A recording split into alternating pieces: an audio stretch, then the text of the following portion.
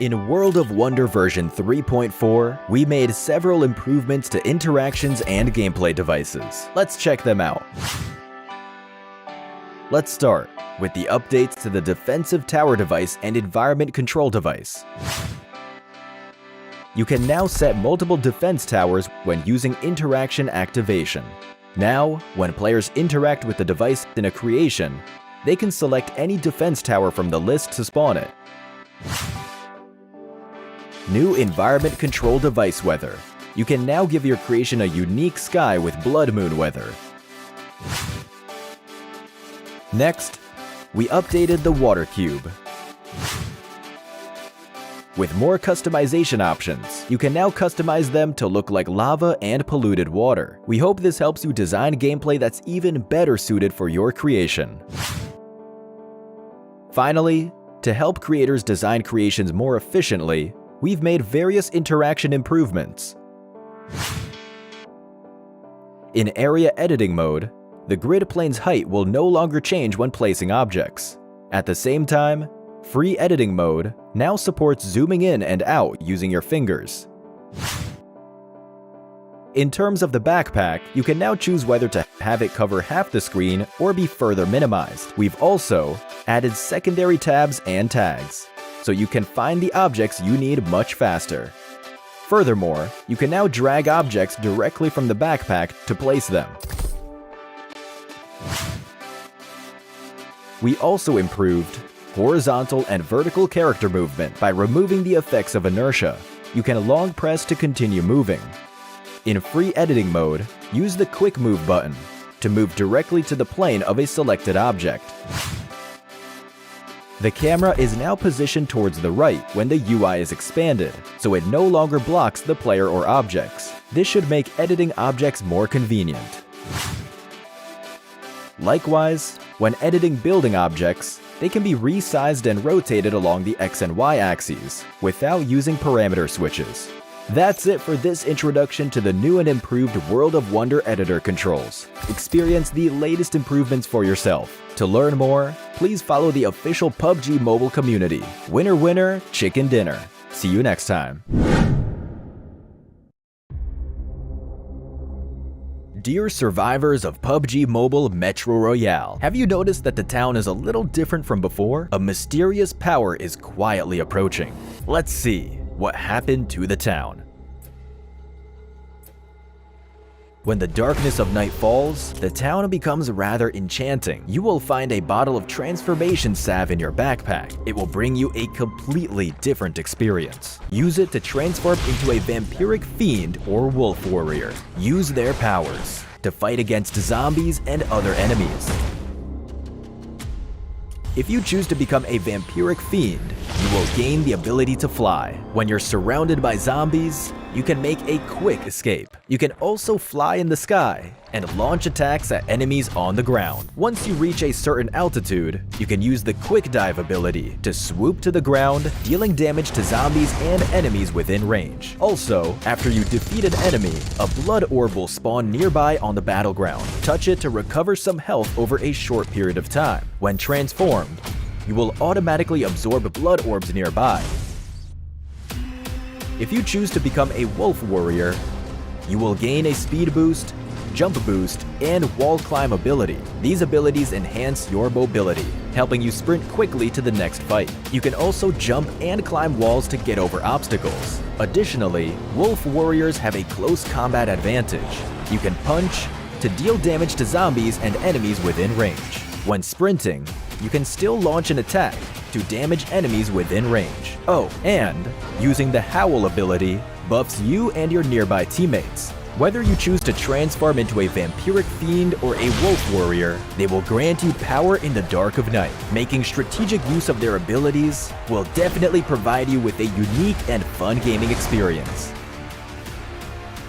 To that end, we've also made adjustments and improvements to the room feature in Metro Royale. We've removed some original room parameters and also added some new ones. Now, in the room's advanced parameters screen, You can enable all members use owner's loadout and talents. After enabling it, all players will use the owner's preset loadout and talents. We've also added settings for match duration and return point ready duration. You can customize their parameters according to match requirements. Furthermore, players spectating in the room can now view return point information on the spectator map. In addition to all of this, we've also improved how custom parameters are displayed on the room screen. You can now clearly see details of the parameters you wish to customize. We hope these improvements will elevate your gaming experience.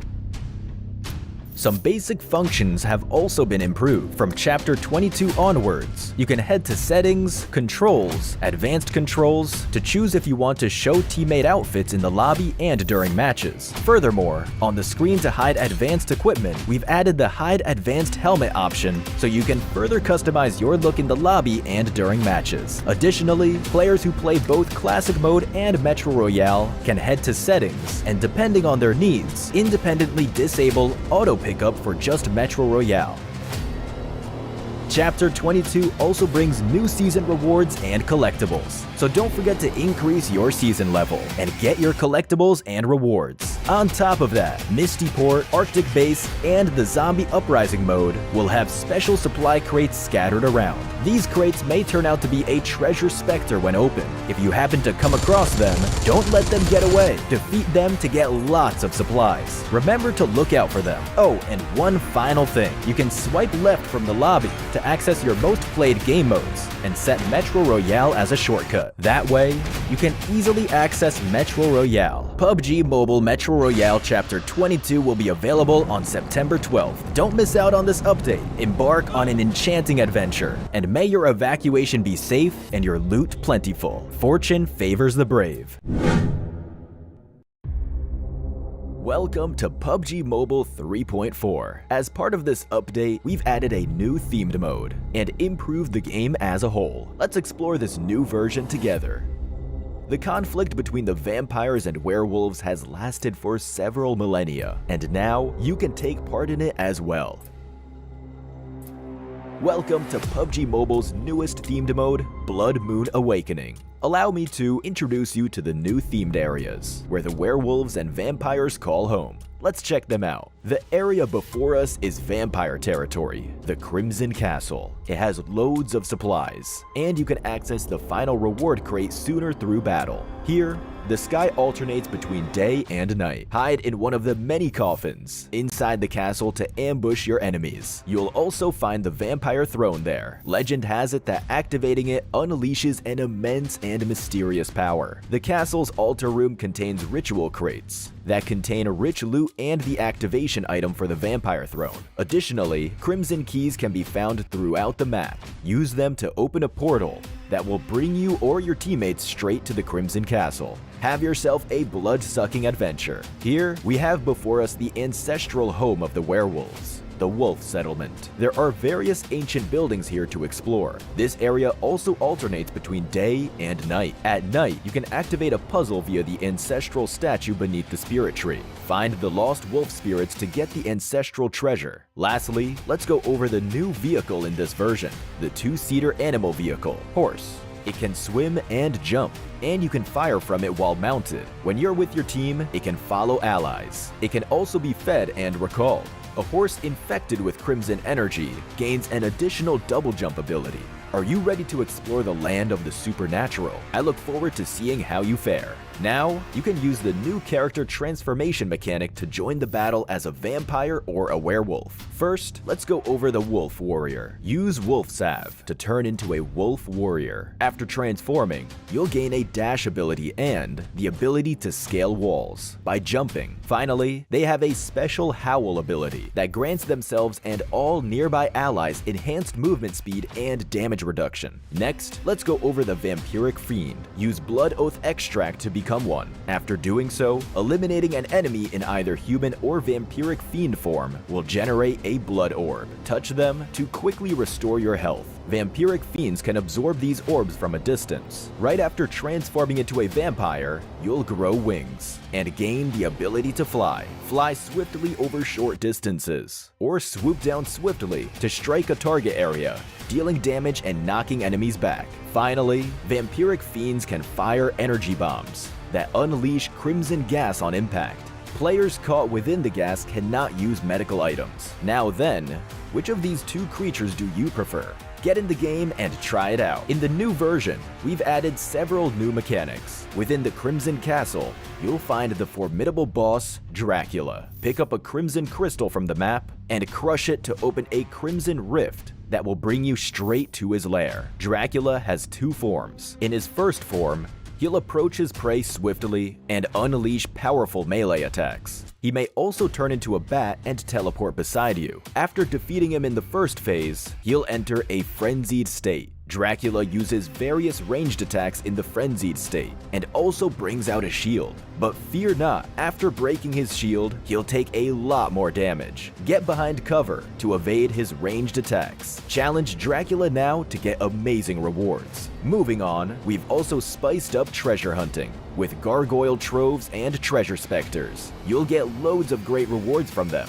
Additionally, we've added a banner display mechanic that lets you show off your elimination count after transforming. Let everyone know your achievements in Blood Moon Awakening. In this version's updated classic mode, we added a new dual-wield firearm, the Dual MP7. It equips to the pistol slot, is agile, enjoys a fast rate of fire, but does not support aiming down sights. Likewise, we added a new vehicle, the Hovercraft. It can be operated on land and in water, and is equipped with armored glass that prevents players inside and outside from firing at each other. We've also added the self-AED to classic mode. We hope it adds another layer of tactics. Also, the Crimson Castle Plaza themed map has been added to arena mode. Defeat enemies with your teammates in intense battles like never before. Stay tuned for classic mode update videos to learn more. With Blood Moon Awakening's arrival, you can now also fight zombies in Metro Royale's Zombie Uprising mode as a werewolf or vampire. Choose from different abilities to thwart the zombie waves. We've also added treasure specters to the Misty Port and Arctic base maps. Defeat them to get great rewards. Furthermore, we've made some room and basic feature updates. Follow Metro Royale announcements for more details. The new version brings the debut of the Maple Courtyard Palace series of home items, along with an event celebrating its launch. New stylish items await you. Don't forget to join the home competition. Unleash your creativity and build your dream home. Stay tuned for home update videos to learn more. Version 3.4 also brings Wonder Season to World of Wonder. Also, we've added a new map template featuring Erangel after a century-long drought. More importantly, vampire and werewolf transformations are now available in World of Wonder. May this bring your World of Wonder creativity to a new level. For more details, stay tuned for World of Wonder news. Plus, Cycle 7 Season 20 has been updated,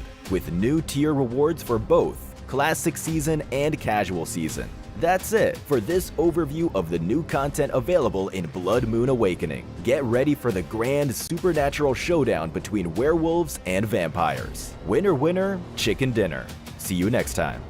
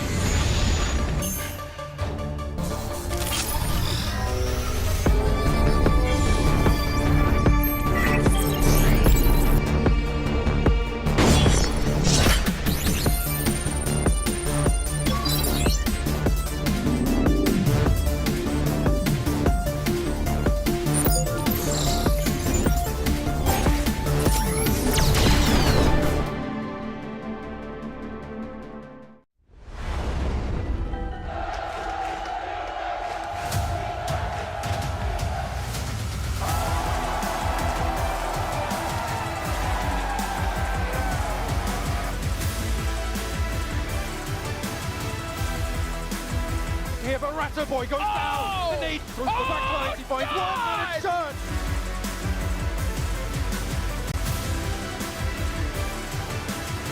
There's the response back though. First pickup. Yo! He goes on to do it.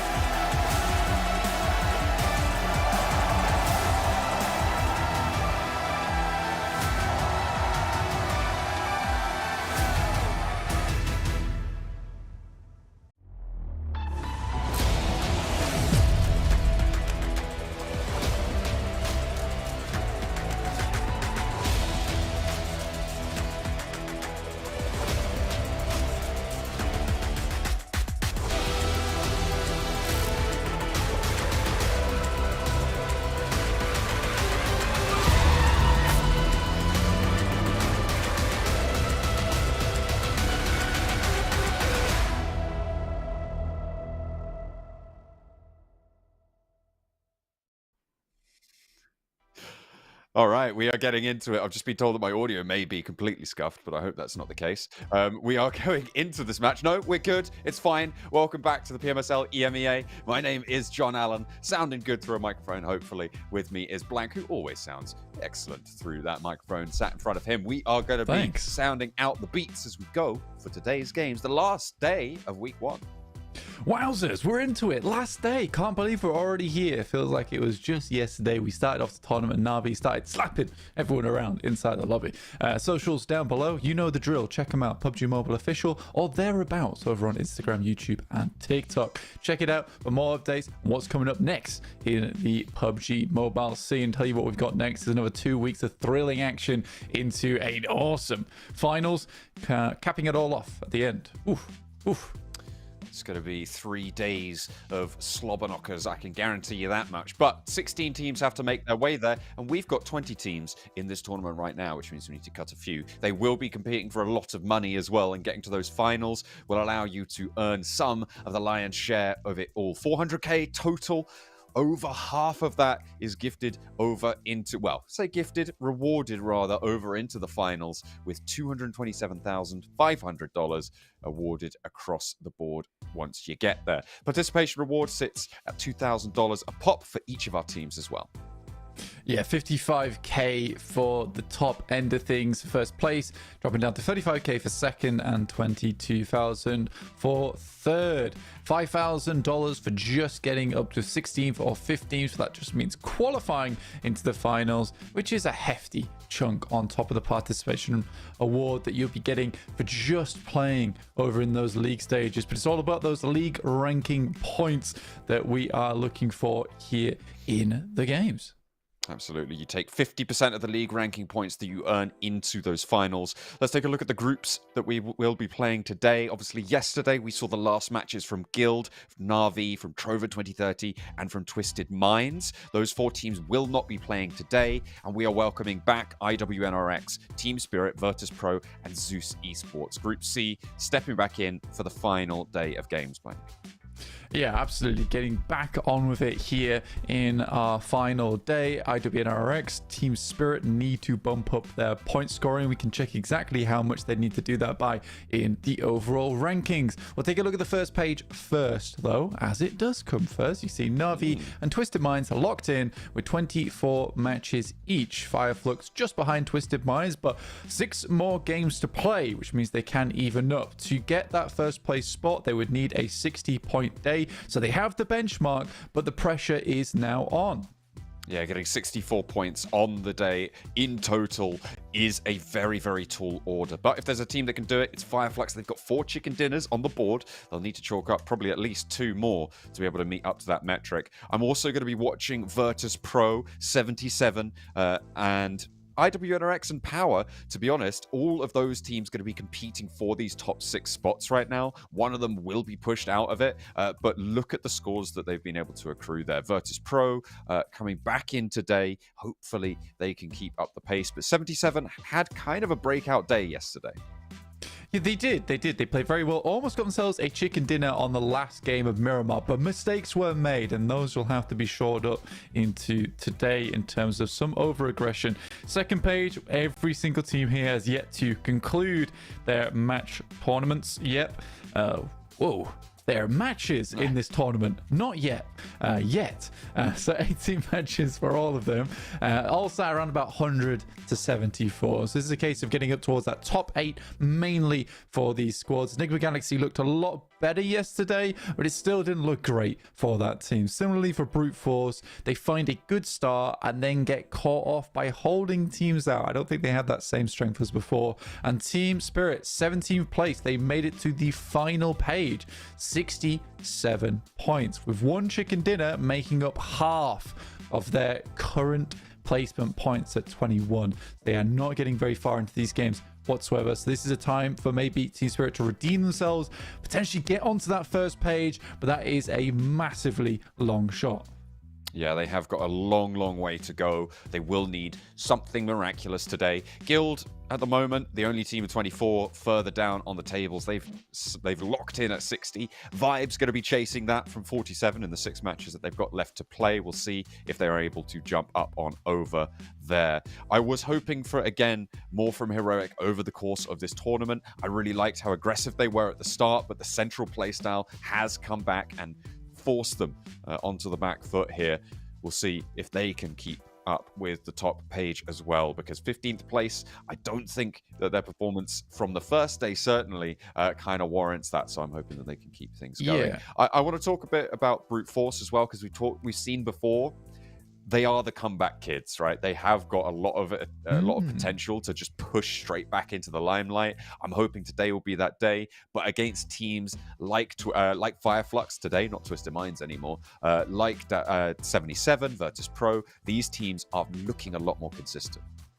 Yeah, I think that you are looking at some more of that firepower going in towards that end game. Team starting to figure out how this lobby plays, how they want to play around it. And I think that's the important thing. I think for Brute Force, it's a very strong team that is opting to hold teams out. But by the time you've held one team on the edge, you have forgone a lot of time that could have been taken getting into the circle, getting towards a stronger spot. I did just notice Heroic as well, 17 placement points. I think one of the lowest alongside Guild as well as Vibes, but with 58, I believe it was, elimination points, which rivals some of the teams on the second page of the overall. So it really is just the fact that Heroic cannot find their way into the later portions of the game that is hurting them. It's not to say they're not fragging, because they absolutely are. It's just a case they cannot get towards stage 5, stage 6.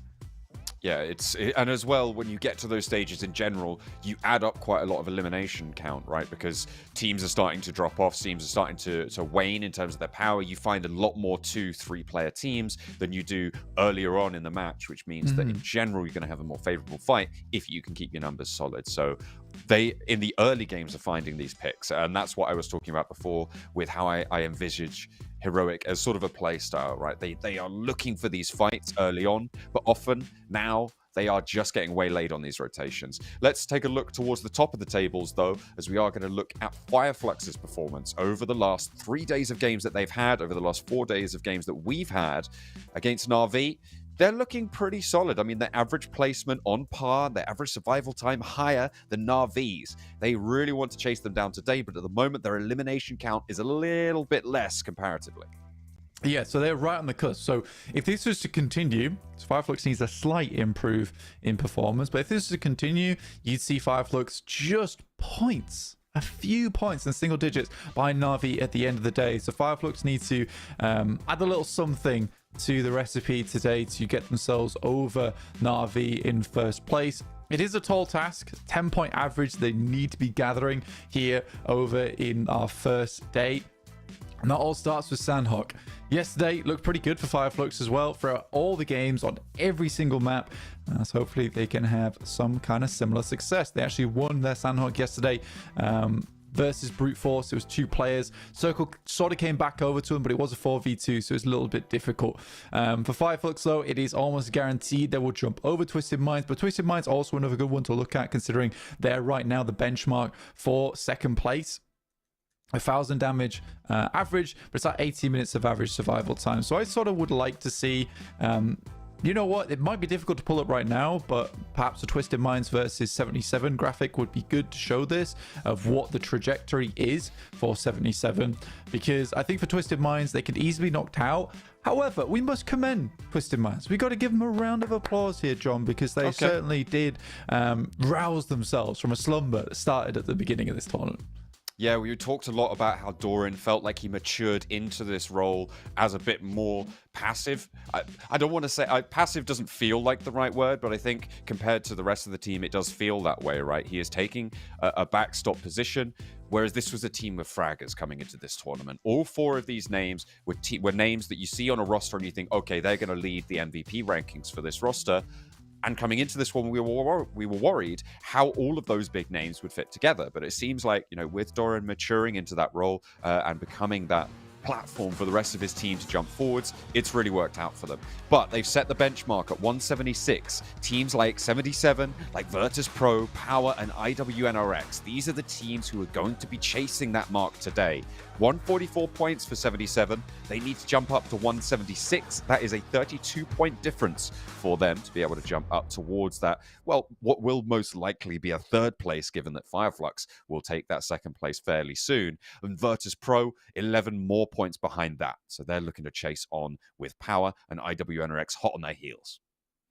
See here, the most eliminations currently picked up by Lemon and Flip, but Scarface is not far behind, who has been having a killer tournament so far. He's looked really, really good on Fireflux, and I think he's always been a strong contender for that team, but we more saw him as just this fantastic backliner that was very difficult to get rid of, and now they've kind of let him blossom into this frontline fragging role where you can play at all sorts of distances and have a lot of impact from those areas, which is really nice to see, honestly. And again, this is like an evolution of Scarface's career where he has sort of been out of the limelight for a long time, especially on Fireflux, where you've got players like Ketch, who was typically the MVP, the guy everyone was shouting about from the rooftops. Such a strong player, but Scarface has taken over that role. Once again, we have VP versus RCB in Hainan.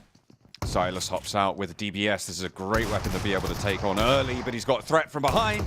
There's the auto shotty finding one, and Virtus Pro open well. RCB now down to 3. Azel up on the high ground. Micro Uzis for 2 of them. And they're playing through on this scrappy loot. You need to just get whatever you can get your hands on and aim it down range. See what you can find. A nade over the top there for Ko. I think that didn't quite go where he wanted it. Has the AKM and the M4 as well. Has another nade in the pocket. Looking to put it towards the back. I think they know Wild's here. This looks good on the Cook. Should tag on some damage, but not going to find the knock just yet. Oxy. Towards that top side. Vicey slowly edging his way along the veranda here. In the meantime, Blanked. In the meantime, sorry, there's 2 other hot drops going on. There's Black versus, I think it's Vibes down on the south side with a third party from Enigma Galaxy and 77 up in the north edge with Power. RCB, though, still holding out Painan. Bishke around the doorframe. Looking to try and hold it down. A lot quieter here. Vibes are eliminated. I think up in the north, 77 and Power both looking to lose players. 77 have lost 2. And it's getting chaotic here. He just threw the knife down the staircase, and Icy hops in through the window, following it up. The blade and the steel, the heat, the hilt meets the back of the staircase, pins him to it. And Regnum Kaya Bra having a terrible time of it. That is what you call a haircut. What was that? I'm astonished. That was an insane play. To start off one of the first eliminations of day 5. Wow. Felt like I'd switched from playing PUBG Mobile to play Hitman for a second then. Had the barcode on the back of the neck and nerves of steel in that moment, but it's realistically the steel that takes down the player along the way on the stairs. Damn, Virtus Pro. I mean, when that comes through, you're like, we have to follow up on that. We have to follow up. It's like, well, I'm going through the window, right? Yeah. See you on the other side. That was nuts. This is our 4th hot drop as well. So this early game has been really quite insane. Up in the north, still Power and 77 are embroiled over towards Hartin. We're over to Heroic versus Fireflux. And at the moment, neither of those two teams have taken knocks and damage. 77 eliminated. And Vibes did manage to take down no, sorry, not RCB. Vibes got taken down on the south side by Black Esports. They got 3 of those eliminations. Nigma Galaxy sent Narvalo out for 1, and now Nigma Galaxy are surrounding the remaining players from Black Esports. This is on the south side across the river from Camp Charlie. Goodness me, what a lot of action to open up the last day. I know, it's a pretty nuts start. I mean, you typically want to try and get rid of some players here so you can start working your way towards the top. I think the 77 full squad elimination is the one that hurts them the most. For a team that's pretty aggressive and has good gun skill, losing all 4 players on a map like Sandhawk early on, it does not bode well. Walsh takes a nasty hit from the side. And we'll be feeling that one for quite a while. Doesn't have too many meds on side. Scarface looking to try and keep him suppressed behind this position. And he goes down to a nade. Ketch getting that info back from Scarface, puts a nade in the perfect position. The last player from Heroic is Volt, and he is running all the way down from Lakawi. Isn't going to be able to get there in time. And I don't think you regroup onto these players. There's just no way that you have a good game out of it. Now, Team Spirit.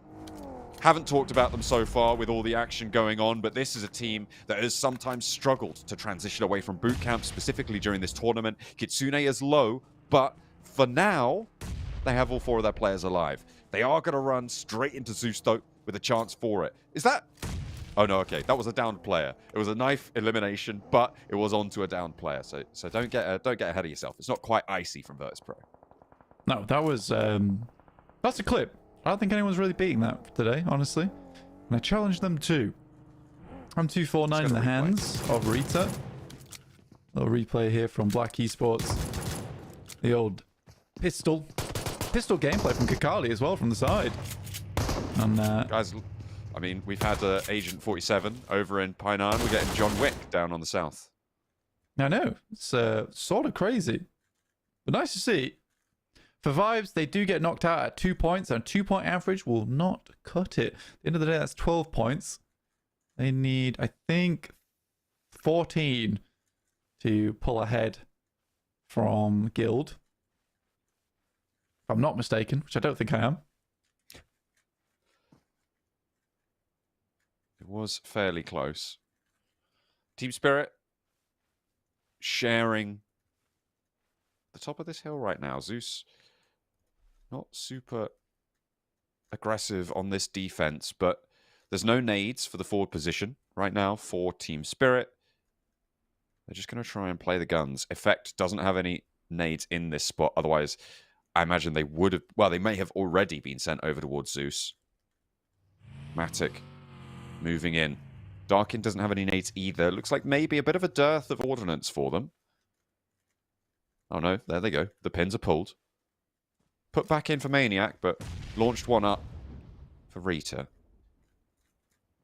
Now doesn't have any more. Another one put down range there. That tags Effect a little bit, so he has to reposition as Maniac has more.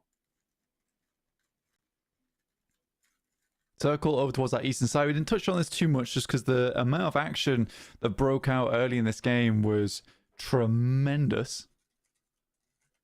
Yet over towards that northeast side, you will be seeing Camp Bravo as well as Barnes. So you've got like this almost craterish looking circle here where the majority of the outside of the circle are very playable, but you really want to travel down towards that valley that sits through Barnes. So it's going to be a lot of outside gameplay over towards the edge. Makes it difficult to play center inside of this circle. Barnes, like your last resort, you'd head over towards. Brute Force, they're guarding this bridge, and they're trying to stop power. Neos in the blue zone. Really lying in wait here. Could prove to be trouble.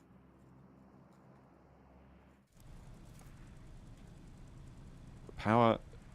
I don't know if they are aware that this could happen. I think this was something that happened before Did it happen on yesterday's Sandhawk where the bridge guard came through?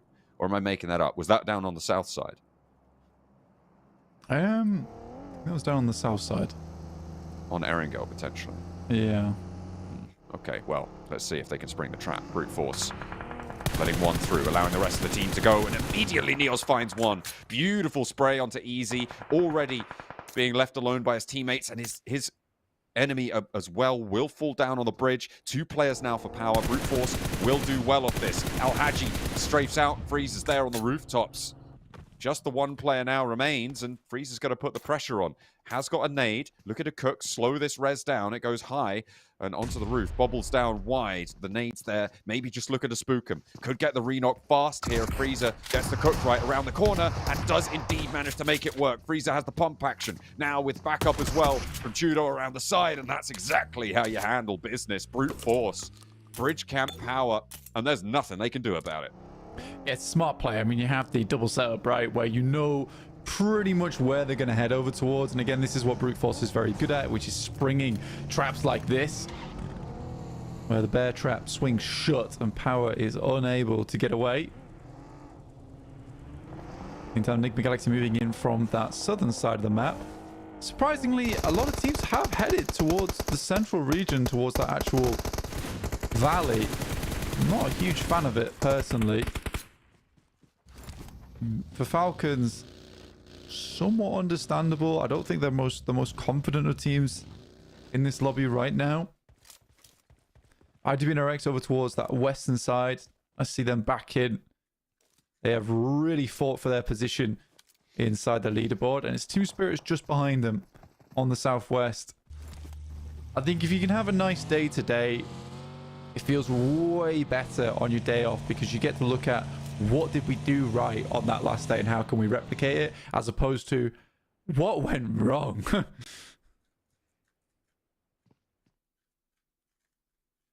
is a difficult area of the map now on the south side. Quite clumped up. Circle pushes up north. Foot Chaos with a decent spot there. Falcons trying to hold around Barn. Complicated there. And IWNRX Team Spirit likely to have a fight here. S2G. I wouldn't be too surprised to see them break and try and go for the compound to their north, but Brute Force will contest that, I'm sure. Falcons wanting to get their res going through so that they can regroup and move a little bit further together, I think, because Fireflux are going to shimmy their way up the east side fairly soon. I mean, a circle over towards that northwest side is kind of interesting, especially for Brute Force. This gives them a very good crossing into the circle off the back of Power and doesn't punish the fact that they were outside the zone for quite a while. Works very well. Camp Bravo over towards the eastern side potentially could hold 2 teams, but which teams are going to head for it? S2G going fast over towards the compounds that Brute Force are looking towards, and perhaps don't realize they're already here. Luckily, they stop short. That's smart. You don't want to leapfrog too many compounds here, especially when you don't have the sight lines over towards the next. So I like that from S2G. That's a good pickup. That movement up to the north side, well timed. IWNRX with the oversight. Interesting to see what Team Spirit are going to decide to do. If this is Team Spirit from days 1 to 4, they wrap around to the west and try and go in via Paradise Resort. If this is a new and revitalized Team Spirit, they go for a crash push onto IWNRX, try and find a pick maybe at the start where the blue zone starts moving, and then find an opener and go for that crash on in. We'll have to wait and see what they opt to go for, and if they are up to the challenge of revitalizing themselves within this lobby.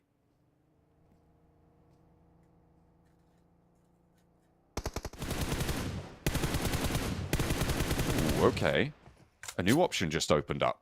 Taking someone down to the east side gives them a chance to maybe send some attention out towards Virtus Pro. Virtus Pro actually the ones to crash into IWNRX. Team Spirit need to push in now. They'll hear this gunfire. Swain's on the outside against Bishke with the DBS challenging off one another. Has the left shoulder peak, and Bishke has the advantage. Will capitalize on it, convert that advantage into manpower now.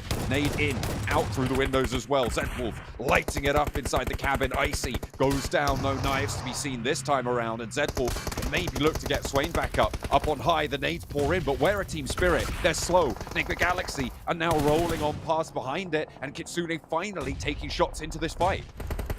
Yeah, this is good from Team Spirit. And again, it was great timing on the split up because 2 players from Virtus Pro had already moved up, allowing IWNRX to soften them up as they made their approach, whilst 1 player on the backside was getting rezzed. Yeah, Team Spirit looked to be lacking a little bit on utility, and have already lost Nomi, in fact, which is very awkward. If they can pick up the remainder of this fight, should be a fair few eliminations going their way. And no one else is challenging it. They needed to find that knock, though, John. They've managed to get one on the back. That's Matic spotting Malloy, getting that knock. Koa low. That bounce off the wall looks good for another nade, but Malloy gets flushed away. Swain gets the knock onto Koa. IWNRX need to keep as many alive as possible, as there's the bleed out onto Koa. That Molotov takes Bishke away. That's Virtus Pro out of this fight, but now IWNRX have 3 players to deal with. Falcons taking shots over on the east side near Fireflux, but we're still on board with this fight as Frozen holds the door frame, steps out wide, can't quite find the shot through the window, and Effect now has a chance to take it back into control. Takes a lot of damage though, and so does Matic. Team Spirit gonna wane a little bit as they find Swain in response. There's the knock they were looking for. Frozen on the outside will turn the corner, but he's not looking at the right angle. It's 1 up, 1 down, and he goes for the up, and he gets taken down by Effect. But there's only 2 players now for Team Spirit. Their teammate down, and it's Matic and Effect versus Zedwolf and Swain as the res comes through. He doesn't manage to stick it though, jumps out wide, and Zedwolf ready for it. Hopping out over the rooftops. Matic needs to find the shot, but he's not good, and this is an MVP from the previous season. Zedwolf keeps them in. Yeah, I mean, that was just clean from Zedwolf all the way. I mean, the reaction to hearing the footsteps on the roof, on the jump out, immediately tags him for 70 HP.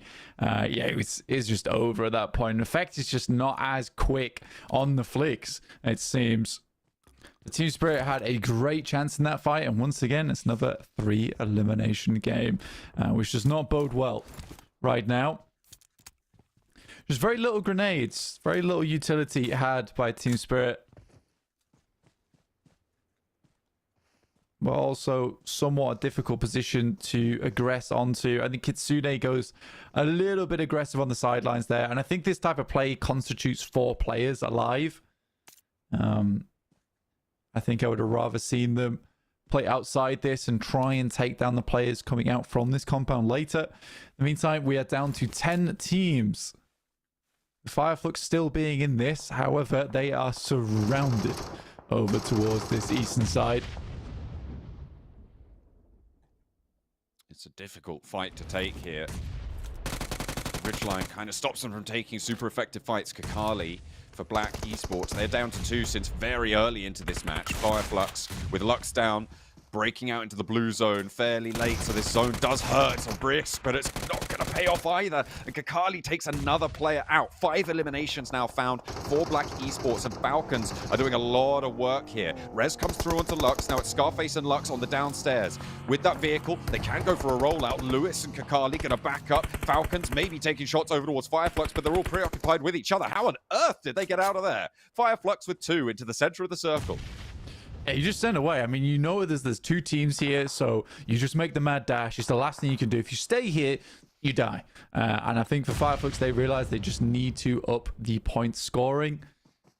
Again, it's that 10-point average they're looking for. Every game they go underneath that, they'll need a larger one later on in the day. So creating a buffer for yourself now and just doing something fairly decent is what you'd like to see.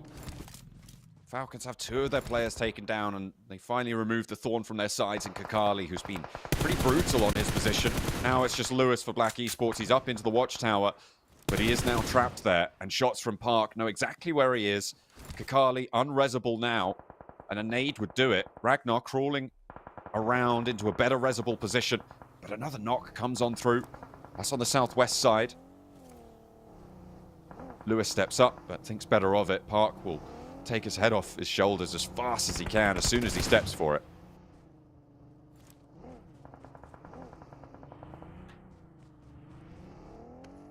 Looking over towards Falcons.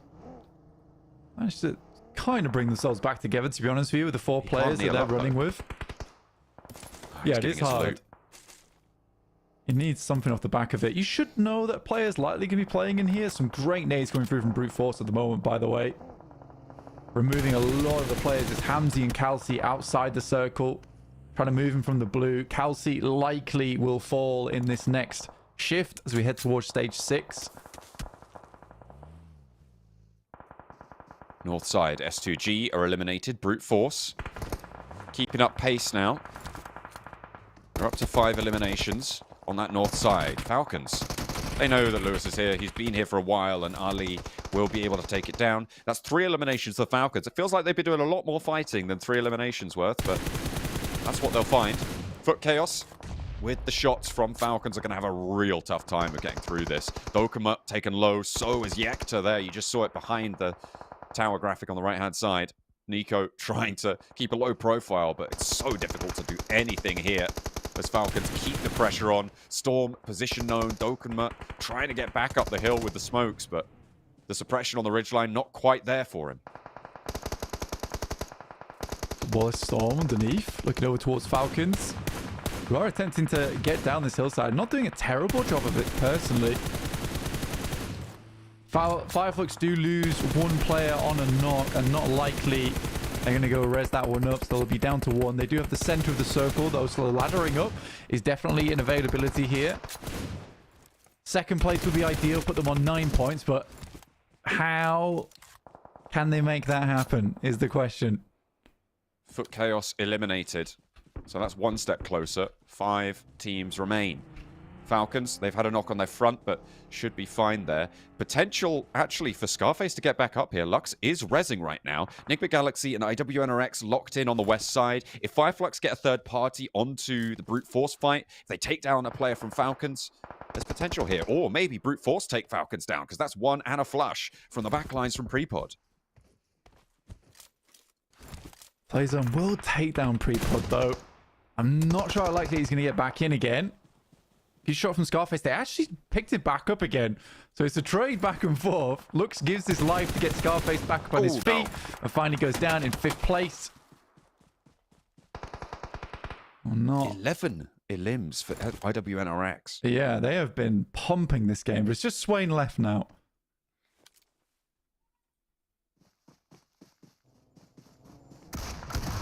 The challenge all his own, but Enigma Galaxy makes short work of that.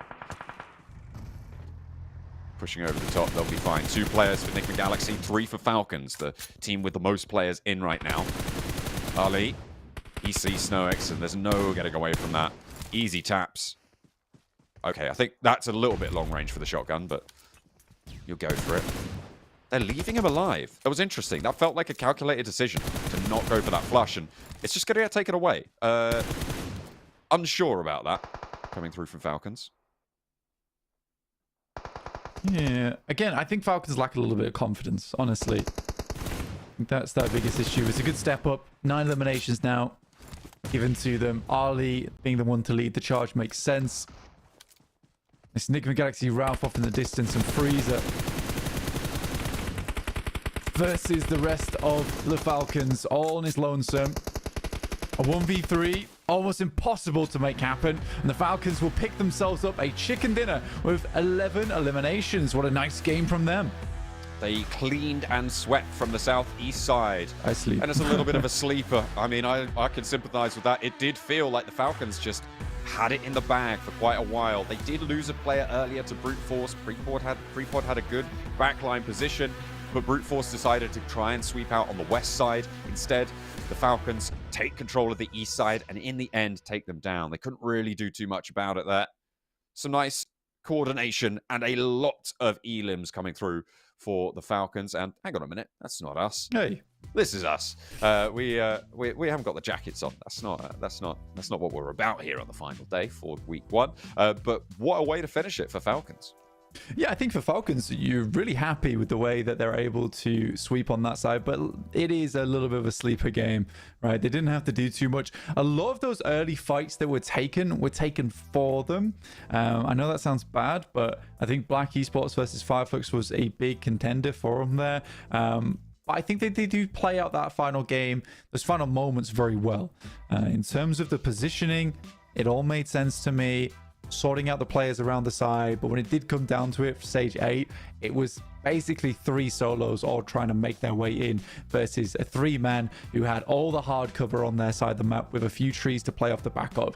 There is Zedwolf with most eliminations at 7 and highest damage at 879. Now, that is impressive for 2 reasons. 7 is a big number for eliminations, but also it's just the conversion rate between that. 879 to 7 eliminations, you've got an excess of 170 damage, which is likely to some of the eliminations that were flushed out. But overall, Zedwolf did a fantastic job of just leading the team to victory with some clean and not so scrappy elims.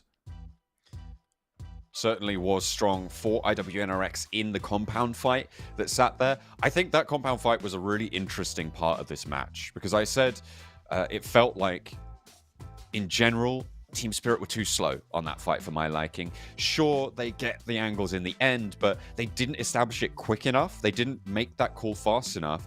When Virtus Pro came in, they immediately could have just completely surrounded it in the next 3 seconds. Maybe Nigma Galaxy, there's an argument to be made, could have third-partied onto the back of their position, but I just think Team Spirit could have been faster there, taken down 1 or 2 more of the players from IWNRX, and had a much better time of actually capitalizing and converting that fight out of what was a loss for them to a full 6 elim and move further forwards to the placements kind of game. And I am a little bit, again, disappointed in Team Spirit, but very impressed with Zedwolf specifically in that fight. Taking that 1v2 around those buildings was quite spectacular. It was, yeah, and I think that when you look at IWNRX, like the way that they had the fortitude to hold out that game was pretty big. It was pretty big. Do you think that if you're looking at potentially some of these other players in the lobby that were able to get some decent points, I don't think they had to struggle as hard as IWNRX had to. But again, nothing quite tops the start of this game with Icy on the flick of the wrist with the dagger over towards RCB. I wonder if I don't know if we've got a replay of it. If we don't, and maybe during the break we can try and search that out. Look at that. Goodness me. The guy's a maniac. He's so ready for it. That is a very rare occurrence to be able to land that. Sometimes you see the pans flying, but to get the knife out, yeet, splat. Yeah, big time. Falcons, though, getting the final moments on screen. Freezer didn't have a hope in hell of getting anything done, but for Brute Force, some good holdouts on their side of the map over towards the northwest. Getting their way into the circle. You've got Falcons there with 2,000 damage, plus IWNX with 1,700. Really, really strong game from them. And like I said, they had to work for a lot of those eliminations. Brute Force with 1,300 damage. Didn't quite translate a lot of that across with just the 5 elims. And it's across the board for Black Esports and Virtus Pro, much of the same. Yeah, it's looking pretty healthy, though, for Falcons on that, and for IWNRX. One of the teams, actually, in that peloton, trying to move up to claim 2nd and 3rd, that sort of area. We'll see if they can keep that one going, or if Fireflux are going to continue to keep pace with Na'Vi after the break.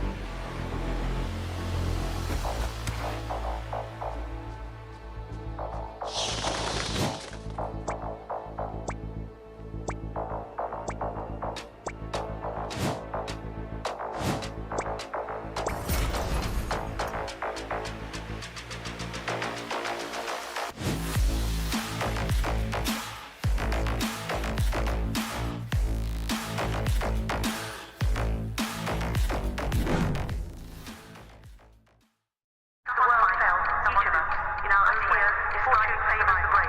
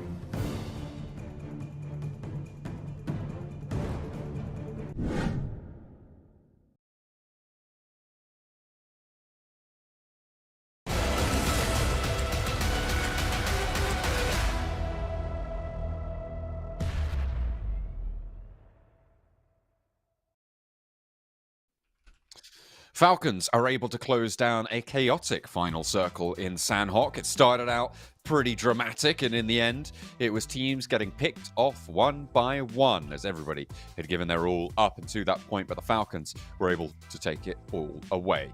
Taking a look at Virtus Pro, that was the team that went down to IWNRX in the compound fight that Team Spirit had oversight on. They went down first. Team Spirit went down second because Zedwolf was able to pull out the fancy moves, Blank. They were able to pull out some fancy moves with the Falcons in the end game, spread the wings and grab themselves the chicken dinner. See Team Spirit here still looking a little bit somber. I mean, they've not quite figured out what's going wrong in their games. There's a few effects like, ooh, could have probably got better for us in that last game. Would have probably got better for us. Black Esports, similar thing. If they'd won that fight over versus Falcons, maybe they had themselves a game there where they were able to pick up the chicken dinner instead. There was that opportunity. I mean, they had two players for the longest time after their early scrap down on the south side across the river from Camp Charlie against Vibes. And they did get quite a few eliminations on that match, so it was a decent result for them either way. There were quite a few teams actually getting high elimination counts and adding a lot of points to their tally. RCB, not one of them, going down to Virtus Pro on the Painan hot drop early. Let's talk about the hot drops for a minute though, because there were 4 hot drops across the map. We saw 77 going down early to the hot drop with Power. We saw Vibes going down early to the hot drop with Black Esports on the south side. Obviously RCB going down early to the hot drop with Virtus Pro. And then out on the east side, I think it was Heroic who went down early to a hot drop. I can't remember who they were fighting off against though, but either way, Fireflux, yeah, there we go. And in general, on the 5th day of play, I don't think this is something that you expect to see. 4 hot drops popping off at the start of Sanhok. Yeah, again, I think for Sandhawk, it was a unbelievably aggressive start to that lobby. I'm not entirely sure why that was the case, though. It was very weird. I think a lot of people start to figure out some extra places to play around the map. And then from there, I guess you just see that another group comes in and decides, well, we'd like that spot too. We'd also like to get their hands, they'd like to get their hands on the Infinix GT20 Pro featuring a dual chipset and an AMOLED display, giving you great performance in game and up to 144 Hertz, which you can spot every single detail going on in game with that kind of FPS. Our official smartphone sponsor here at the PMSL EMEA 2024.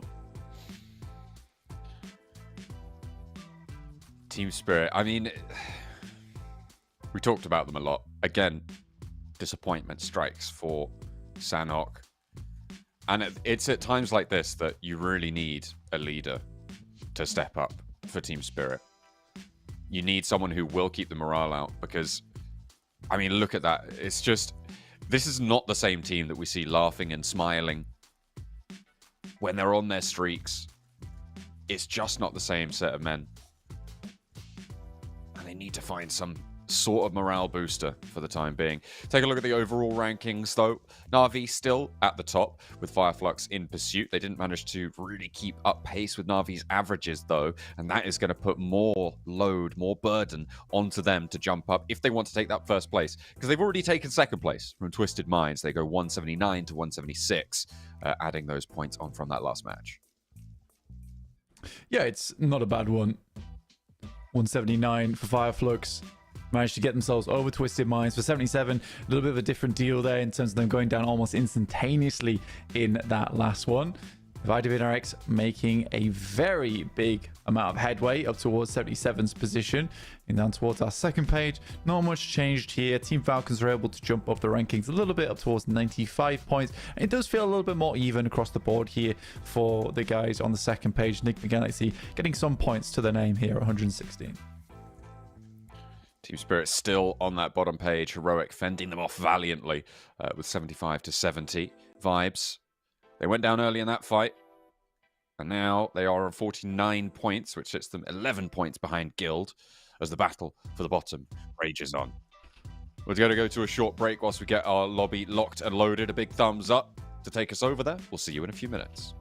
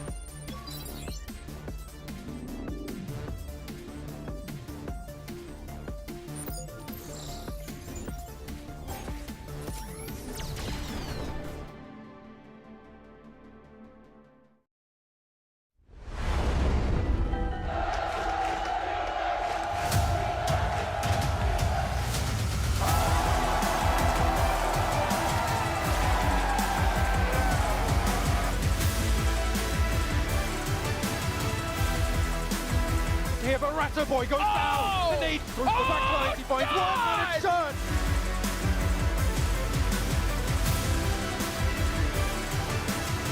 There's the response back though. First pickup. Yo! He goes on to do it.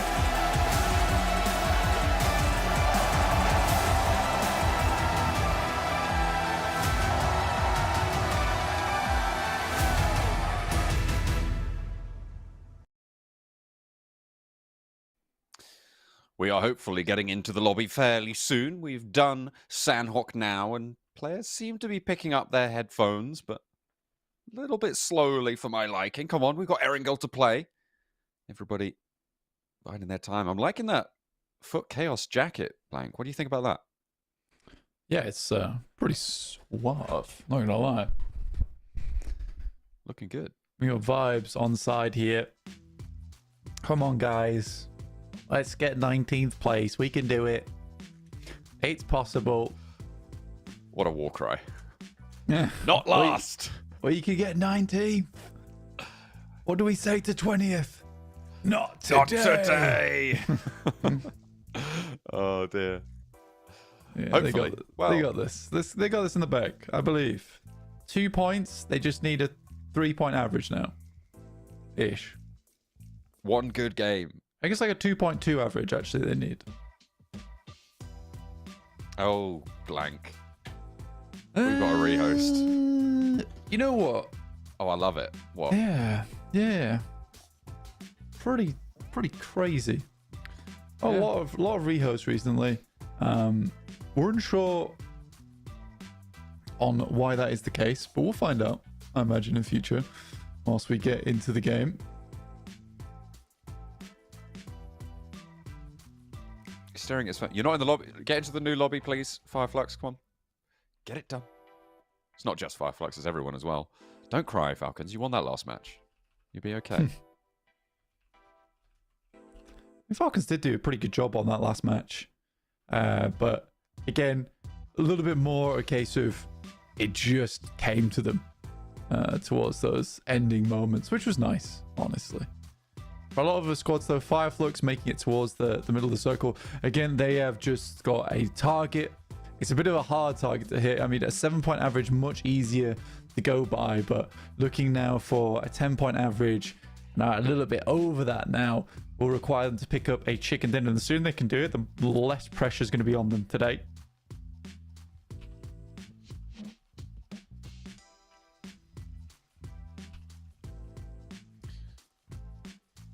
Foot Chaos still.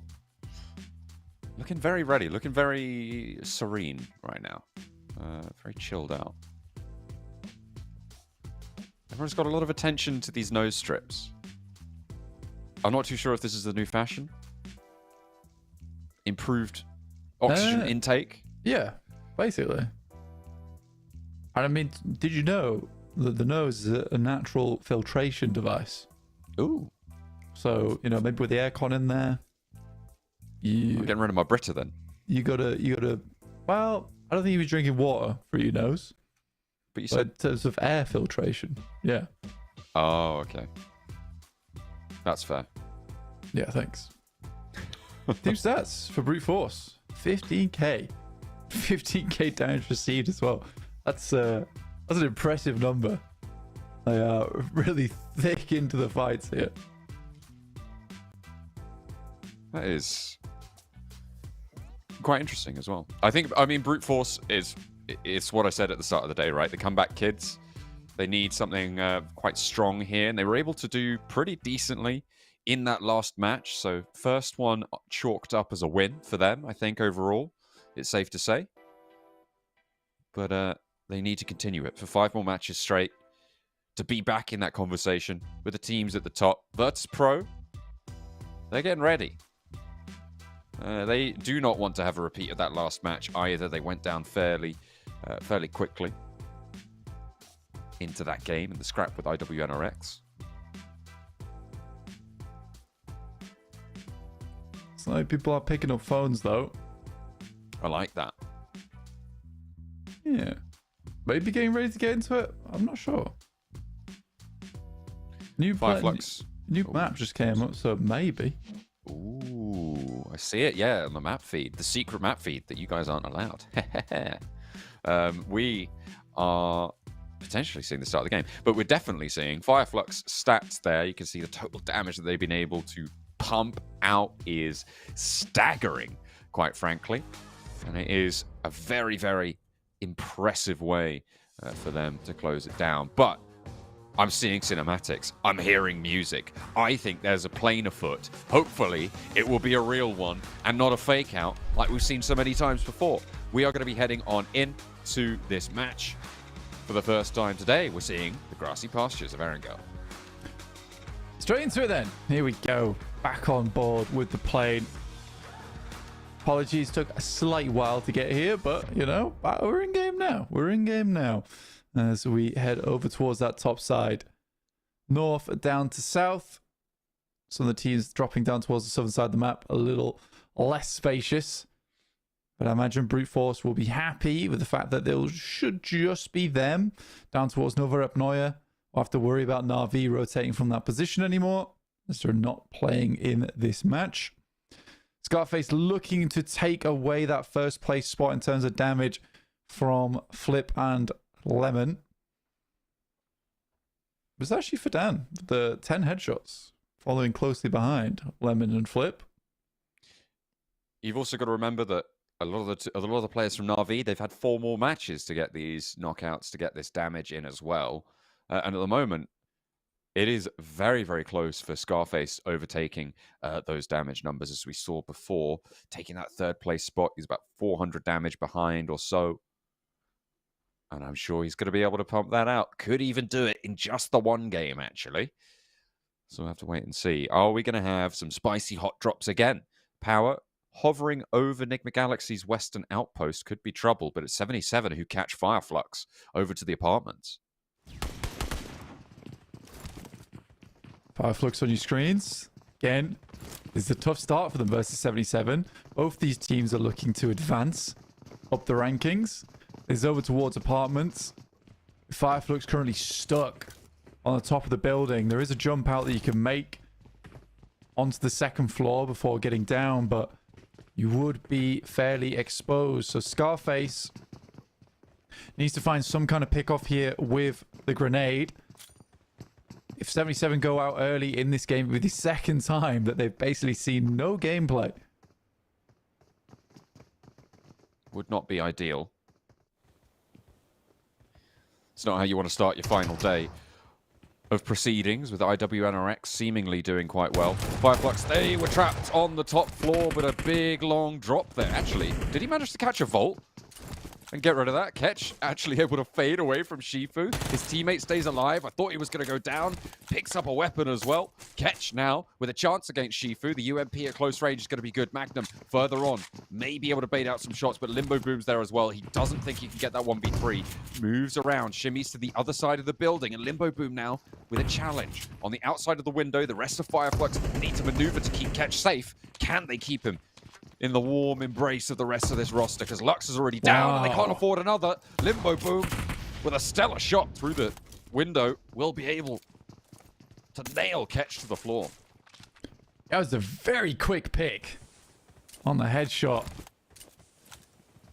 Pellets just bursting through the window frame. Solar spotted on the cross there, but unable to tag too many more shots on. But a vehicle needed to be grabbed. And Zera needs to be accurate with the spray. He's only got the 1 clip on the barrel. Nope, wrong side. They're over there. A little bit longer range now and a lot more time to work with. Fireflux, tail between their legs. That is disaster for their potential averages. He's playing into Solus's driving, I think, a little bit. Zadira actually taking more shots out. Might be able to tag a bit of damage, but no. They get away. I think he did catch Solus with one of those. Either way, they're away. Scrappy looting for Fireflux. We'll see how much further they can go as 2. Scarface and Solus. It's actually a really big fight for 77 because if they want to ladder up, right, it's the best way to do it after coming off the back of Sandhawk and losing all their players. Well, you target a team in front of them. In this case, it is Fireflux. Scarface sends away Black Esports has to show some kind of gusto in that position, scare them off from it. But maybe they just saw the one vehicle come across, in which case they know that this is a weakened team. But Neeson shift on the circle and everyone gets a move on towards that side of the map. Heroic starting in Lipovka and Vibes down towards Milta and Mini Milta. That is a strong position for them to start their game out. Stage 1 starts to close. Trying to figure out what to do there. Marso allowing Jafar to get gone. Kelsey not so willing to do so, but might not have too much of a choice there late on the spray to be able to get rid of that vehicle. And now he's on the road. Moving south from Lipovka. S2G. They're a little bit further northwest. And they should be okay with this compound for the time being. Should be okay. I mean, S2G taking up this spot is pretty typical for them. They like playing their high grounds. It is over towards the northern side. It gives them good angles down towards the south and towards the west. They can catch off players that are making a wide rotate down from Kameshki. It's not direct central though. The circle can change. Could even head back out over towards that western side, in which case S2G has a good exit towards the north. So I think just in terms of positioning, power, S2G is fairly happy with this spot. Fireflux, on the other hand, the prospect of taking over Na'Vi's position in first place is becoming more and more of a pipe dream. It's not the end of the world, right? When you aren't able to make it to first place, though. Because you still get 19 league ranking points. The advantage is that you get one more point, with the added advantage that Na'Vi gets one less point, so it's a 2-point swing specifically against them. But in general, getting one extra point, it's kind of okay to let that one go. The question is, though, for me, if teams like 77 are going to keep this pace up, can they catch Fireflux? Because it's not out of the question. They're sat 30 to 40 points, depending on the team that you're looking at, behind. And there is a real opportunity here to close that gap if Fireflux keep going down early. Yeah, exactly. And I think that's the difficult thing for Fireflux. They just need to keep putting up some kind of consistent point scoring here throughout the day to prevent teams underneath from clambering over top of them. Because 77, IWRX, and VP all look pretty fierce in terms of the competition. And again, I don't mention power because power has been consistently putting up points, just not a huge amount, which sits them in 7th place. On the other hand, it's IWNRX, VP, and 77 who have all had like this, if you looked on a graph, just a slow, gradual raise in terms of power. And I think all three of those teams on this day could overtake Fireflux. They continue to play like this. So yeah, you're right that not taking first place is not the worst thing in the world. Getting 19 points is completely reasonable for a consistent team like Fireflux. But yeah, going down into potentially 4th or 5th would be really rough for Fireflux. IWNRX, though, not having the greatest of times against Black Esports. Zedwolf, though, ever vigilant, ready for it. Kine is low, but in action still. Potentially able to 1-2 punch here against Toshbek, who's taken very low for Zedwolf. Will look for another shot. They're both flipping and changing their weapons. Only one round in the magazine for the AUG. There's just nothing left, and Zedwolf does go down, but he trades it yet again. 2 for 1 on that trade. Kine can look for the res, but there's the off angle, and Narvalo's here to play. Enigma Galaxy, they seem like they're looking for a lot of third parties today, and Team Spirit chime in as well. A 2-2 split wide over the center of the circle now for Team Spirit, and they want to get stuck in. Kine tries to get away, but it's not meant to be here as Narvalo takes 2 good shots. And again, from shelter, this is a position that a lot of teams would like to take up in. With this circle heading down towards the south side, it's a strong spot to pick up position, set up the vehicles, a little bit of high ground that looks down on a lot of these sloping rotational paths. Moving Galaxy looking now over towards Black Esports, who have dropped down a smoke wall between them and Enigma Galaxy. Potentially looking to get further towards that high ground, swinging over towards their northern side. lots of red bars there, and Limbo Boom goes out. Foot Chaos. Are they going to be able to keep 3 up? There's a lot of points on the floor here. Is Effect going to capitalize? Is he going to figure it out? A single nade could make this really, really tricky. But he diverts away, doesn't want to go in, doesn't read the situation, or wasn't tracking it well enough. But Enigma Galaxy might have a different option. Yekta, under pressure. He's biding his time. Effect knows the vehicle's going to slow down these reses, but doesn't get close enough to get into nade range. Doesn't know how many of them are down, otherwise he might just put a nade in there. You got 4 of them. Maybe you just roll on up, try send something through. I mean, why not? I mean, there's absolutely no contest from them. I mean, calling the team over at this point in time would not be a bad idea. Goes to the reposition. So he has at least a spot to rotate back away from. He's got the the nade nades. is pulled. Now they need to be careful. They're suppressing fire and repositioning out to the right. This is too late. Team Spirit dropped the ball a little bit there, or rather Effect does. A single nade would have been the end of Foot Chaos, but now they're back to 4, and they're looking quite healthy. They've got a lot of vehicles. They've got that resupply off the scrap with 77. There's so much more that could have been done on that spot, but they were worried because this 2-2 split that's established doesn't give them the backup. VP on our screens. Azu's trying to get away. Attempts to get the spray down from Icy, but not quite as accurate this time. A lot of high ground still in play around Prison as well, which is sort of a no-go zone, but the rocky face that sits just to the south of it that is on the high ground, a lot of people like to play around that position. Heading over towards our next circle shift now, though. Heads up towards that northwest side, giving Black Esports actually a strong spot. And Team Spirit, they've got an idea of where that is. But right now, they're on a weird 2-2 split where they were trying to control several areas. And now are rotating through what seems to be a lot of teams to try and get back to the boys in Nomi as well as Effect.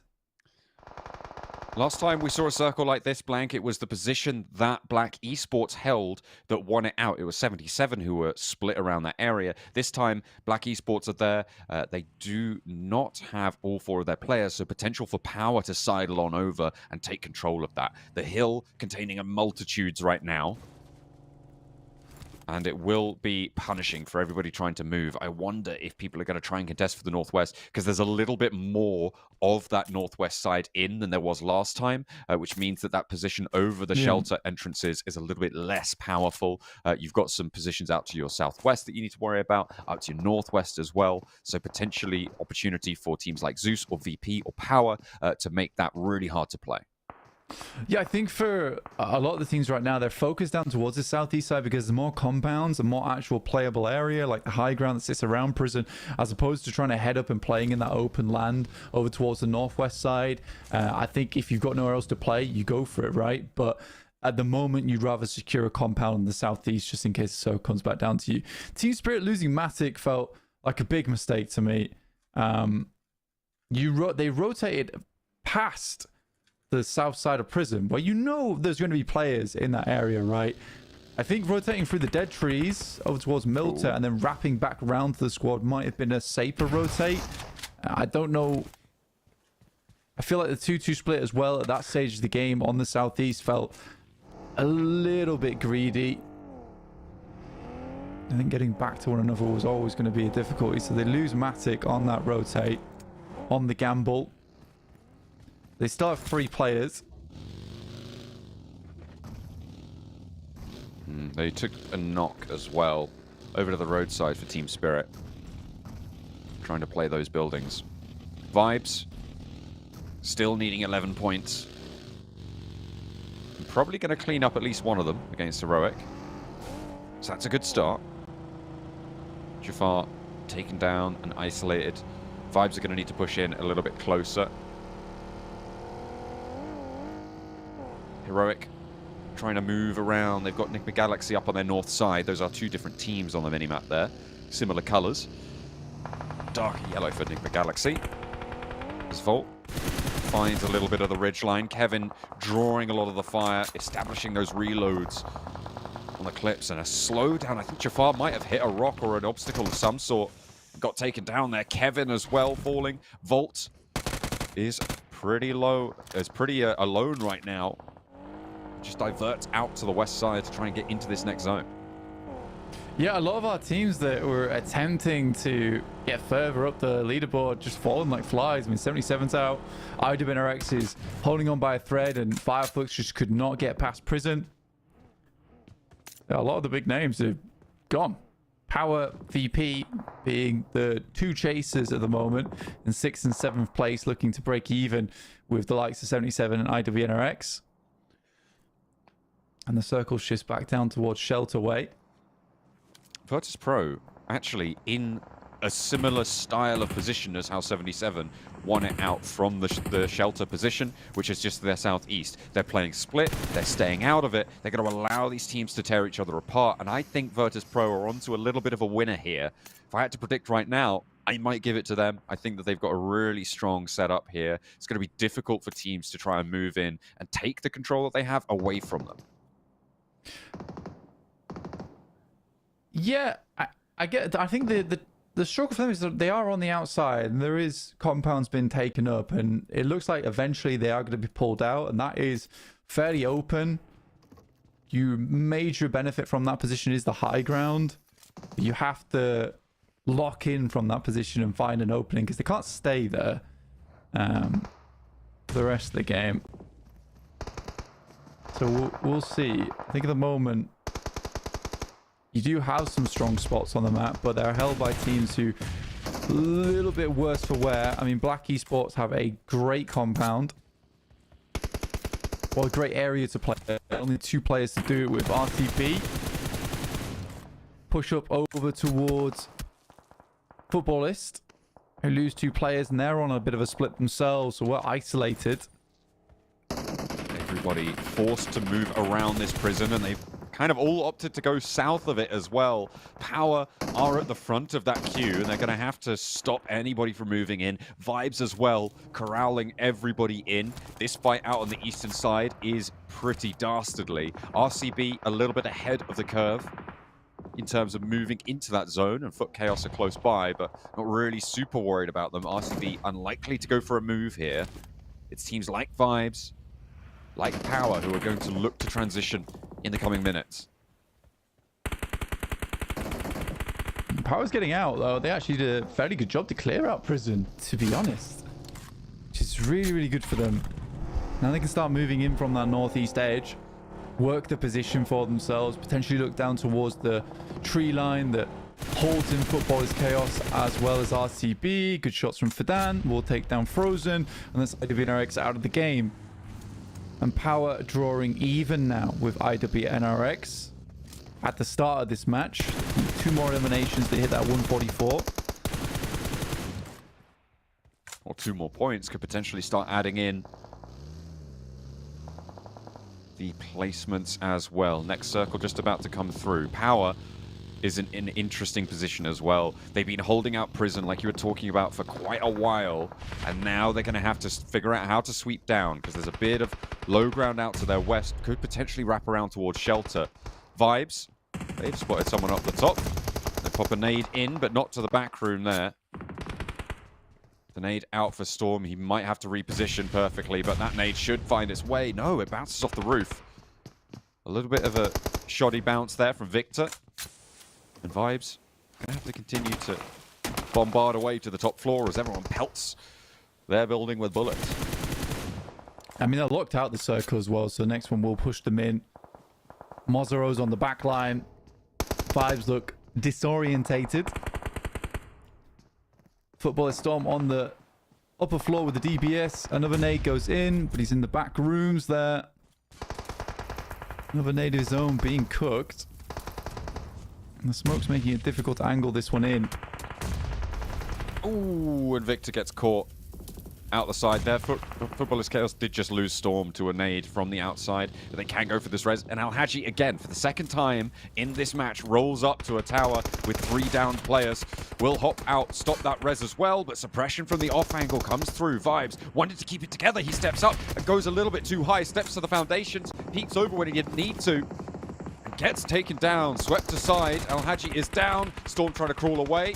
Fidan, his attention's drawn out to it, but It's not going to matter because the rest of the team is there to pick up the pieces. 10 eliminations now for Power. The chase is on. Yeah, Power's actually having a really good game for themselves. And this is just very much the sweeping playstyle we see from Na'Vi as they head further down towards that southwest side. Brute Force keeping Team Spirit locked down. It's just the 3 players, so it's a full 3v3, equal chances. However, Team Spirit further outside the circle than Brute Force, so the onus is on Team Spirit to do something. I still like Virtus.pro's position on this north side. They've been able to just push Zeus away from them, keep them at bay. Zeus have got 4 players, but they're all playing on that same mound. Virtus.pro do not want to crash that rather just yet. Black Esports are playing as 2. Instead, they divert, they move around.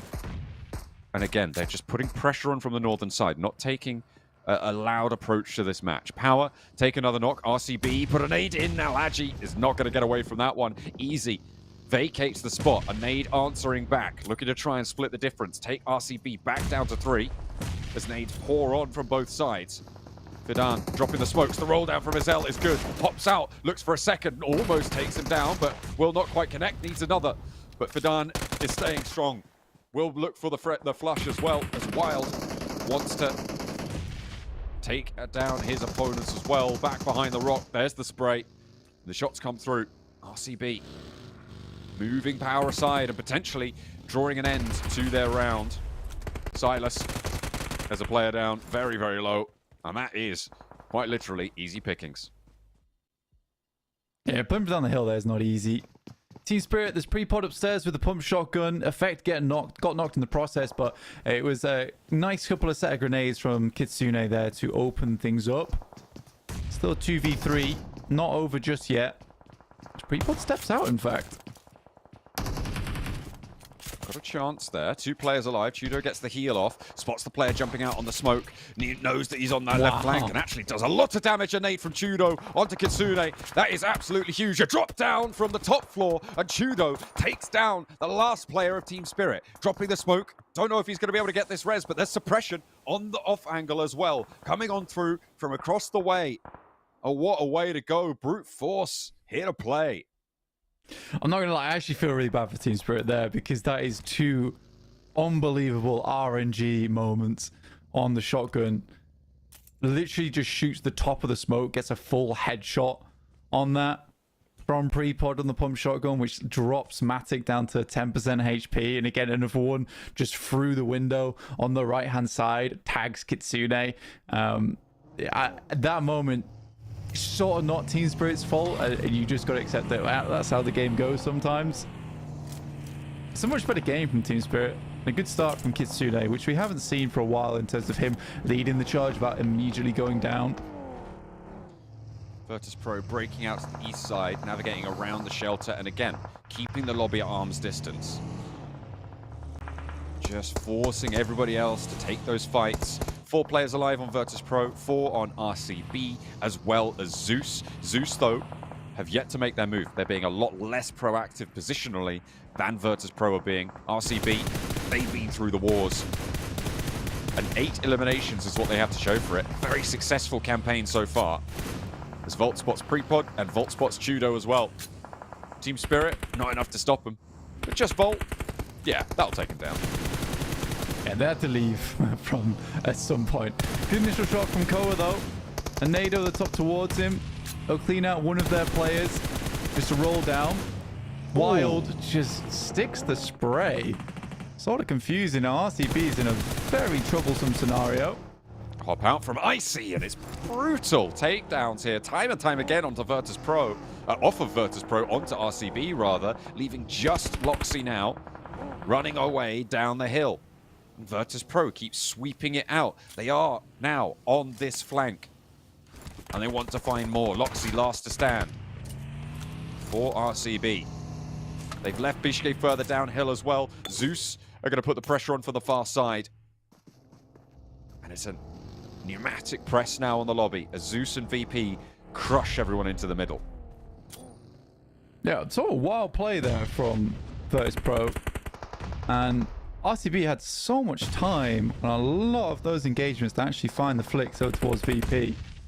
I think RCB just drops the ball in terms of gun skill, quite frankly. So kind of confused by that. Virtus Pro do find themselves the high ground on the eastern side. It's a good rotate round from where they were. And now they have the circle as well. They've just given a lot of space in the circle. I'm not going to lie to you. Kakali is the last player alive for Black Esports. And Bishke has spotted him. If he can put a nade down there, great. But Kakali will have the third-person angle to be able to stop that. That nade looked all right. That's going to dribble down the staircase, and he did have the angle to just fade away from that. And now the smokes are there, meaning he's trapped in. He cannot get out now. There is no chance. Zeus as well, trying to crest this ridgeline. Bishke nearly tags on there, but not quite. Lewis just wants to get rid of that. That's a Molotov. Burn away. Confirm the flush. Zeus with a little heads-up rotate, though, further up the hill. Virtus Pro perhaps caught unawares or certainly lacking on control of that sightline. This may allow Kakali to get out of it, but we'll have to wait and see, because Zeus are now contesting for the hill. Nade down from Malloy, doesn't connect. Yeah, VP's fairly split at the moment. With Bishke underneath, some good shots come through over towards Eren. Takes a lot of damage. And it's a nice response from Icy, honestly. But for Zeus, all they really have to do here is try and isolate some of the players.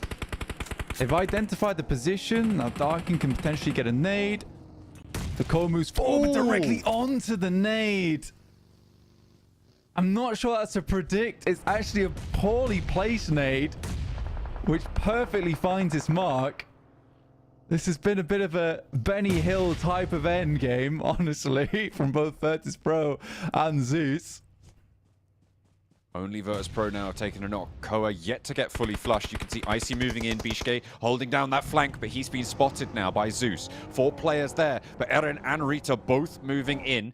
Diversion from Eren. His vehicle's a little bit low on the health to actually go over there. Could just go up in flames very, very quickly. Bishke doing his utmost to keep control of this flank, because this low ground angle could prove to be disastrous for Virtus Pro. Another nade. Oh, it's just short there. Bishke has to pull back downhill. Maybe looking for another nade in the pocket, but it's not going to happen. Zeus recoalesce, but Virtus Pro have been allowed to get all 4 players up and kicking. Koa back in the fight. Circle's desperate for Virtus Pro to win this game. Pushes back over their way. I think as soon as that knock came out for Zeus, though, it's either a full commit over towards the flush or a full commit over towards Bishke. Didn't really go for either. And this long line split has not really been punished by Zeus here. I mean, I like Maniac's position. Currently, he's sort of an unsuspected element in this game. With that roll up from Rita, I mean, maybe they're a little bit more wary now of this angle, but he has the nade over towards Icy. Diversion. Rita drawing attention, getting scouting information. As Maniac crawls closer, nade goes a little bit long, doesn't tag damage. He keeps moving. Secrecy, utmostly important there. Stands up, and he's definitely not secret now. Icy has spotted him. Has the nade cooking. Will lob it over towards the rock. That looks okay. Just bumps wide there, and Icy will not be connected on. That's a beautiful shot from Koa. And an opener towards Zeus. Virtus Pro, they want to put 11 limbs on the board for this chicken dinner if they can get it. And that's the way you want to keep it on going. Eren down next. Maniac now up the top of the hill. With Darkin a lot further away. Just stick this res. Icy putting them under pressure. A punch out on towards Eren, and Koa goes down next. Maniac falls nearly down, but just goes low this time. Molotov behind the tree. That's going to burn at least one of them out. Maybe tag on for a second and should be able to find the knock now. It's just Darkin, but he's in a 1 versus 2 with Koa down again, having already taken down Malloy. This is not unachievable. Maniac flushed. Koa not res just yet. Nade goes long just as Darkin goes super low. No nades left for Bishke. No Molotovs either. First aid pops. And Koa, yeah, they're just going to get res. They're playing this sensible. They know a 1v2. is possible. He steps up. Bishke doesn't connect with the DBS for 1, 2, 3, or 4. And it's the auto shotty through the window to be able to find the final sliver of HP. And it will be Virtus Pro to close it down. And again, it is that off-angle, wide split, staying out of it until everybody else in the middle has torn themselves to shreds. That Virtus Pro are able to come out looking good and with a chicken dinner. 11 eliminations on the board and 10 points for the chicken dinner puts them at 21 on the game. It's almost a comical match, honestly, the way it plays out. Because Zeus don't really get too much done over towards Virtus Pro early. I don't even try and peek them on their wide split on the western side. And then Virtus Pro somehow are allowed to slingshot on the north.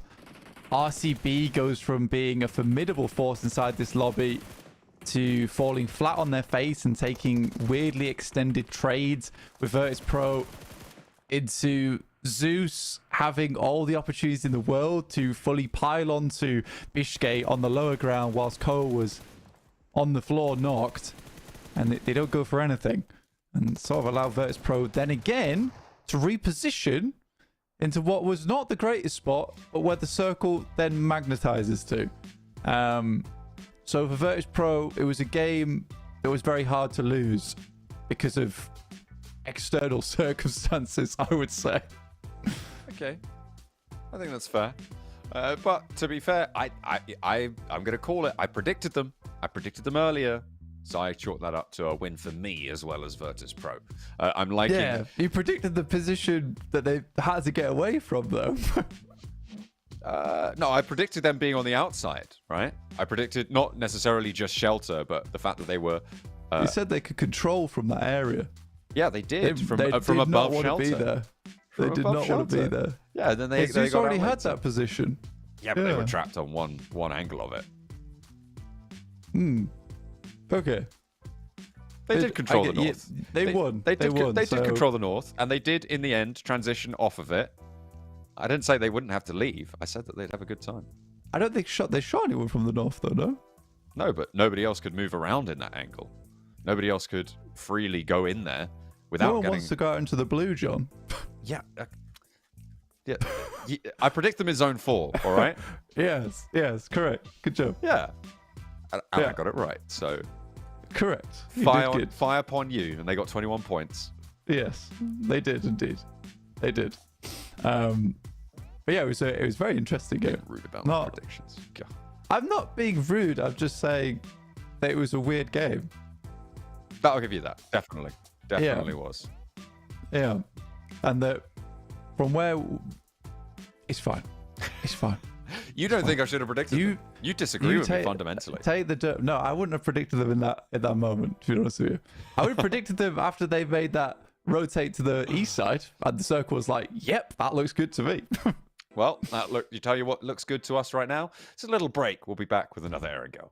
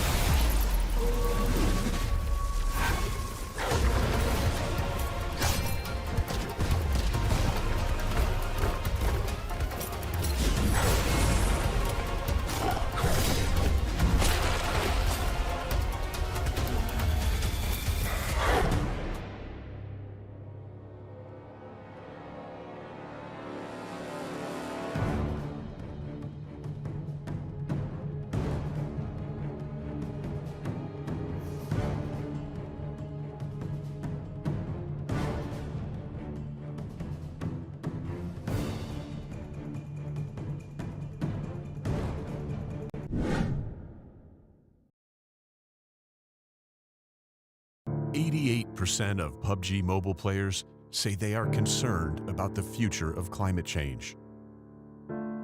This shows a need for us to help make change.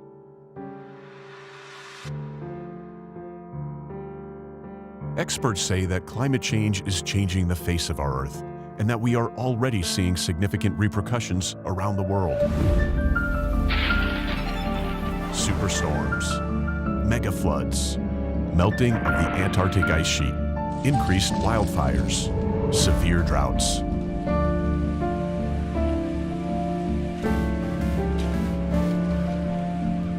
Experience the ruins of Erangel after 100 years if we don't take action.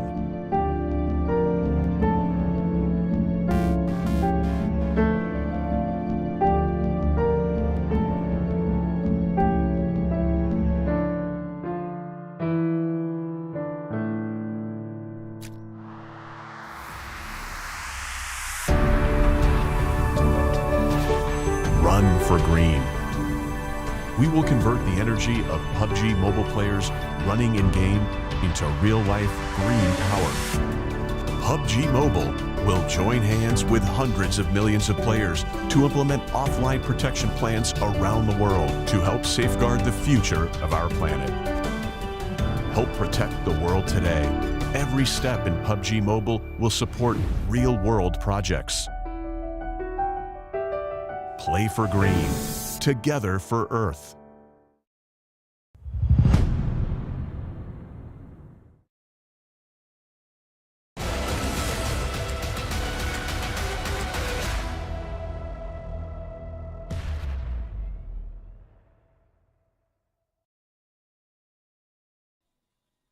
It's time for match number 3. I don't see headsets on though, so we've got to wait just a little bit longer as our teams get geared up for a third round today, our final day of week 1, where we will lock in the tables and award our first round of 3 sets of league ranking points. At the end of the day, we'll have our full 1 to 20. Virtus Pro were able to very predictably get a chicken dinner towards the end of that game and were able to unleash the beast across the rest of the lobby. www.monsterenergy.com/gaming. They must have gone over there to find out all about it, I'll tell you what. But Virtus Pro doing well. A lot of other teams not doing as strong. Fireflux went down early, 77 as well. IWNRX did not have a great game. Don't really want to talk about Team Spirit, but they also floundered a little bit in the final moments. Yeah, I think for Team Spirit, it's just some of these pushes just aren't working out for them, and they don't feel like they're on form. I think that is the conclusion that we can come to here, is that some of these engagements that it feels like they should win with the players they have on side, they just are not right now. I mean, that last game, again, it's just an unlucky situation of the double tap headshot through the smoke, which is frustrating to play against. Absolutely frustrating to play against, but there you go, it just happens sometimes. Team Spirit, you do also need to take those games in your stride, but also have some good ones as well, and I think that's where we're not seeing them. If you want to see some tremendously good games though, you can find them over at the PUBG Mobile Global Championship, where all the best teams in the world will come together to play here in 2024. The tickets are now on sale, and you'll get yourself a limited 40% early bird discount if you scan the QR code on your screen right now and pre-book. Yeah, take a look and head over to London later this year. It's going to be great. 6 of these teams will be heading over to London later this year as well. As of course, 6 placements will go for that qualification spot, as well as the regional points qualifier, which I think at the moment is still IWNRX in the lead, and it would take something quite drastic to change that. But we are always looking for that competition to heat up. There are still quite a lot of games left to play in the long run, which will add to those league, the PMGC points for EMEA.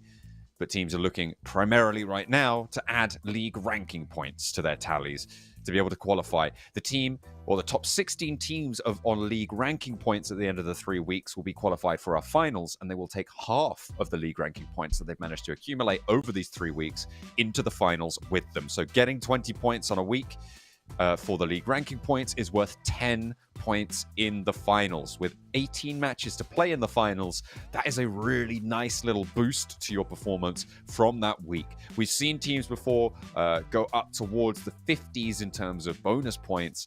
Now with league ranking points, looking to do the same as well, and potentially put yourself in a 20 to 25 point advantage at the start of the game, which is a strong chicken dinner to take with you for free into the finals. Exactly. This is what you're looking for, is just to give yourself that head start, but that requires consistency. And again, I think for previous tournaments, we've had one or two very, very good teams that sit towards the top of the tables and can't be dismantled by everyone, by anyone. But I think at the moment we're having multiple teams all step up in several different ways. With Na'Vi having a little bit of a downturn in terms of performance on their day 3 and 4. It's looking like, you know, maybe next week it will usher in some different teams that might sit atop the tables then, which means we'll have a little bit more of an even scoreline over towards the finals itself. But that remains to be seen. We'll be waiting to get into our next week. After this one, we'll take a little bit of a break and then we'll be right back to it. Over to Erangel now, though, with the playing path starting over in the water, heading up towards Lipovka. So an interesting playing path which is going to cut off a lot of that northwest side of the map. We'll have a little difficulty getting on out there. I think what it's really going to exacerbate is vehicle hot drops on that southwest side, around the buildings on that south coast. We'll see if teams are going to try and scrap over those, or if they're going to go for backup drops, because in general, you're looking to try and grab onto some vehicle drops, especially to get up to places like Severny, like Rosok, even towards George if you're feeling froggy with it. But you've got to have a real springboard to get over there, a real spring in your step to make it work. A lot of teams out over that west side of the map, and you've got to think at least one of them is going for a hot drop here. Brute Force, I think, the only team to start descending down towards that military island for the time being. With Na'Vi out of the mix, nobody's taking up that military base. Brute Force going to be afforded a lot of freedom here. But if the circle goes either to the west side or the east side, that bridge camp could potentially be difficult for them to evade. So they're hoping for either a full military island circle or a northern shift, I think. Yeah, northern shift would definitely be a possibility for Brute Force to get themselves out of what would be a pretty difficult situation with the amount of teams that could be saddled over towards this edge, and to get sort of a Sosnovka island circle here. But this one could also head over towards the northwest. It's very uncertain. A hard one to really determine. I think you'll see a lot of teams scatter themselves alongside from Primorsk up towards where Team Spirit are currently playing on the map. 77 again on the Fire Flux Apartments. Hot drop. Limbo Boom's already down. Getting a little bit of revenge here. Soulless equally also now out. Nades over. Takes his teammate down. Oh. That is the wrong room. You fluffed that one, unfortunately. Now Fire Flux are on 2, and I think this is the full death. It's the full killing of Fireflux's chances of meeting Na'Vi at the top of the tables. Now, it's a game of defense, right? They're 20 points ahead of Fireflux. Of Virtus Pro. Not too much further beyond 77 as well. And if Virtus Pro can keep up pace, if 77 can, if Power can eat into that lead, IWNRX as well, still all neck and neck almost with Virtus Pro in a bit of a clear lead right now. There is a big chance that Fireflux could lose a lot of league ranking points. Yeah, and that is not what you want to see. For Fireflux, I think it's sort of mean. The 77 are doing this to them. Not really helping them out in any way. I mean, what they realistically wanted was be a clean finish, but they're essentially assisting Power, IWNRX, as well as Brute Force, pushing their way up. I think for 77, it's a case of how do we keep Fireflux behind so we can catch up to them later with potentially a big chicken dinner. Yeah, this is frustrating for Fireflux, and there's not much they can even do on this kind of a playing path. Like, they're forced to go over towards apartments if they want to have a nice early start, and 77's like, well, we'll just do it again. We won it last time. What's to stop us doing it again? Goodness me. RCB could potentially move down and third party this. I think that in next week's games, or potentially even next game as well, because we've still got one more angle to play, remember, today, it could be a little bit interesting to see if they have noticed that this is going on, and secondly, if they decide to come and third party this, because it's very possible that they could. Here comes one of the RCB players, maybe even two of them actually, I think, in that vehicle, rotating down. No gunfire popping off, which means that RCB may be unaware that this is happening for the time being, despite it being a real solid standoff between these two rosters. The RCB just going to flow on past. I mean, for RCB, it's a case where this is such an odd circle that you might want to try and contest some of the positions within it rather than going for a third party. Again, it has been quite quiet for some time now. That's a very good nade from Shifu. Just listening out for the footsteps and finds him off the back of it. Ketch now throwing some nades down the stairs and stymie the push. Second one might be the one they don't expect. Doesn't manage to connect either, though. Has got one more. I think that was handed over to him by Lux, who was down already. Drops another nade. I think they heard the pin pulled there. Surely he's out now, they say. They careen up the staircase. They're good for one on the trade. Zadira will be rezzed here. RCB got away from this, meaning no third-party potential. As we hop on over to RCB, trying to move past Team Spirit. They are going for the center a lot earlier. This next circle, I would say it's about 60 to the mainland, 40 to the military island in terms of probability for this next pop. It's really, really difficult to predict where it's going to go, but I think we're looking at that sort of relative probability. It's going to be within that sort of margin, but the question is, which side of the river do you go? Is it worth that 40% chance that it pops down south for you to take up a position on that military island when it's 60% likely it goes away from you, but maybe an easier time getting back to the mainland? There's the initial start on the hot drop, and how Limbo Boom went down. I mean, barely even made it into the building. Then from there, it was all heads up there for 77. And again, to the question of whether to take that chance to going down Sosnovka, we'll catch back up on that with RCB going up against Footballers Chaos at the moment and getting sort of torn to shreds. Given as good as they get, though. Yeah, it's 1-for-1 right now. Storm goes down, and RCB actually now with a small advantage. Yekta, you've got to put that nade away when you get pushed like that, or unleash it and play off of it. Make that timing known. The pan to the back of the skull as Yekta goes down. Last player now, Dokenma, has the cook on the nade. Will not be able to find the damage onto RCB. Sends a nade over the top. Won't find it. Out comes the DPS, looks for another, and it will be over for Footballers Chaos, and RCB gets to live to tell the tale another day. Footballers Chaos going down again in 18th place. Not the best of positions. Team Spirit, do you spot out this engagement? Not going to be able to do too much about it, though. It's already concluded. They're not going to third party this yet. RCB are going to have to push in. They can potentially regroup out further to the west side, move along that coast, try and compete with Black Esports for a position. But it's a difficult approach now to Black Esports' position from where Team Spirit sit.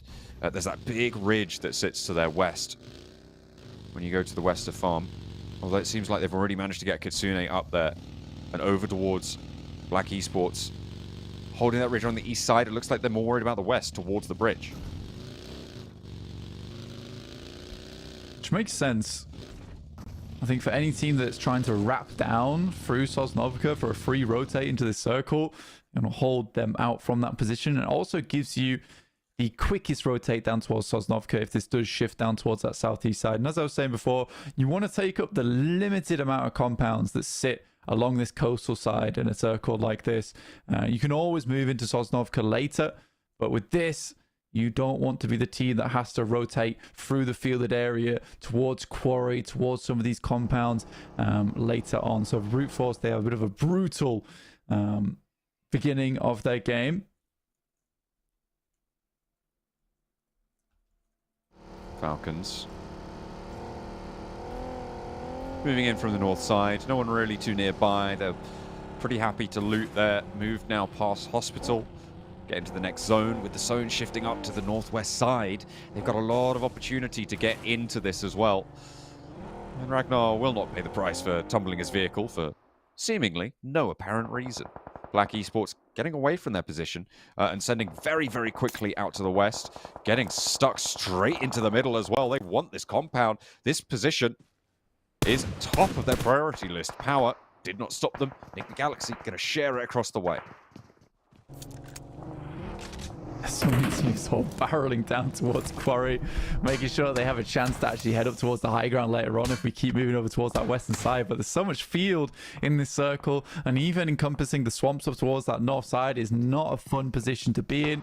For a lot of these teams that haven't quite made it into the circle yet, they're going to be left high and dry, likely going to have to pick up some of these compounds that sit over towards the eastern side, just on the edges of the field. Luckily, teams are more preoccupied with taking a central position.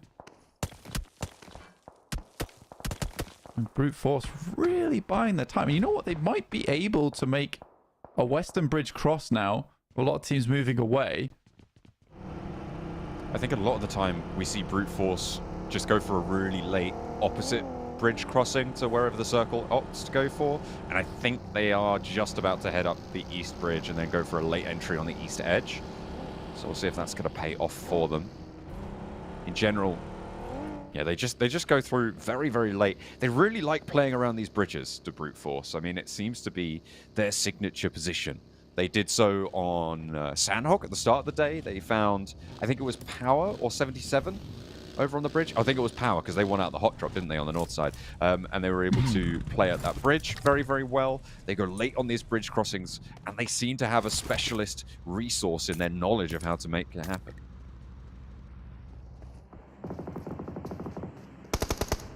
So much of this map is just unoccupied right now, John. I mean, teams just really do not want to head into certain areas. You know, this lineup that sits on the ridge on the side of quarry here, you can see in the center from Zeus up towards S2G. IWNRX happy to play towards Ferry Pier. Next circle, I think, will define more or less where teams will want to group up towards. And now Team Spirit need to make a very fast rotation to beat out IWNRX or Vibes towards this compound that sits just to the south side of that field. A lot of teams will want that position, but who's confident enough to take it? I think Brute Force might get it, you know. Look at their approach. I mean, potential for them to look to scout it out, and I think it's probably more likely that they go in behind Vibes, take their scrap with them, and then transition down if Vibes don't go into the compound first. RCB maybe just sending straight for it. Team Spirit, again, a little bit slow. They're more wanting to take this high ground opposition, and RCB making a pretty fast dash across the field, but they divert. They don't go into that compound, and Brute Force, they are angling for it. They really want to take this compound on the farmland to cover off on the angle. They're scouting it out, and Shudo might just have all the information they need. No one there, no vehicles. Let's go. Let's take this position. Get a massive stronghold in the circle. Yeah, again, this is a problem that a few teams are having at the moment. It's just a lack of confidence. I think for Team Spirit in the past, this has also plagued them quite a few times. Just in terms of, you've got to take that chance now and again. You've got to take that risk, right? You're on the outside of the edge. You get a shift that comes over towards the eastern side. You're likely thinking that most people are rocked up towards quarry. So just scout the compound out. If you don't find it, you can always push back up towards that north side where you just entered from. But Brute Force from Nova Repnoia pretty much get a free lot in this game. I think Silas spotted him. I think Silas has said Wolfen. Lines up the shot. That is such a dangerous position to hold for IWNRX.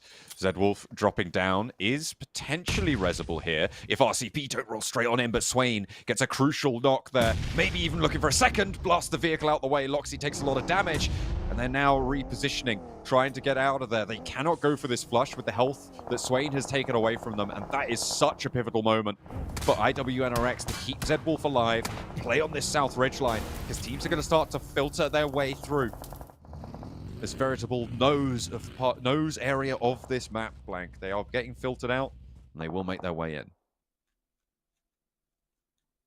RCB laying down. It's Frozen sends some grenades over towards some of these smokes, but it's really worth it to continue the bombardment. You got a nice spot, though, in the tree line. And you can see why IWNRX is being pretty aggressive about this. This is one of the spots on the map where you can get rocked up on. And you don't exactly want to leave the cover of the trenches, but you do need to keep pressuring teams ascend over towards your position on the map. RCB with his L down. Suffering. Just a little bit, but disengagement from IWNRX. No full aggression there. West side is popping off. Falcons have found Virtus Pro, and they're in for the backstab. A late entry from Falcons to the circle. They have filtered their way down that west edge. Spark will look for the nade going long, and excellent tag on the Bishke. Spark with more. Not going to be able to connect this time around. The Falcons not going to be happy with one, however. They want Bishke. Looks like they might just be able to find it with the blue zone coming in at 20 seconds. Do you invest the time to go for this? I mean, you don't know if nades are going to start to pour down. The smokes, sure, you can invest them, but now you lost Koa as well. I think that was a bit too bold. And Spark continues Virtus Pro's demise.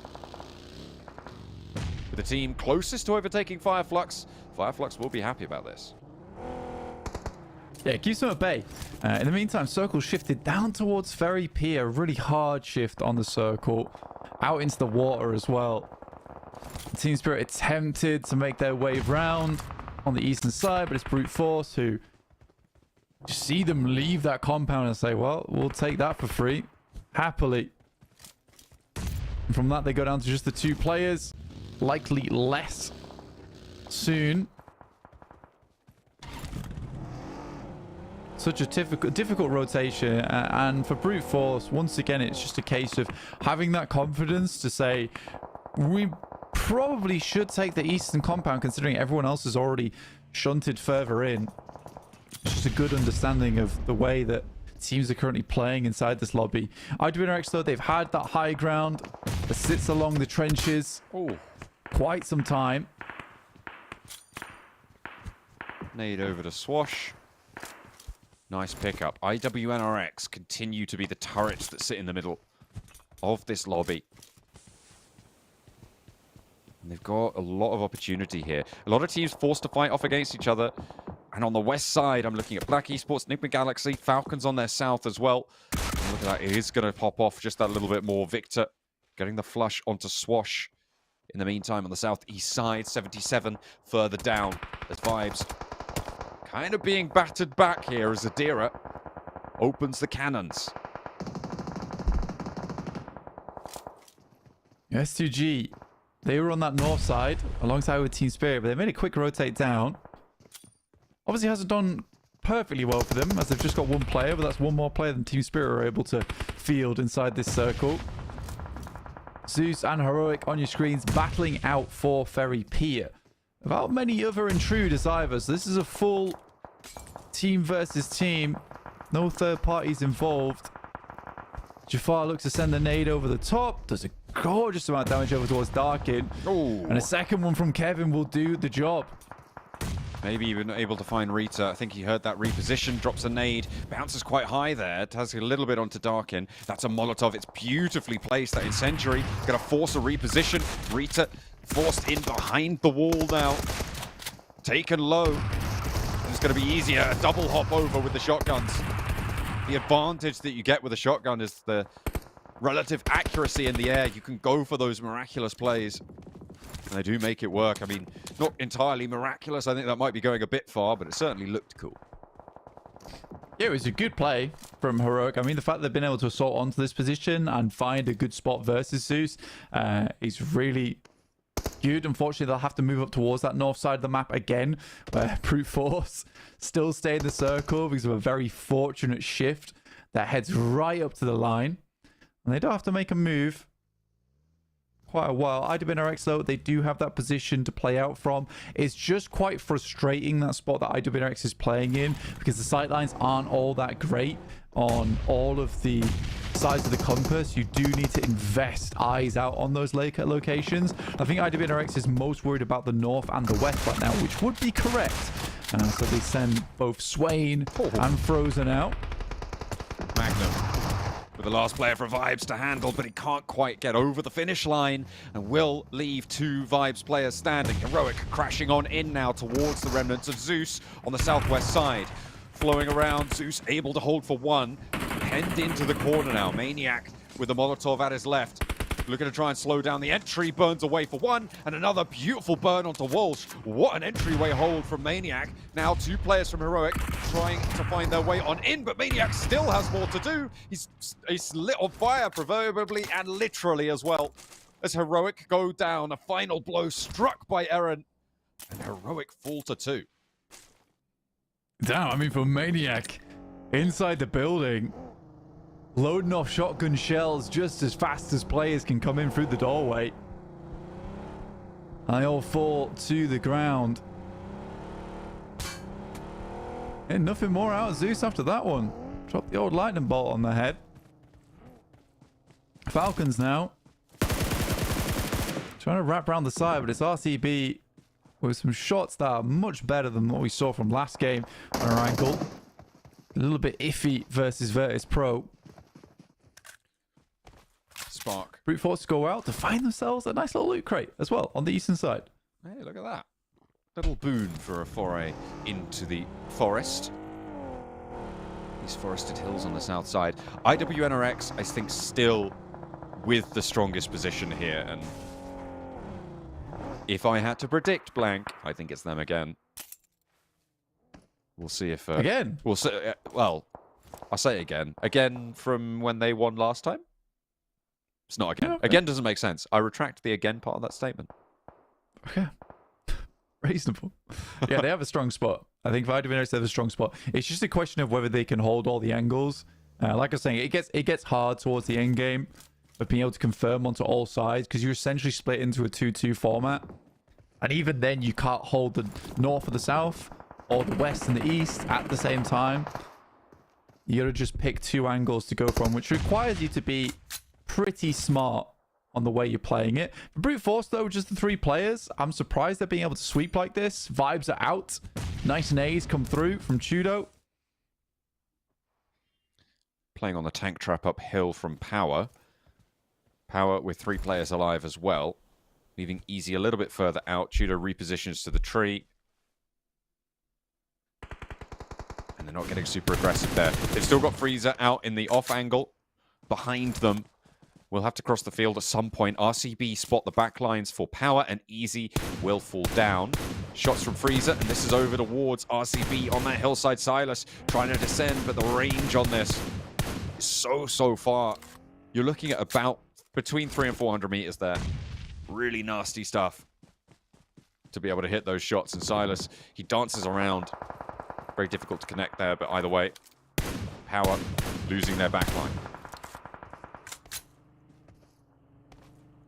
That's not what you want to see happen. He's the guy that needs the support up front.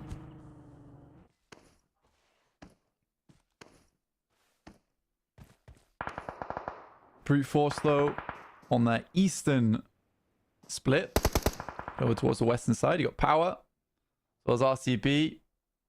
I think Brute Force on this split have been pretty damn good. And again, Chudo with a nail biter of a nade over the top. Goes underneath the vehicle as well. Bounces underneath. Finds what he's looking for. Freezer spraying it down. And that is a beautiful 1-2 punch from Brute Force to take down Power on that northwest side. Now, can Brute Force push in? Can they find a pick to IWNRX, the main hold of this circle? They're worried about RCB, though. Silas, giving them more to worry about as Kine reverses back over the ridge. Staying safe for the time being, though. It's time to regroup. Maybe redistribute some of that ordnance, because Swain, only the one smoke. I think for IWNRX, it's like they have to try and confirm to one side now, though. They're worried about getting pushed up on, and Brute Force slowly but surely is edging their way over here. For IWNRX, they have a good idea of where RCB is. They know that they're a limited squad as well. So they can wait for them to have to push through on that western side. So this is the right call, is to pull back into this 2-2, turtle up a little bit. If it was a full four-man squad from RCB, they might have had to go for something a little bit more aggressive and quick over towards that side to prevent it from becoming a problem later when they get sandwiched between two teams. But this is well played. I like the way that IWNRX is playing right now. This is a case of trying to confirm the chicken dinner. Ooh. That's a real nasty knock found over towards Brute Force with Tudo going down. It's going to leave them as 2. A lot less efficacious in their position. A nade from Silas potentially going to find him. And you can see how desperate they are to keep all 3 of them alive. Tudo, a high-value res here if they can get it, because IWNRX will not relent on their central outward pressure. Silas, yeah, he's not going to go for this. He doesn't really have the angles. Freezer going to know about it as well. So Brute Force back up to 3. A well-invested time spent for Brute Force to get that res. Yeah, I think for Brute Force here, they're going to be happy with anything forward in this game, right? From the position they were in, Nova Rep Neuer, Circle moves over towards that northwest side, cuts them all out. They get a fortunate shift that backs over towards the east. They make the call just to rush over towards that compound. It's really the only thing they can do there. And then fate smiles upon them. So anything they get further into this match is just a bonus for them, realistically. For IWNRX, it would be a shame if they lost this match, considering where they started in this spot on the map. Yeah, Brute Force is really eking out as much value as they can get from this game. And again, for Freezer, those shots over towards RCB were astonishingly good at distance, and he finds Silas in the process as well, just as I'm mentioning it. Because not only does he pick up some more elims for the team, he also secures the res onto his teammate. And now a ladder up as well in terms of the placement points. They are really putting in a shift, and with the teams towards the top of the tables faltering, I mean, Virtus Pro obviously had their standout. IWNRX now with a chance to do the same, but Brute Force could definitely catch this pack that is currently laying claim to 2nd, 3rd, 4th, 5th places on the tables. You can see they're 135 points with these added in.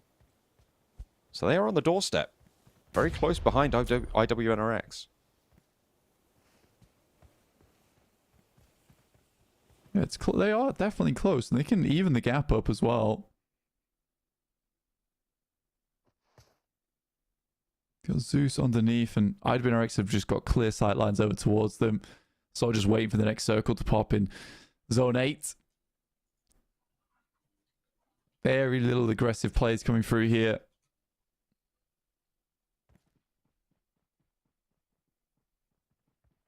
Zeus underneath. Yeah, it's all just very much slowed down.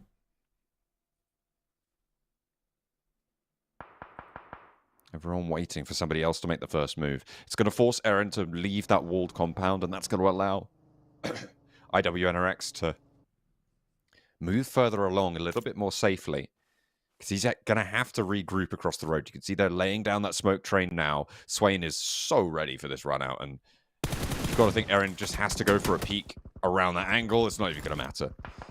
Not going to be able to get across because Brute Force there established the crossfire. IWNRX take the point, though. Now, nade up from Maniac over towards Prepod. Kelsey on the back will actually strike and take down a player from Brute Force, maybe at the cost of his own life, but makes it up to the tree. Prepod has a nade, he's cooking it. A nade lands at Kelsey's feet to his side. That's going to blast just behind, and it goes long. Kelsey almost down, but not quite out just yet. The Grows are bearing down upon him, but has another chance at this fight. The heal, not committed to. He's shimmying his way away, and another nade next to Prepod. The heal goes through. The first aid is there. Prepod with one more nade left standing, but do they want to invest it to Kelsey? He's going to dispatch from that position, break out wide, hit the deck again, and he's just not going down without a fight. IWNRX can push through the hills over onto this fight as well, but Kelsey steps up, looks for Freezer, and gets the spray. Kelsey for more, as S2G now with a chance to strike to the back of Brute Force. Prepod, low HP, dropping it down there, looking to try and keep this one going. The burnout around is going to force Prepod out. 1, 2, 3, 4, and that's Brute Force taken down. Kelsey with it all to do, and he makes it work. What a miraculous turnaround for him. I mean, I said Brute Force would be happy with anything that they get further into that match, but I don't think they'll be best pleased by going down to a solo 1v3. That hurts. But for S2G, they're going to be clapping Kelsey on the back there, because that was a wonderful turnaround from the tree line. Now it's all up to IWNRX to take it down. Can they succeed where Brute Force couldn't? Of course they can. And nade through the smoke. They had the utility. And it is IWNRX to maintain structure in the middle of the circle. The woodland ridge on the south side of Gatka Fields works wonders for them. IWNRX, they're back into play for those top spots. The competition, it's heating up. It was a good game from IWNRX. I mean, they didn't have to move all that much, though. But from the position they were in, they knew its disadvantages. They knew its advantages as well in terms of the high ground. And they played around it fairly well. I mean, we're still having these shenanigans going on at the beginning of the match. 77 versus Fireflux, who are happy to somewhat ruin each other's days in terms of gameplay. 77 twice on the win so far, though, which does feel fairly upsetting for the guys over on Fireflux. They wanted this to be the big day when they pulled Na'Vi off the top of the pedestal, but it looks like they're there to stay now. Na'Vi breathing a sigh of relief. They may have done just about enough. That was really unfortunate in those final moments. I'm kind of waiting for this replay onto Kelsey. I mean, it gave me a little bit of a heart stopper there as he stepped out and missed the first 3 shots with the auto shotty, but the spray had already come through in the process of it all. Really, really great stuff from Kelsey, though, to be able to hold his nerve in that engagement. Was able to do a lot of damage to them, and being behind that tree, whilst there was still a nade in the pocket for Brute Force as well, they didn't want to invest it. They wanted to save it for later, and that really cost them so much moving into the final circle there. It could have earned 4 or 5 more points.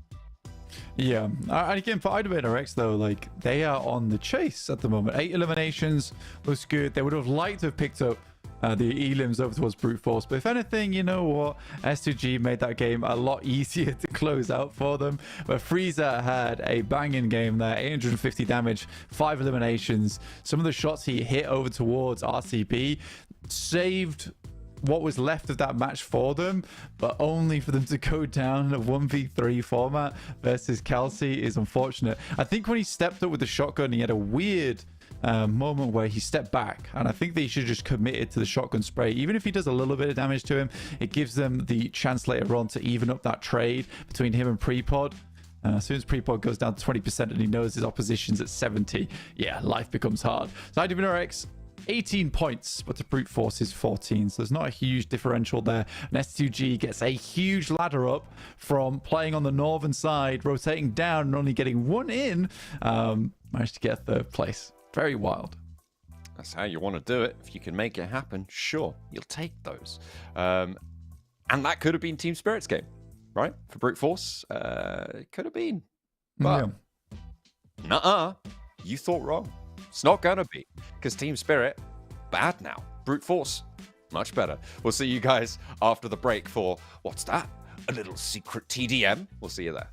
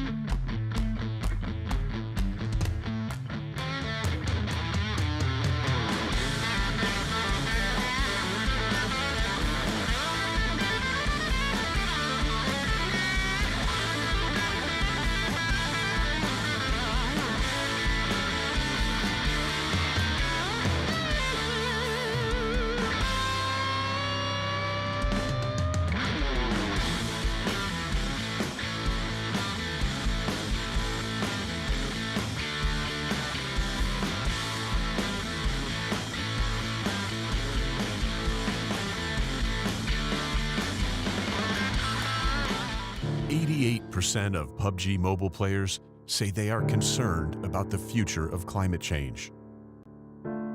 This shows a need for us to help make change.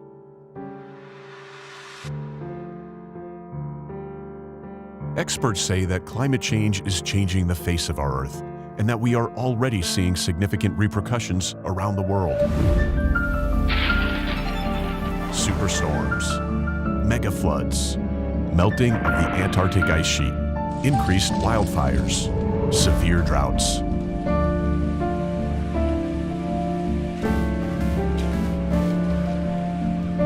Experience the ruins of Erangel after 100 years if we don't take action.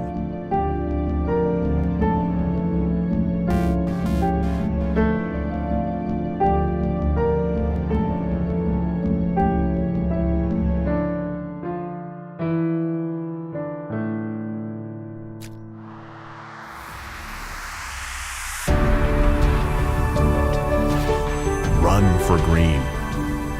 We will convert the energy of PUBG Mobile players running in-game into real-life green power. PUBG Mobile will join hands with hundreds of millions of players to implement offline protection plans around the world to help safeguard the future of our planet. Help protect the world today. Every step in PUBG Mobile will support real-world projects. Play for green. Together for Earth.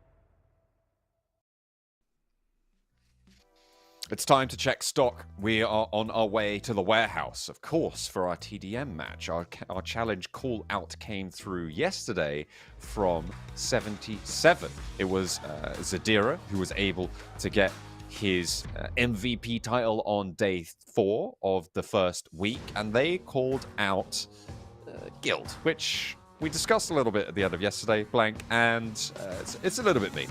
It's a little bit mean. Yeah, feels sort of targeted to win $500, and they've been practicing their hot drops already, and their close range. Close quarters combat already today versus 5 looks over an angle. But yes, we are now heading over towards TDM. See if the guild, currently in 19th place, can take on 77.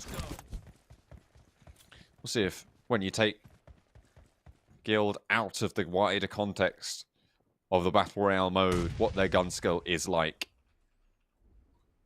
Nades are enabled. I'm seeing P90s. I'm seeing a lot of stuff that sometimes you don't see in TDMs, but P90s seem to be a major feature here. Zadira can have a nade sent his way, and actually pre-fired as well on the angle. Not going to peek, though. Discipline. Yeah, back on the P90s versus the M114s. I think if I was guild, I would probably have chosen to pick up the P90s. Nade's going over the top, and it's 2-1 right now. Oh. Exo does go down as well. 3-2, so a little bit slower start than maybe we've seen from a couple of other matches, but still. Wagner moving in for guild. Spotted on a cross. Will be sprayed down, or maybe not. As it turns out, the M114 is good for the one. Does get traded off, though. And guild try and put 3 bodies down the side alley there, but it's not going to work out. 6-3 now. Nice short nade, but crossfire established, and that's the power of having control over the map. So many nades just popping off all over the place, and it does feel like 77 has started to run away with it just a little bit as Magnum finds himself a double.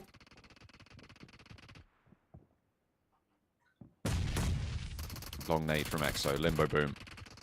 Strafes across. Traded again. 6 elimination advantage for 77. Down to 5 for just a moment. And actually, brought down to 4. So there is a little bit more to do, but high value nades. And again, 6 is the advantage. 7 now. 0 spotted. They know he's there. They'll swing him close. They'll peek him far. Spray him down on every angle they can. Shifu dancing. Call him Fred Astaire. He's stepping too. And looking fancy with those feet. Yeah, they brought it back a little bit. Killed though. Still getting a little bit bodied. Zadira. 77 gets the jump shot. Looks for another.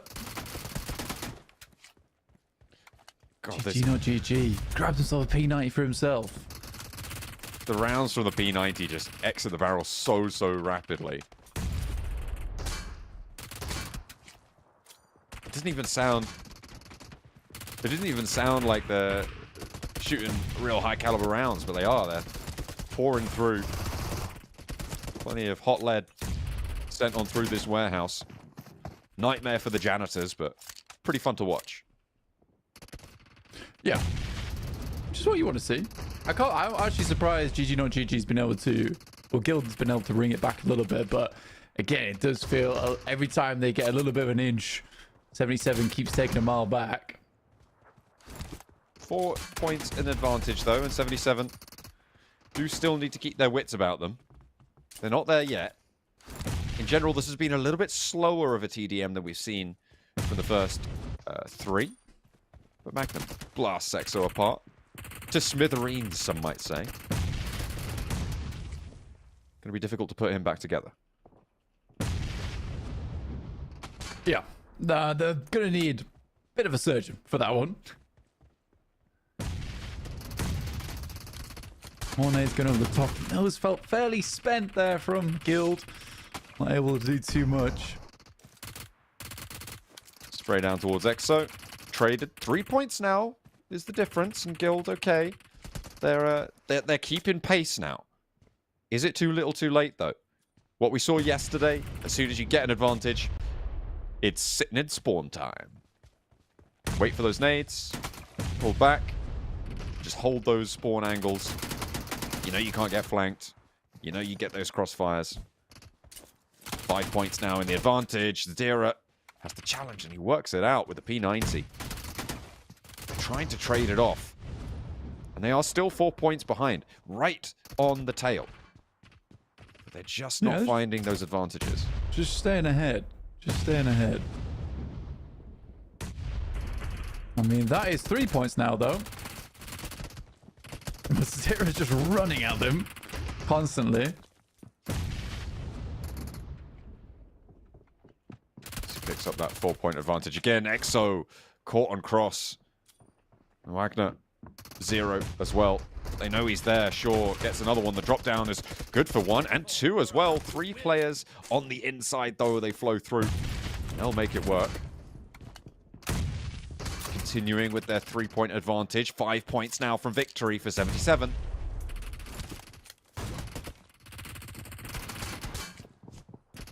God, they're actually evening it up here for Guild. 77 just thrown out all that they can as Guild gets a little bit closer. Every time they take one down, though, they are reset back to the M114 and have to drop the P90. Exo takes a big amount of damage, and GG not GG's down. It's 3 points away to 5. A 2-point swing could be all that they need, and Guild, they're putting the pieces together. Wagner has got that AWM as well. Step out wrong, and Zadira, you're going down. Really easy to win out a trade with accurate shots there on the AWM, but it's a question of can you hit that first shot, because if you don't, it's curtains.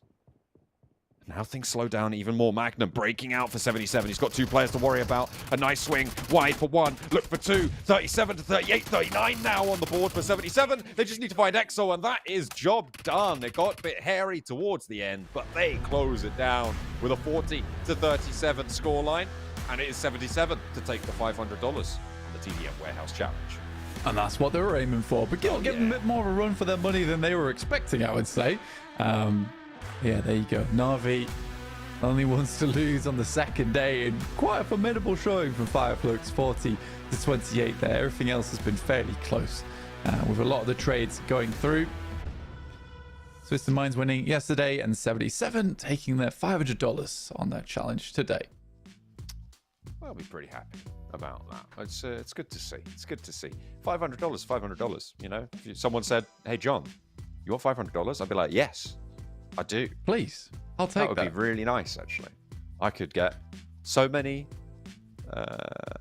skins. That's what I could get in game. That's I don't true. think You I could quite get the Infamous dice. GT20 Pro, but maybe I could put it towards it, start saving. But That'd be good. You know what? Yeah. Might You'd be a like good target. invest early. Wait for it to roll up and rack up so you can buy it.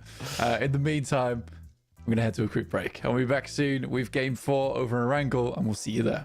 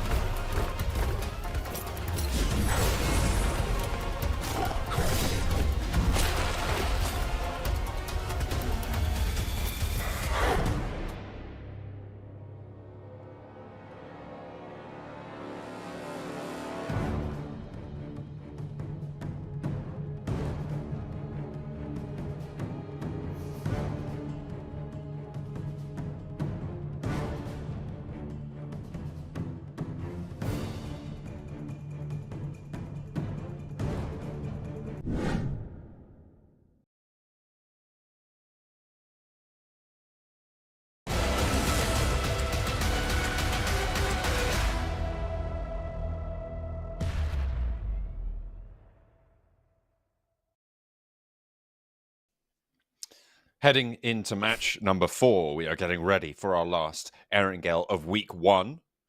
They're getting a firm talking to there from our referees, from our officials, but it's going to be all in service of getting everyone into the lobby. Foot Chaos will be in, so will Enigma Galaxy. Everybody loading into Erangel for the last time to try and get as many points as possible to earn those league ranking points at the end of today. We'll see how many each of our teams lands on, because that race for second place is very much on. And I mean, for 77, pretty cruel behavior versus Fireflux so far in these games. Getting everything handed back as our players have had a little break. Middle of the day here. Still got 3 more games ahead of us. Over towards Erangel, into 2 more Miramars. And then we'll be done with week 1. Right now, it looks like no one's going to be taking away that first place spot from Na'Vi. And they had nothing to worry about.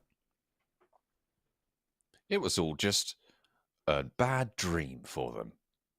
They certainly did so much work in those first few days that they could take a little bit of a breather, and they will still earn the maximum so far. Barring miraculous results, which, it's not out of the question. We've still got 3 more matches to play. But it would need Fireflux to really turn up the heat and catapult themselves up those overall standings. Because so far, Fireflux, I mean, they've had a lot of hot drops. Do you think we're going to see it again with 77 and Fireflux over in apartments? I don't know. I wonder if Fireflux will just move somewhere else. I mean, losing the engagement twice in a row now is really not ideal. And they weren't able to unleash the beast with Monster Energy. You can find out more over www.monsterenergy.com/gaming, because that is exactly what 77 have brought to those apartment fights. It is the beast, which has been able to help them take down Fireflux so many times, or at least get them down to 2 players before they ran away from the monster. Certainly tamed Fireflux for the time being. With one more chance, though, to prove themselves, Fireflux could just lay claim to it and win that one out. Careful adjustments there on the headset. Make sure it's all perfectly aligned. I'm not too sure I like the tassels on Enigma Galaxy's hoodie there. Did you see that? On the hoodie cord? No. I don't think I liked it. The rest of it, I missed great. it. Yeah, it's all right. It'll come around again, I'm sure. IWNRX, thumbs up from them. They're ready to get back into it. I mean, off a pretty decent game there for themselves over on Erangel. Strong starting spot, but very well defended, I would say, because although you start over towards those trenches, it is easy to get rocked up in there in the forests. It's not actually the most simple thing of, right, we got center, we're easily going to be grabbing it. It's like you can grab yourself an Infinix GT20 Pro with that 144 Hz AMOLED display, delivering up to 120 FPS, which is helping all our teams out here spot out the competition, the 2024 PMSL EMEA.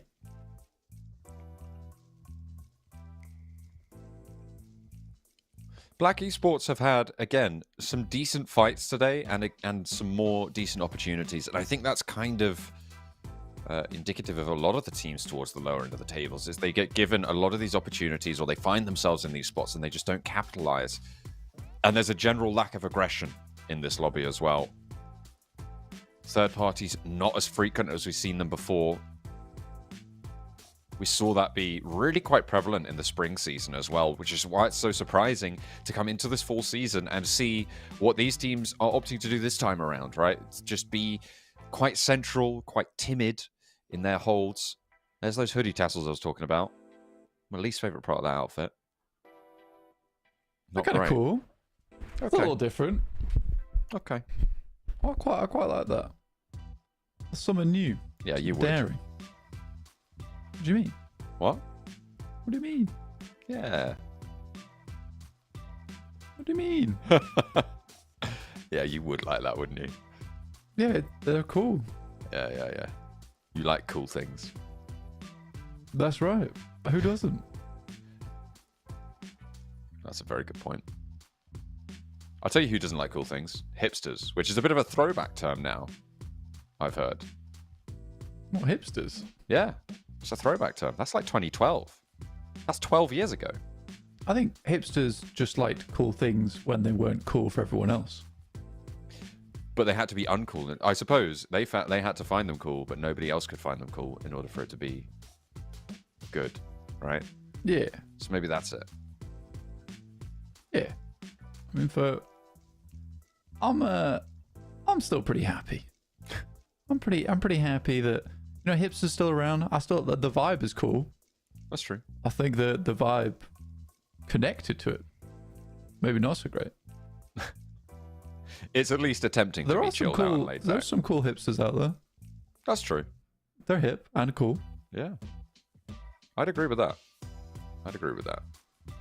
Ah, the 2012s. Goodness me. What a year. Olympics in London. I was about to graduate from high school. Oh, God. So long ago.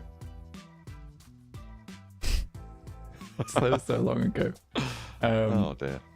But yeah, we're heading over towards our fourth angle very soon.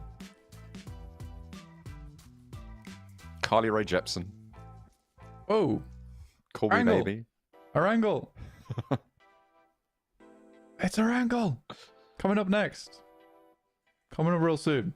Maybe. We're just waiting for the players to jump into the plane and head on out. 77 all looking like they're ready to go here.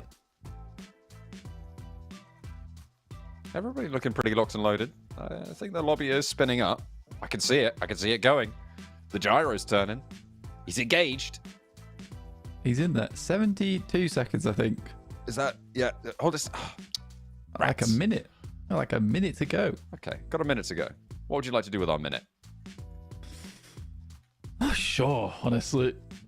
I'm trying to even think, like, what are, like, the big talking points we haven't already gone over, because it's the Fireflux hot drop with 77. Does it happen again? Can IWNRX keep getting points to move further up those rankings? Because they started off not so great, not so hot. I'm also thinking about brute force, right? Because they, again, put a really solid game up on the boards. I think they weren't too far behind that group chasing towards second place. So I said at the start of the day, it would require something fairly miraculous for them to be able to ladder up and be in competition for that second place. The fact that the top few teams haven't been doing super well today is actually fairly miraculous for them. And brute force now do have a real opportunity to compete at that top level. Is it going to be another story of the comeback kids here in week 1? That is the question. As we do indeed getting towards the plane. We're ready to play out our fourth map of the day here. Heading from Kameshki down towards the western side of Gatka.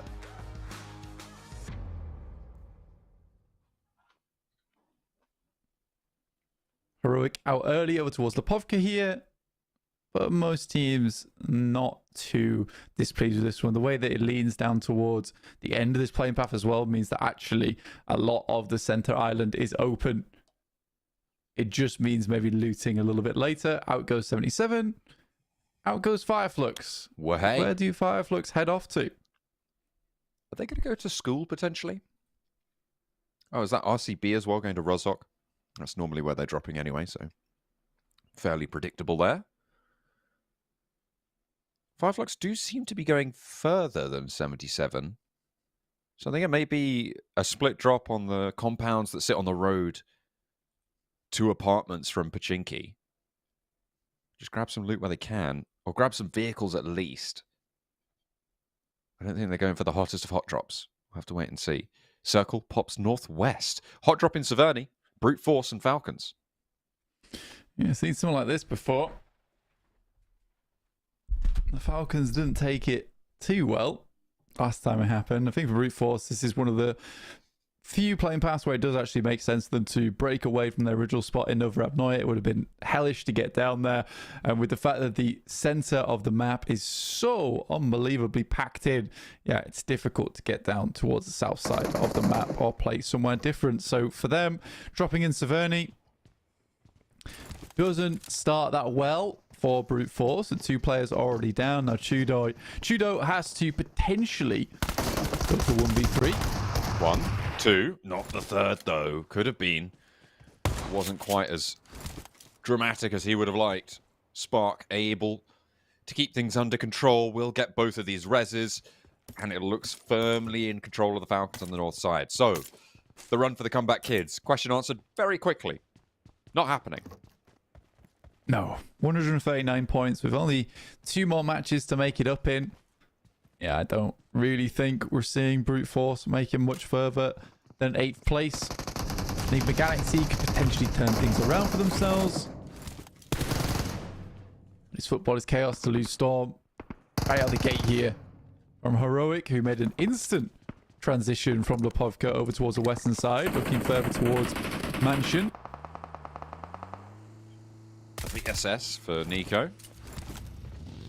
Not really going to do too much other than just worry them a bit. And now leaving. Dodging around prison.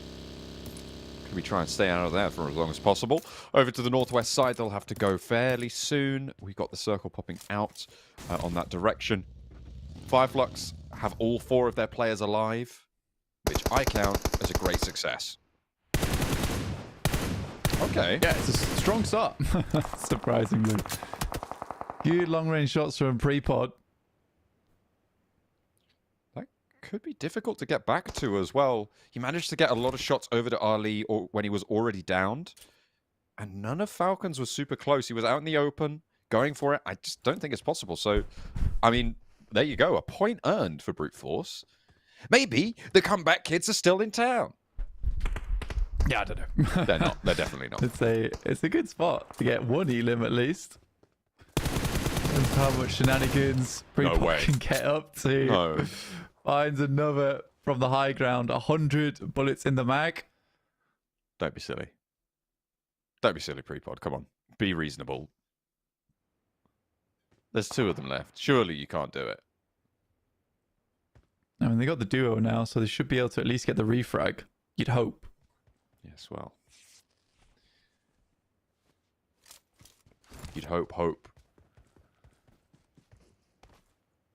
would be able to, but for now, they're probably more focused on getting Ragnar back. It was a done and dusted fight. And then they got too careless. They've allowed themselves to be open to this play. This is a good play. I mean, if Spark runs across, opens up the angle for Hope on the peak. Prepod is aware of what's going on, though. And waits for Hope to cross instead. That's intelligent. I like that. He can peek on the right-hand side of the roof as well, which keeps him covered from Park's angle, should he be covering the cross for Hope. He's more worried about the players who have already crossed now, which is just Spark.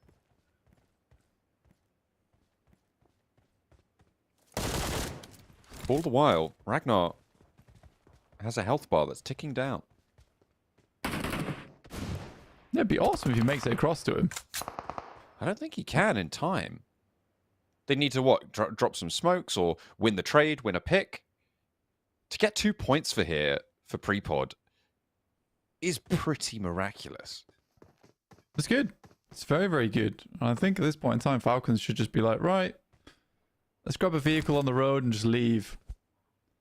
Prepod realizes that that's what's going on. They have played it fairly smartly. Smoke goes up top side. That's actually a really cheeky smoke. That might lead them to believe he's still playing off the top of that position. Yeah, I like that a lot. And out he goes. Prepod. Swishes the cape behind him. Billows out the door. Like a bat, Why are they ominous still presence. chasing Fireflux? They're in the fight, but they're not doing well this time. Fireflux, they've left the apartments. And once you let them out, once they get evicted, things start to change. Limbo Boom has to get away, and this is 2 points for Fireflux. Yeah, I mean, Fireflux played school. And I think 77 went towards apartments. And Fireflux has just caught them on a... I think it might have been a chase down coming through from 77 as well, so it's just good. They just turned tides around for themselves. Now 77 down to 2. Different story for Fireflux, up 2. And the circle up towards that northwest side of the map. S2G sees themselves in a decent position in shooting range. Zadira down. And now just Limbo Boom.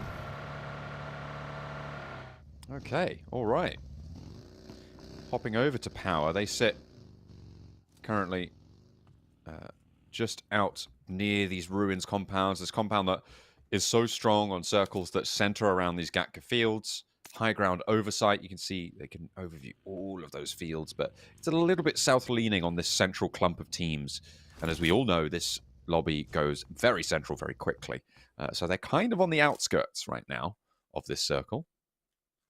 We'll see how they can leverage that and potentially move around Everest, which is their major sticking point for their rotations moving forwards.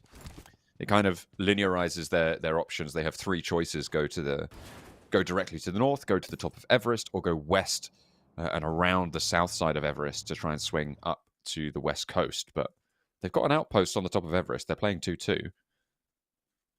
Looks like they may have already made the decision because of that. Yeah, you kind of want to have like that double option, right? Of where you'd like to go next. But with this circle that confirms it towards that north side and shooting range, likely you're going to see a lot of teams start to move up towards that north side. With vibes, they likely should leave the eastern apartments on the south side of Georgia, Paul, sorry. Heroic ahead of Falcons. And Brevo takes himself completely out of the action. He'll move over towards Zaki. Zeus may be able to find Snowix here. They are going in the roll-up, and the Res does get stuck here, which is great news for Enigma Galaxy, but there's a downhill off angle and immediate re-knock. Nice double pointer pickup. Enigma Galaxy not so happy about that. And away they get. South George, all the clearer for it. Yeah, as well as Zeus actually breaking now even with Enigma Galaxy with the one target that they'd like to take down to stay in the top 10. Redox doesn't take any blowouts on the tires, but some good shots from Aaron will take down 2 of them. Enigma Galaxy to go down 60th, the first in this lobby so far. RCB. Over on the north side, one of the teams on the northern shore of the river, and likely in one of the strongest spots as well, the hill just around that gun range area. Up towards the crash plane on the top. S2G, I think, holding that position right now. But the ultimate high ground for RCB. They're playing the compound on the southeast of it. Heroic playing in their shadow. A little bit further out east of that. And slightly downhill.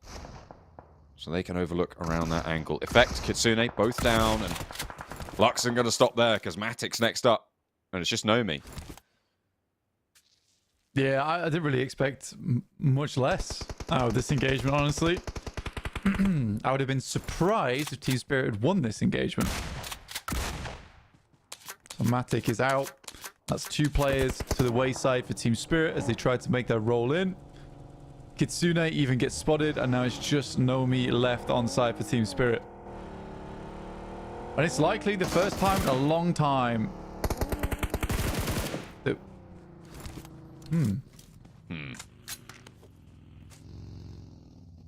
Almost... Yeah.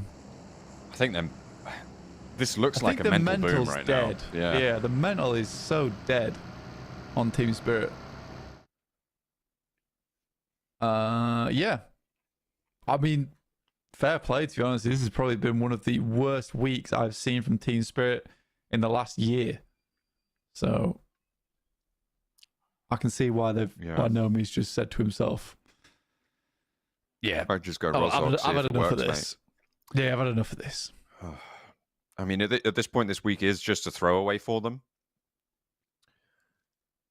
I hope that they can come back into week 2 and week 3 revitalized, refreshed. I mean, they had their day off yesterday. That's what we were hoping. They'd be able to really download a lot of information, a lot of potential strategy. But it's just not happened. And again, they have failed the expectations, probably of themselves, and I think it's safe to say their fans as well. But if there's anyone that can pull it back together, it is this roster. They are a world-class roster. As Lux shows us that even world-class teams do have their off weeks. But still, Team Spirit, disappointing. Yeah, I mean, even coming through the qualifiers as well, where they just absolutely dominated there, you wonder if there was a slight break taken. Oh, this is going to be easy in PMSL EMEA. Finger wag. Not the case. Our region's free, right, guys? It Please. is not how that has gone down. No. Five looks up to 6 eliminations. Wow, they're making the comeback, John. Hey, they're Maybe going to do this is it. Hey, This is it. 234 points, their target. 36, sorry, Possible. 236. Technically. Very possible. Could happen. Power. Going to try and take some shots over towards Vibes. As everybody's moving around the river here. Fazaro has a challenge, but Saad is there. Al-Haji is down on his side, Wow. but is he going to get sprayed off from an off angle here? Weiss is there. Vidar nearly goes down. Saad is able to stay safe for the time being, but these shots are coming from seemingly nowhere, Blank. On the south side, I think 77 maybe taking pot shots out to the western edge. Or what remains of 77, that is. Only the one player. Yeah, I think it was easy. Actually, from this angle here, taking the shots, pretty damn good shots as well on the other side of the bridge. The Vibes, again, it is the story of let's not be 20th. Right now, going out pretty early in most of their games. Just 6 more points, though. That's all they need. 6 more points. Even less now. 5 more points. They can do it right here and now. Not in this engagement, but in this match. All they got to do, get more points. That is as simple as that. The more points you get, the more points you have. S2G on a very nice lineup towards the center. That looks like a given game to me. S2G line themselves up very nicely. A lot of teams still have to fight off against one another on the outside edges. RCB, IWNRX, and Heroic. I think Yeah? IWNRX win this. That's my prediction. Again. This time again. There you go. Okay. Fair play. Why? Why? I think that S2G are going to have a lot more pressure from the west, from Zeus, potentially from Virtus Pro as well. This Vibes looking to clean up this fight against Power. I think that, in general, S2G are going to have a slightly worse time of it. I think they're going to get potentially picked off by teams moving in from that northwest side. More fighting going on there. Fireflux, I think, swing out to the east side, take down RCB and engage with Heroic as well. And I think that IWNRX can sort of shelter behind that, take chunks out of their enemy, and then play on from the center of the circle. That's what I think is going to happen. Sweet. Let's see. Let's see what happens. Football is chaos up towards that northeast side. Not a bad spot to play. A lot of nice sight lines for them. You are sort of shunted out the circle at the moment. Got these other teams having to play downhill. Then back up towards S2G's position. They do have a very defensible spot.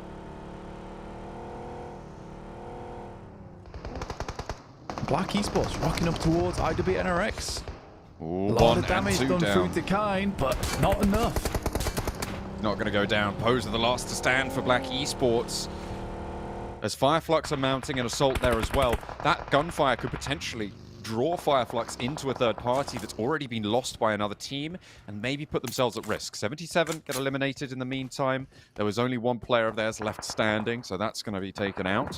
Fireflux yet to push in fully. They do find Power though, and that will be the last player to go down for them as well. Indeed. They just rock straight past over towards RCB.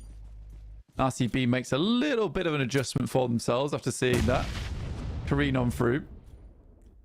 Fireflux testing the waters over towards the south side of IWNRX. A little bit more difficult to head up for them to head up towards that eastern side at the moment. Traveling uphill like the ball play that we saw from Poser, but for realistically, for Poser there wasn't too many choices available for them.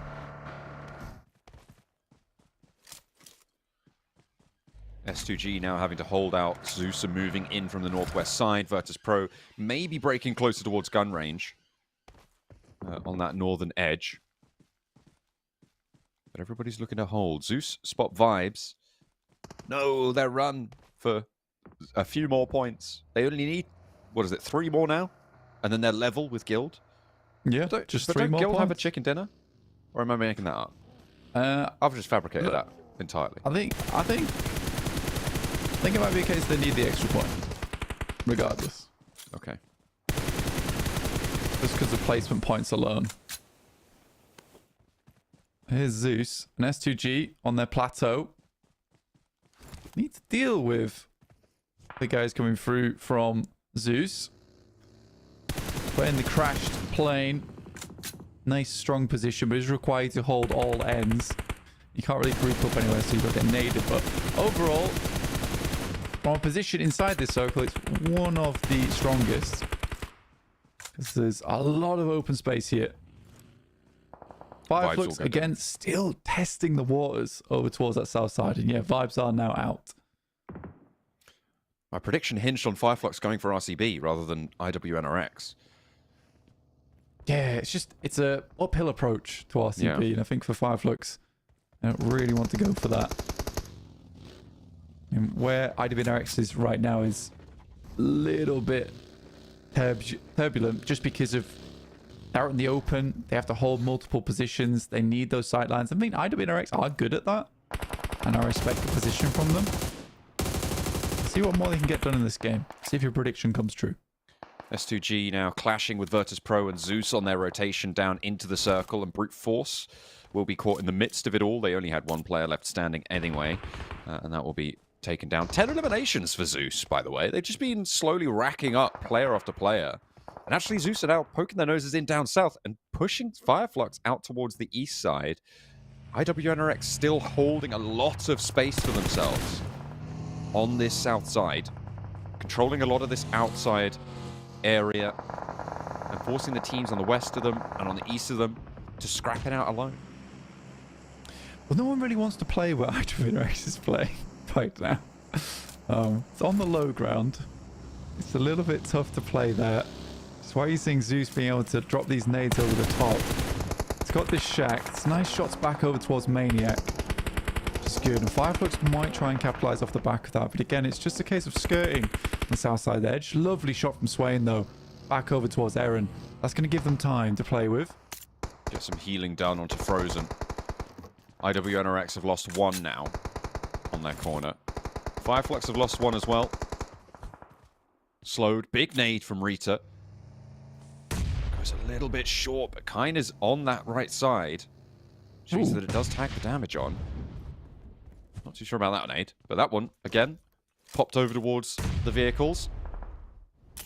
Looking decent, but not quite finding the money. So Zedwolf goes out, which is a shame.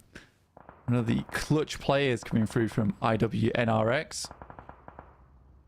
RCB look to take control of the compound that is off towards their west. Nice spot for them.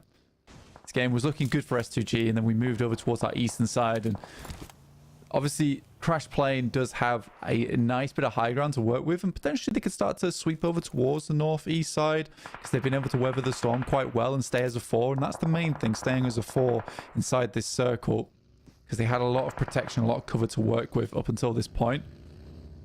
Yeah, RCB do have a nice spot to work with going forward.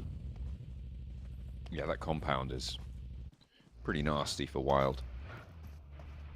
Holding on to those rooftops for a while. Next circle is going to come through. Virtus Pro clashing on the north side. Shrinks central, keeps that compound in for RCB. Keeps the high ground position as well for Swain. So potential regroup there, but 2 players on watch right now. A beautiful spray down from Walsh, actually, over towards Virtus Pro, who have really pinned themselves in here. Not too many options were available to them, though. That will be Virtus Pro going down with the final knock taken. Heroic up to 5 eliminations. I think S2G, yeah, they were able to peel one of those off. Take a bite of the apple. And had their first elimination onto the board for the team on the northwest. Yeah, again, they've taken themselves out of the action quite a while to maintain that 4-man, right? It's a similar situation to RCB, both playing high ground. Both teams just have the one elimination in pocket. It's Zeus who's very impressive here with 12 elims already found as the nades start to spring over towards that top side, but another nade, another shot through Swain, sorry. Really doing a lot of work here, basically to control these little ridge sides. And what a lob from Frozen. That might be the opener there. They know there's 2 down on Fireflux, just 1 player left alive. This is wonderful stuff coming through from IWNRX. If they can take a position where currently Fireflux are playing, it's great. There is Lux and Solus, the last 2 alive here. Swain once again just about keeping his company in order. And nades over towards S2G as well in the meantime. Hamzy trying to break down low to answer this aggression from Heroic with their own in-kind. And nade nearly takes another one all the way out. Kevin nearly biting the dust there. And Rita, the last player from Zeus, still looking to tear through the top angle for IWNRX, but being pushed off. Will he be able to survive? I don't think so. IWNRX down to 2. That's really unfortunate that they've lost that forward point, and RCB gaining momentum as everybody else around them starts to crumble. A spray down as Marso spots another player from IWNRX. Yeah, again, for IWNRX, as soon as you lose Swain there, you can't control these ridge lines anymore. And that little sort of valley you've placed yourself in, although it was one of the few positions that IWNRX could play at the beginning, Swain's spot was absolutely vital, playing off the back of a single rock there. And he got a lot more value than potentially he should have ever done in the first place. Good shot on the side, though. Will take down Kevin, not allowing that side angle to pull through for Heroic.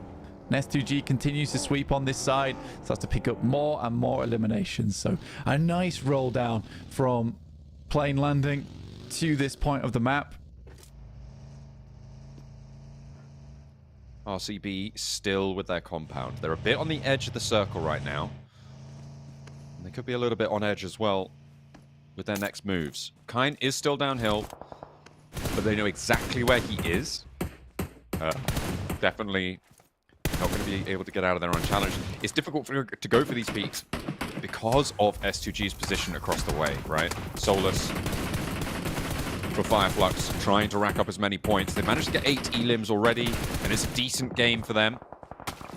Nade from Silas. That could be good. Looks great, in fact, and Fireflux go kaboom. Have to bury what's left of him in a soup can as the nade turns him into mush. Yeah, for S2G, they need to move, but not too far. But crucially, this does cut out RCB's compound. Nice shot from Hamzy G, although Kane did almost get the spray back over towards him. 6 elims. In that short moment, though, RCB instantly tries to recover ground. There is one player still alive from Zeus who could cause a problem for S2G in Rita, but he's found, taken out the way, and now it's just the angles off towards the east they need to deal with. But RCB, what a play here.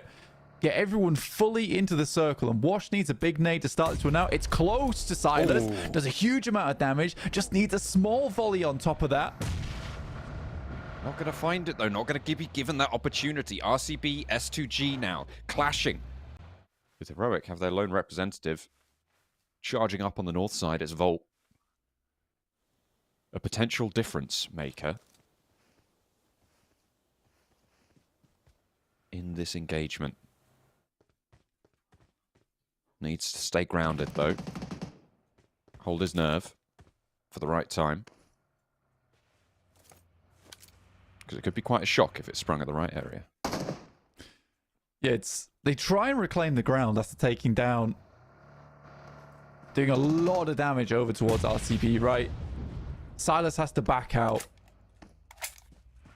In that moment, S2G tries to fade away down towards the south side, but I don't think RCB is going to let up all that much. And because they haven't had to take too many engagements, also got that supply delivered to them on the high ground by a couple of teams who tried to assault them. Get themselves a lot of utility to work with. Also, 2 crates were dropped towards the center. So for RCB, this is just an awesome case of We just got ourselves a lot of out of ground as soon as we heard the gunfire coming out, and S2G didn't respond too well. They remove a player on the sidelines as well. Circle does move down towards S2G, which gives them a slight innings in this game. But I think right now, the way that RCB is playing this does make life difficult for S2G. And it's going to have to be some clutch moments coming out from this team. S2G, I mean, that is one unhealthy vehicle. There's fire everywhere inside of that thing. I'm surprised you could even open the door. It wasn't melted shut, but goodness me, they'll try. Then roll it forwards a little bit. Give themselves some cover to play around, I suppose. And in they go. Some vehicles trying to establish a line around here, but with Loxy in this position, Hamzy is at the mercy of these smokes. It's a good play from RCB as well, because realistically S2G needs to wrap round either to the north or the south, but they cut off both angles. They know this is the flat ground that S2G is going to have to roll up towards, and RCB can freely peek. And they have loads of nades to send over the top. First one doesn't find anything though, and it's hard to predict where these snakes are going to be for S2G. It's going to be a lot of luck based on the utility that S2G throws out. If they're able to find a little bit of damage, from there they can work the map. But right now, with little to no information, it is tough. Ooh, spot Silas, a beautiful spray down. Real shot. For Marzo, that is absolutely huge. There is an answering volley sent his way, a nade as well, but he weathers that storm. Now, Wash rolling or potentially preparing to roll out on the high ground, and another nade from Kelsey opens Loxy for Hamzy, taken down in turn. Wild sprays it out for another. Ezel opens the cannon, but doesn't quite connect onto Wash. Onto Swash, sorry, at the back line. The high ground for S2G. 2 players now, Ezel and Wild versus 3 for S2G. Kelsey, Marceau, and Swash. Yeah, for Marceau, that was just an unbelievable shot through the smoke. Had to trust in himself that he was going to find the right accuracy and the right mark. Wild tries to move down to pick up the players, and this is where S2G needs to reclaim a lot of that space. They need to start moving up. Ezel, scary, on the side with the MG3. Kelsey, FAMAS, available. Just one Molotov. All the ammo that you'd ever want, but can he use it effectively?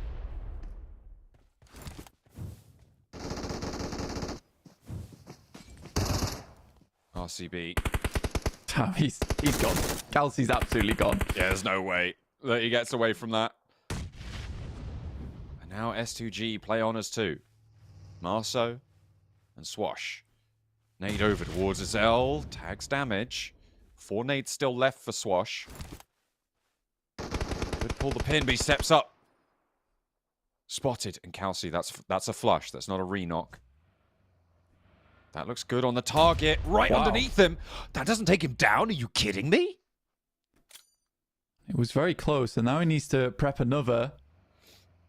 And he's banking that he's going the same direction. No. Stands up. A little bit more damage as well. There's the shot. Marceau takes him down, and the nade could flush it.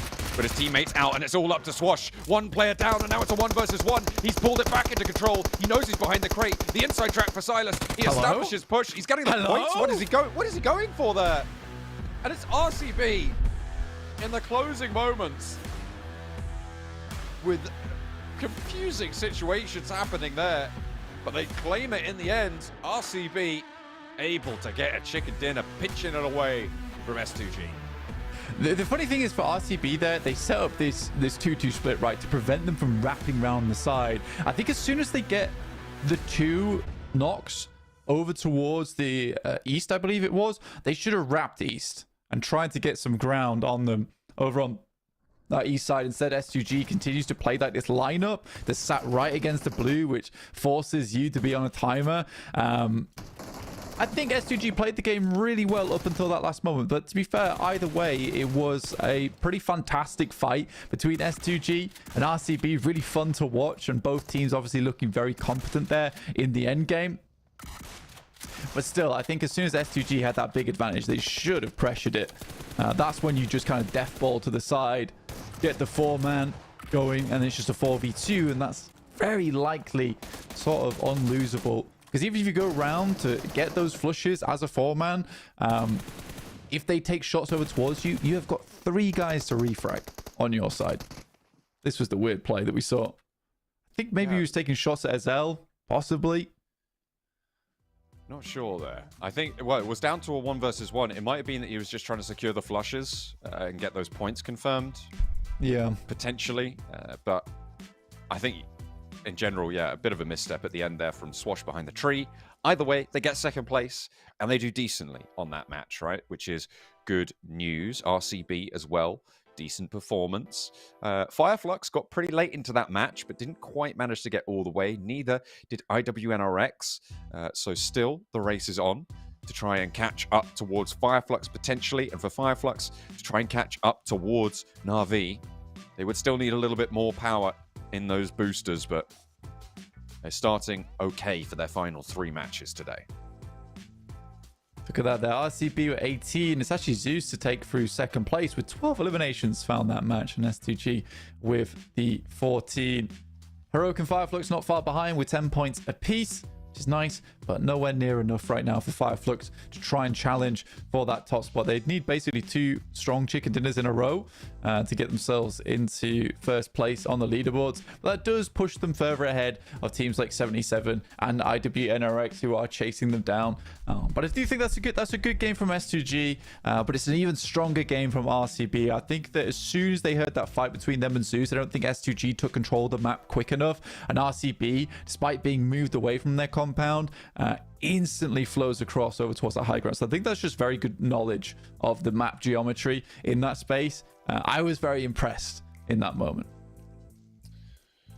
Good to see the mastery of the terrain coming through for these teams as we drop to the second page and some rather less than illustrious results. 77 going down, again, trying to pursue that fight with Fireflux, even though it didn't come to them in apartments. They rolled out and they looked for it themselves. And it didn't, again, go particularly well for them, which is the first time that we've seen the early game go in the favor of Fireflux. And actually, it's where they got quite a few points, a nice little leg up at the start of the match.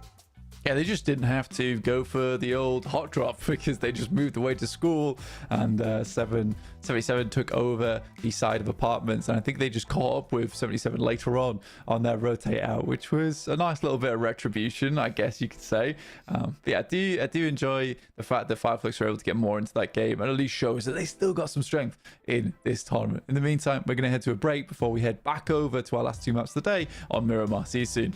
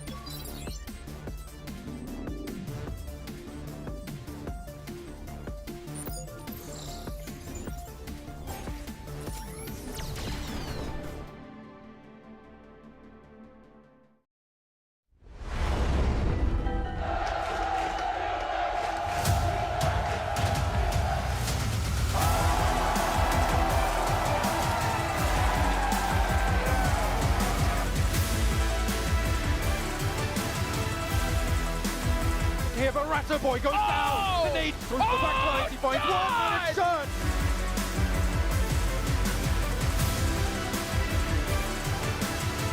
There's the response back though. First pickup. Yo! He goes on to do it.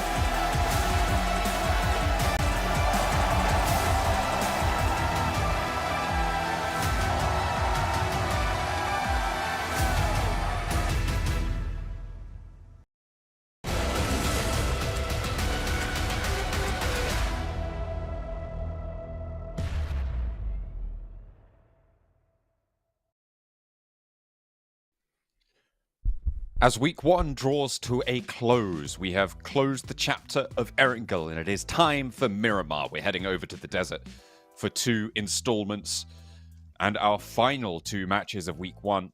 A chance to chase towards the top of the tables, a chance to earn league ranking points in order to secure your spot in the finals and earn yourself a little bit of a head start moving into the final 3 days of gameplay if you're able to make it all the way there.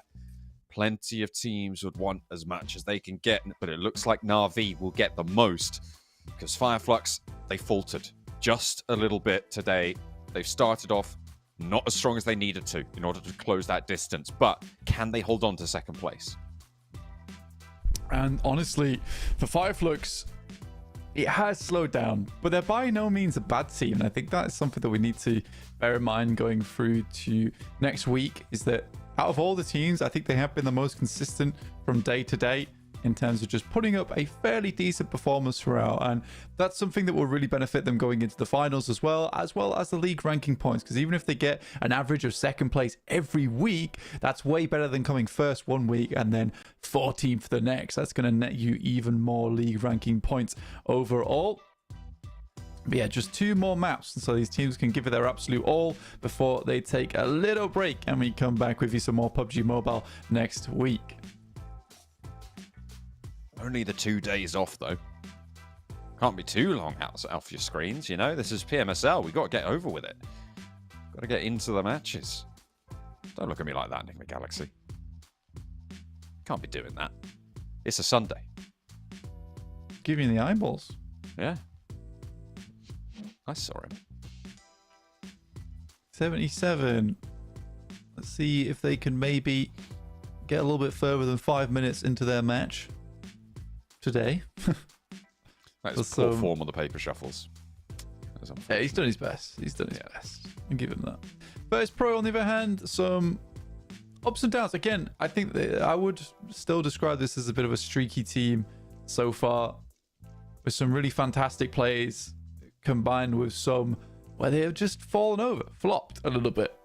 It's hard to really peg where Virtus Pro really line up on the old standings in terms of actual power, but they're a strong team sometimes when the right inspiration strikes, which you don't really want to have in these matches. You'd rather it was a case of you always knew what you were doing at all times. You had a general idea of what was to come next. And I think the team that really embodies that is IWNRX, despite having some of the worst positions in the map, or not being always able to take center. They do know how they want to play those out, and yes, they don't always find a crazy result off the back of those games, but they are finding 7 to 8 points frequently now.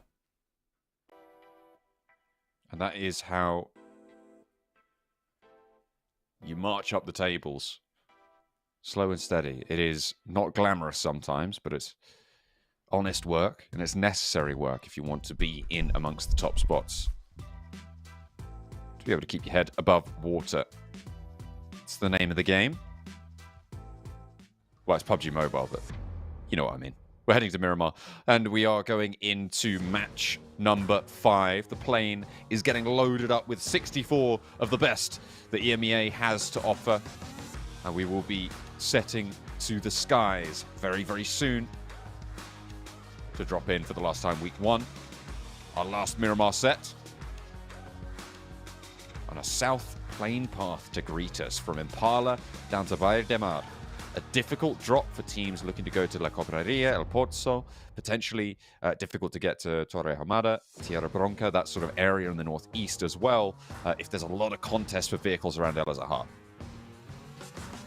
Yeah, in terms of getting to the north side of the map, it's hard. It's going to be hard on this one. And not a lot of teams would like to play down towards Valle de Mar as well as Paltona. These are not our ideal areas of the map. I mean, Chumasera is at least, well, was open yesterday, not open today with Team Spirit being back in here. So they'll have a nice place to start. But for Team Spirit, there's the team that has been, well, they lack spirit right now. That's for sure. Yeah. Hopefully they can regain some of that going into next week. But yeah, hugely difficult playing path on Miramar, which is a really, really big map to traverse. First pro getting out nice and early, though, down to Puerto Paraiso. I think that it's unwise trying to take both Puerto Paraiso and Impala, because there are going to be secondary drops over towards Impala. I think you just confirm down to Paraiso. Just play that. I don't think it's worth trying to take the split here. Could be pretty troublesome. A big glut. Rita diverting away the rest of Zeus further east. A hard south shift on the circle. Oh my goodness. This is fairly spicy. Teams going to be now a little bit more reluctant to break out north and loot up towards the north side of the map, because you're just going to have to come back down south. I think that's going to prompt a couple of scraps early on. We'll see if they do start to pop off. This is vibes over towards Impala with Heroic up to their north. You can see they have split the town in two, though, and that generally means that both teams can get away with a little bit more looting, disengage. No one is sort of stuck in terms of those rotational opportunities, so could potentially just see this fully disengage. Both teams are going to have to move as well out to the west side. Yeah, it's slightly more difficult for Heroic, who are up over towards the high ground, right? So they can be locked in a little bit. So it's a good thing they've got Jafar on that off angle. On the sidelines.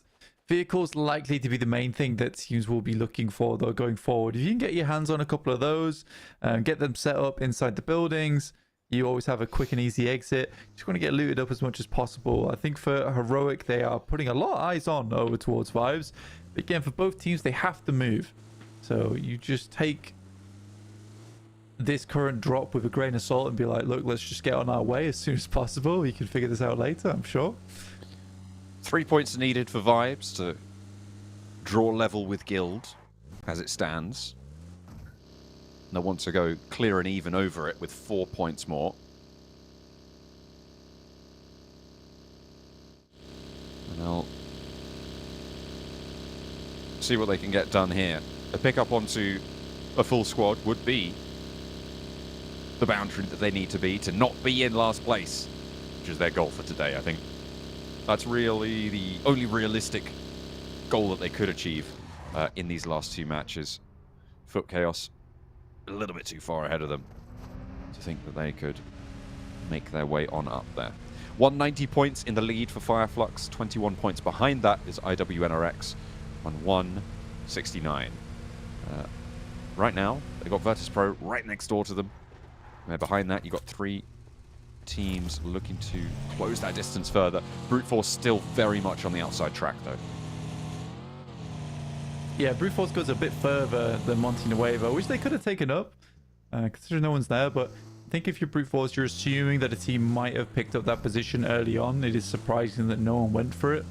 After all, this is the safer place to head over towards El Pozzo, which is further outside the circle, but very much unlikely you'll have teams there. And it's still close enough on the western road that you can get straight back into wherever you need to go in the future, and also has a ton of loot in El Pozzo. Navarro taking the shortcut, it would seem. Snowix. What is he doing here? Are they going to realise there's a player here? Yes, is the answer. Novallo. It's like, hang on a minute. That's not a statue. That's Maniac. Bang! Sorted. Zeus, lose a player. Yeah, that's got to be the quickest I've seen a player exit from a peak like that. Surprising Ree is able to get the headshot. I don't know where he found the bullet to go through onto the headshot. I guess he just got the peek on the side towards Ralph. Trying to bait out some more shots, but should have just moved back immediately. Ralph froze a little bit there, in my opinion. Yeah, it should have been a fairly clean one and done. Get at that elimination point, but too much risk taken, maybe, for Enigma Galaxy. They do indeed lose Ralph, and in a potential position that could have been incredibly powerful moving into these next circles. Losing a player on Miramar is going to be painful. It's going to be really, really painful. Navallo getting plinked away at with the holo.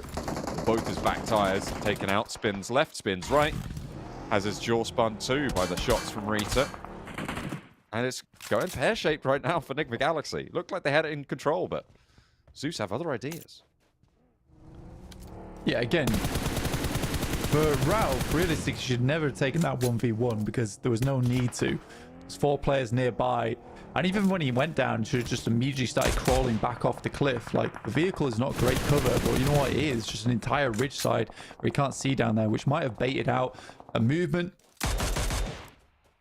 which could have led the Enigma Galaxy getting back up into this game. Now it's just Snoix left alive. A big task on his hands. And Power have come to clean up.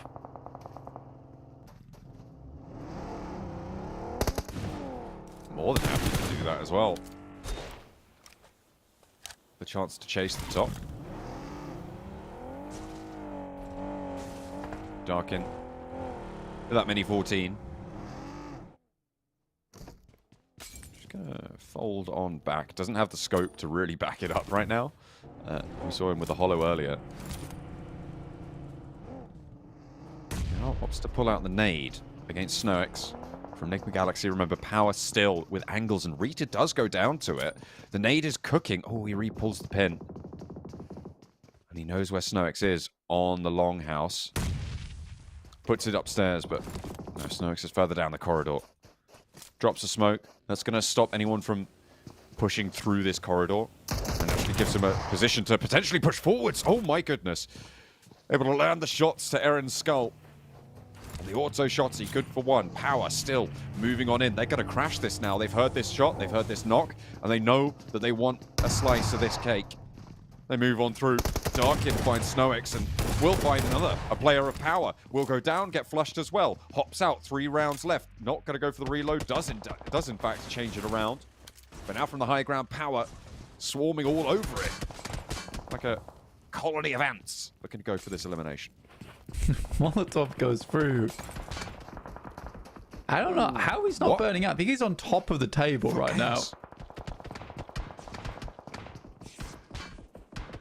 Foot Chaos are into play. He's bandaging up. Doesn't got any first aids. They know he's still there. They've got to know he's in this corner. He's got 3 more smokes. Yeah, that smoke trajectory will give it away. But Foot Chaos have now surrounded this. Look at the circle shift blank. Right down towards Partona. What a nasty circle this one is. Everyone has to get a move on. 77 in good position. But it's this spot that everyone would quite like to take up in Longhouse. Power initially got here, but now Football is Chaos are poking their heads in. Nico finds Easy on the knock. They should be able to get this back up, but Darkin prevents Power from easily spreading out here, which is the main factor when dodging nades that flow on through. Nade onto Darkin. Tags some damage. Stays alive. No real healing to speak of. Nades into the ground floor now. Power can't push through. That one should find it. And Darkin does finally go down. Zeus eliminated. Power and Foot Chaos fighting over a pivotal compound. Power losing a player early was really, really unfortunate for them to the shotgun and the smoke. Now Power have 2 players left. Team Spirit not moving down south in order to take this fight. S2G could be able to stumble upon this fairly soon as Fidan tries to hold his building. Crosses into the upstairs position now, but there's an off angle on the high ground that he's aware of. Nico blasting the doors off his hinges, and Sard in the meantime will fall. Now it's just Fidan. He falls next. An easy pickup for Yekta, and 4 players in for Foot Chaos on this south edge. S2G close by, 77 as well, peeking in through the windows. but they're playing as 4. They've got a little bit of peace. Yeah, there's a ton of death crates in here as well they could resupply on, but S2G now rolling over the top. See if they can get anything done from this position. Got 77 also hanging around, but they've got the high ground, so they don't necessarily want to move down here just yet. There's an option for later. S2G instead rotate back over towards the compound they were playing before and leave some players split just for scouting purposes. A lot of this circle kind of unideal for a lot of squads as well, because there is Partona involved and that big strip of water, the canal that runs through. So I think for teams, they're not exactly have a lot of space to play here in this circle. Brute force sending down towards that South Island, towards Partona. A couple more options to get back to the mainland now. Things were readjusted, but 77 holding off against RCB. 2 more players for Magnum. He's taken 1 and 2 as well. Goes for a 3rd, and he's just tearing straight through them.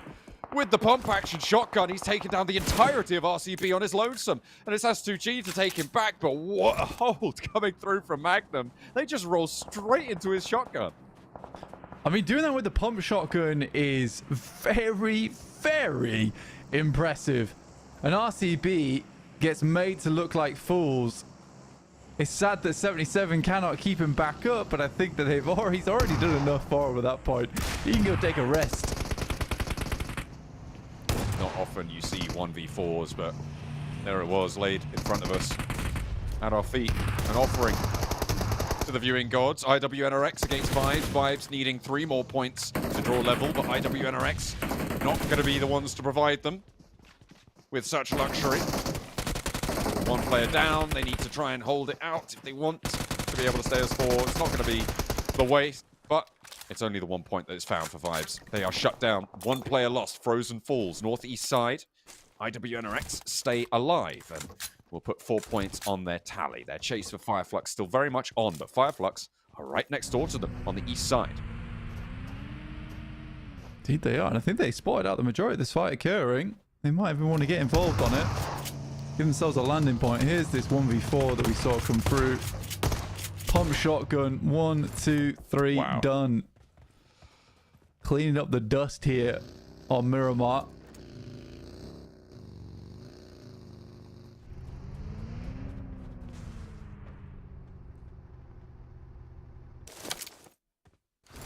Fireflux do not want to fully engage onto this third party. They know that it's concluded and IWNRX will be able to recoup some strength. Third circle soon to close. We've got about a minute left until we see where the next circle shift comes through. Brute Force, the only team still down on that South Island. I don't think anyone's going to risk going for it either. So they have a little bit of time to figure out where the weakest spot is to push back up. I think that Brute Force holding that west bridge, keeping that 2 on the west, is going to be really, really powerful for them. It's going to allow them a chance to get back over to the mainland, and a lot of strength should the circle go crazy and shift down south. Yeah, they just need 2 spots. They need 2 spots to get in on. 2 spots that are scouted, just in case teams try to move down on that south side as well and push through on the western bridge. They need to know that teams are coming up behind them.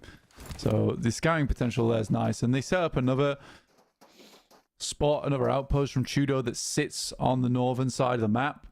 Overall, Brute Force has secured quite a few options for themselves.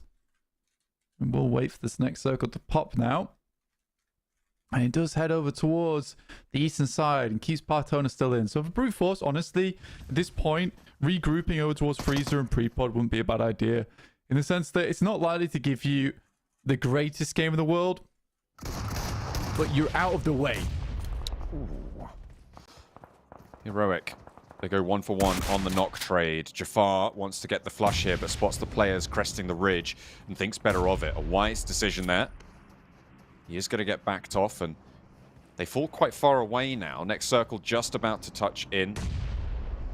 Sorry, oh wait, no. We are just on the very close side of the circle. It's not moving for another 20 seconds. We've still got a little bit more time. Res not coming through fully just yet, but another re-knock onto Walsh. I think that's going to allow them to get their player back up here. They're already sticking that res, but that nade goes high. Could get the re-knock very quickly. Not going to connect. Not this time. Molotov sent in to try and do the job. Will maybe tag onto Kine, but Swain going to be healing on up as he stands. Heroic move in with 4. Heroic still pushing forward, and IWNRX know better than anyone else that they need to get a move on. They drop all these smokes. And a good swing to the right-hand side, and Volt catches it just a little bit too late here. And they should be in cover over towards the field. I think they get 1 tag on, but that's about it. The rest of the teams, though, you got 77, S2G, all in strong spots. Virtus Pro playing underneath, and Football is Chaos still in that longhouse. Living life easy breezy. To the fullest on the north side. That's a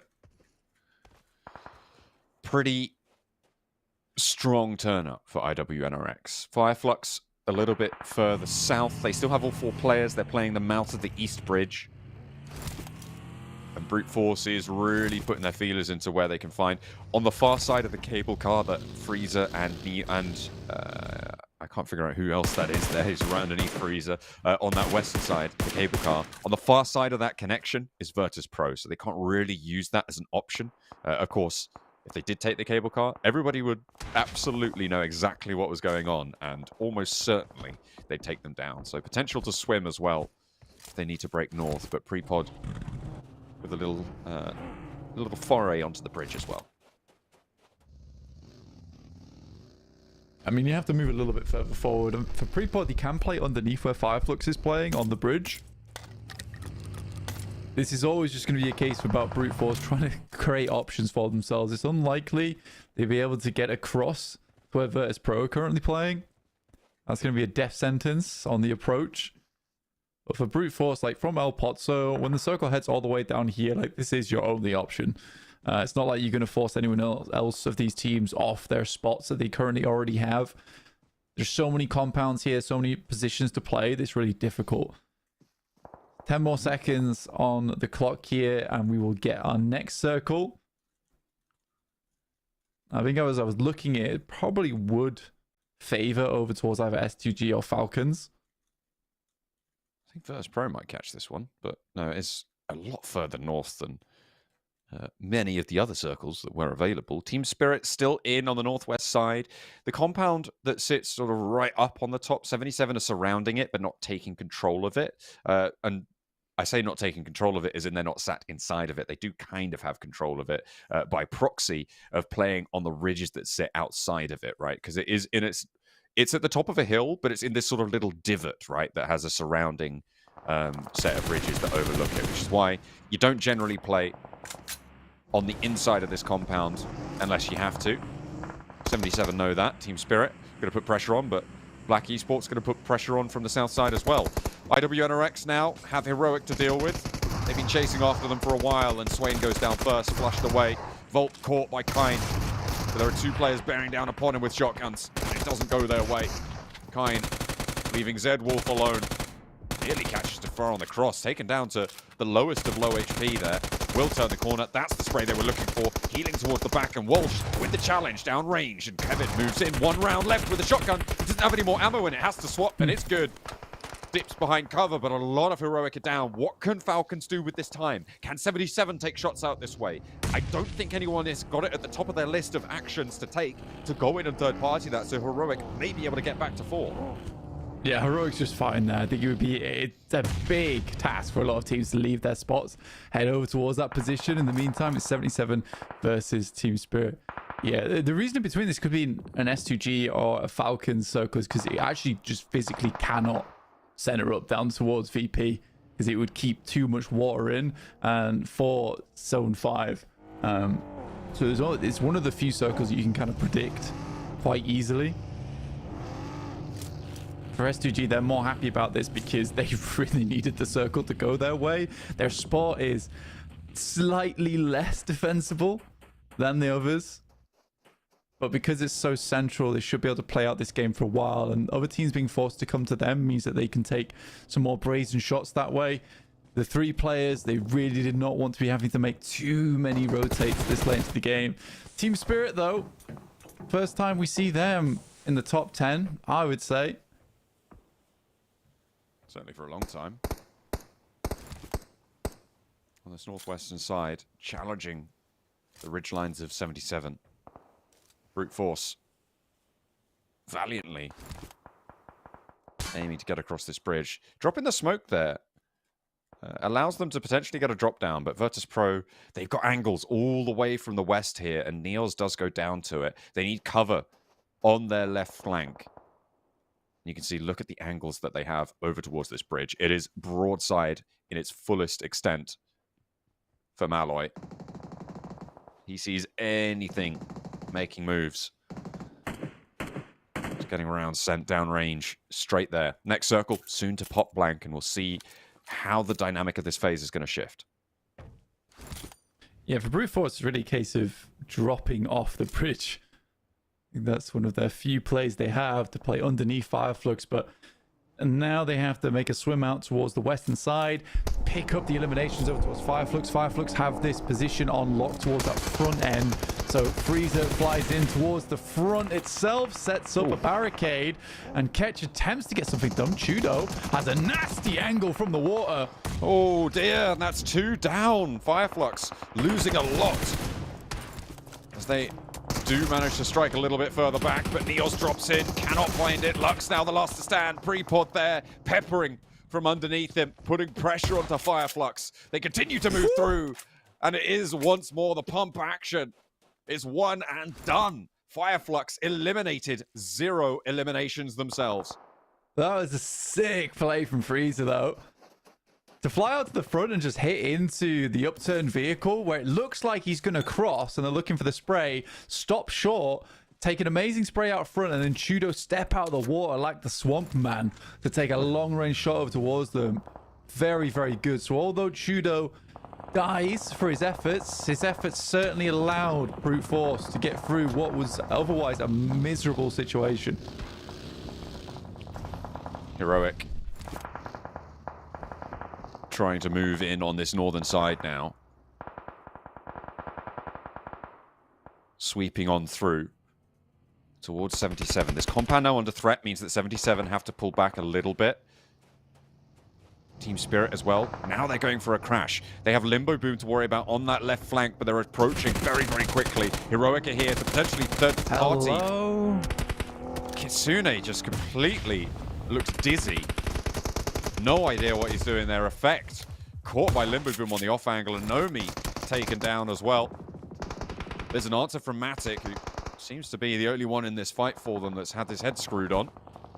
But Shifu launches a nade. This goes down. I mean,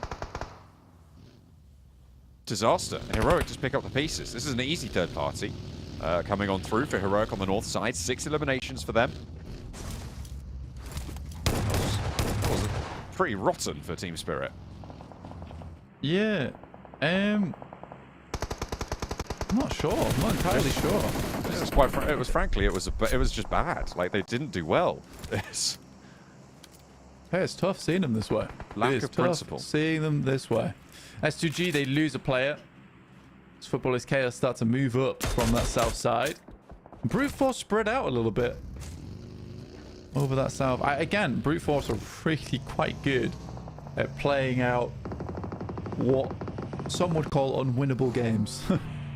Getting themselves into awkward positions where realistically they shouldn't have any chance to get towards.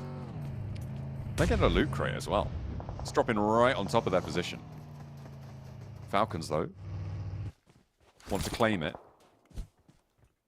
They've seen it. Finders keepers.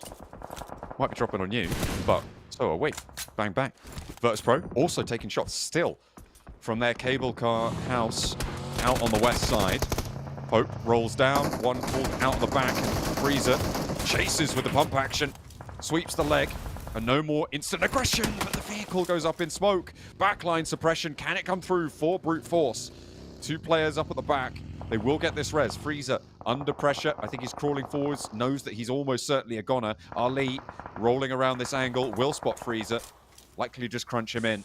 And 2 players for Brute Force now. They want to hold this position rather than commit to try and go back. And Freezer at least passes across the information that they're all grouped up, so a nade could be pretty disastrous for Falcons. They start to toss them over the top. With a general idea of the location too. North side. S2G, Foot Chaos, Heroic. All teams looking to move down these hills now. Luckily, Brute Force and Falcons can't really peek up. It's Virtus Pro, the main south side presence that they have to be worried about. And Heroic are taking heavy casualties on their descent. Yeah, Virtus Pro just been, again, given another game on the circles. So you head further and further down the hill. They've never had to move realistically one time since around stage 3. 2G throwing nades over the top, but the airbursts are happening just a little bit short. There's about 5 grenades all been primed at the same time here from Heroic, Footballers Chaos, as well as S2Gs. They desperately hold on to their position.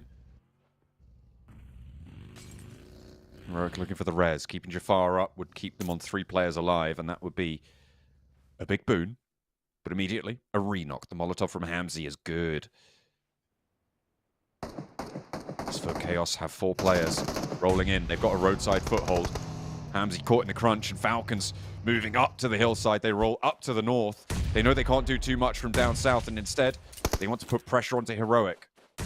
They're taking control, and they're sweeping on through. They've only got 1 elimination so far. They've been fighting a lot, it seems, but really haven't got much to show for it. A long nade from Volt, looking to maybe put a short one in as well. I think it came from Kevin. They take him down, but the nade from Volt doesn't go his way either, and it is just Volt remaining. Foot Chaos across the way.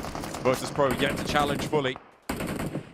Volt stays alive for just a moment longer. They'll see that one coming in, but they're nading over towards Foot Chaos. Hopes claps Yekta back, and Volt is still alive. Yeah, I mean, Volt's nades have not been amazing.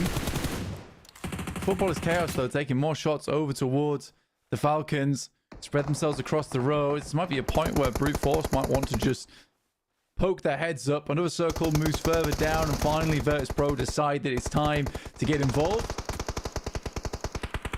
Get stuck in there. Falcons still have Volt to deal with, who's throwing something at them.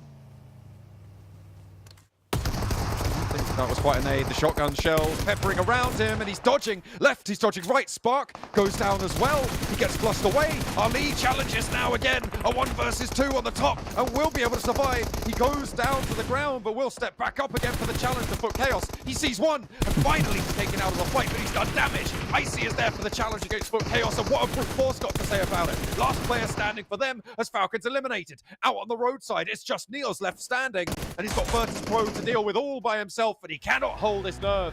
It is Virtus Pro to keep it under control. The cacophony on the northern hills, and they stay cool, calm, collected on the south to survive 1 moment longer than everybody else. It's Virtus Pro.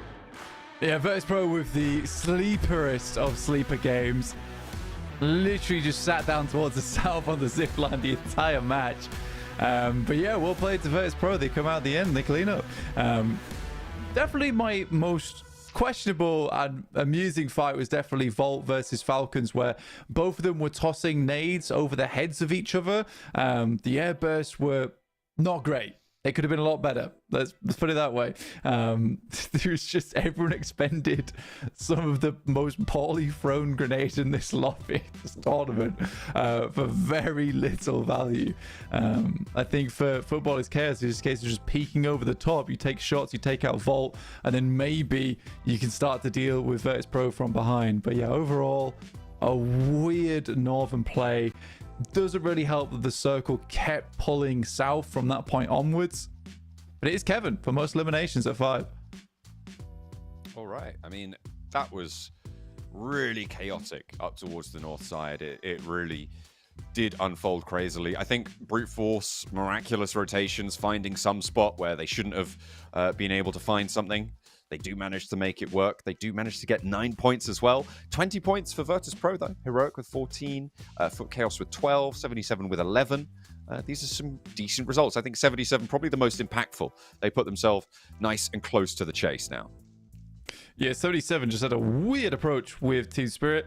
But yeah, very nice plays from 77 on the high ground. Circle keeps shifting away from them. There is just so many third parties to contend with. Football is chaos. Good initial start to the game for themselves, and then got far too embroiled on that engagement over towards Heroic as well as Falcons. And I think that when you're playing on that roadside, it is kind of a faux pas not to be watching down the hill for the team that comes from the compounds that sits underneath, because it's almost guaranteed to be a team down there. And if you can hear that going on, your first thought should be, probably shouldn't try and third party that and leave ourselves barren on the road. Instead, be looking back down the hill, try and deal with the team that's coming out later on. But yeah, overall, a pretty fun Miramar with an interesting circle. Yeah, it was quite fun. It was definitely entertaining. I think that's safe to say. And it kind of starts to solidify our team's placements, especially towards the top of the tables, in terms of who's getting that second place. It's almost certainly Fireflux now going to be claiming that second place. Can people overtake Twisted Minds? I think plenty of them already have. We'll see how much further they can go in our last match of the day. We'll go to a quick break and we'll be back with the end of week 1. Do not go anywhere. One more Miramar still left to go.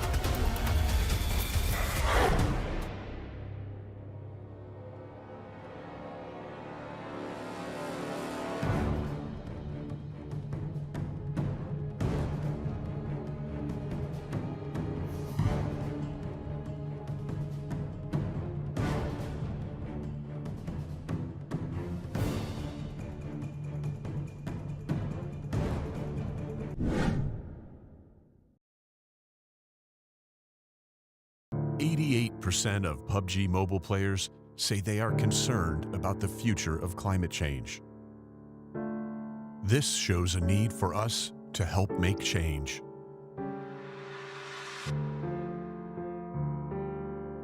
Experts say that climate change is changing the face of our Earth, and that we are already seeing significant repercussions around the world. Superstorms, mega floods, melting of the Antarctic ice sheet, increased wildfires, severe droughts.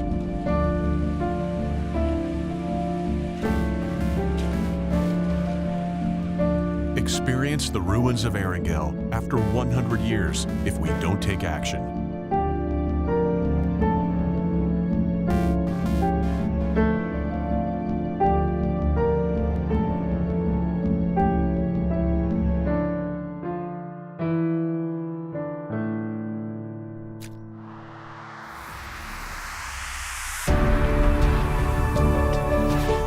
Run for green. We will convert the energy of PUBG Mobile players running in-game into real-life green power. PUBG Mobile will join hands with hundreds of millions of players to implement offline protection plans around the world to help safeguard the future of our planet.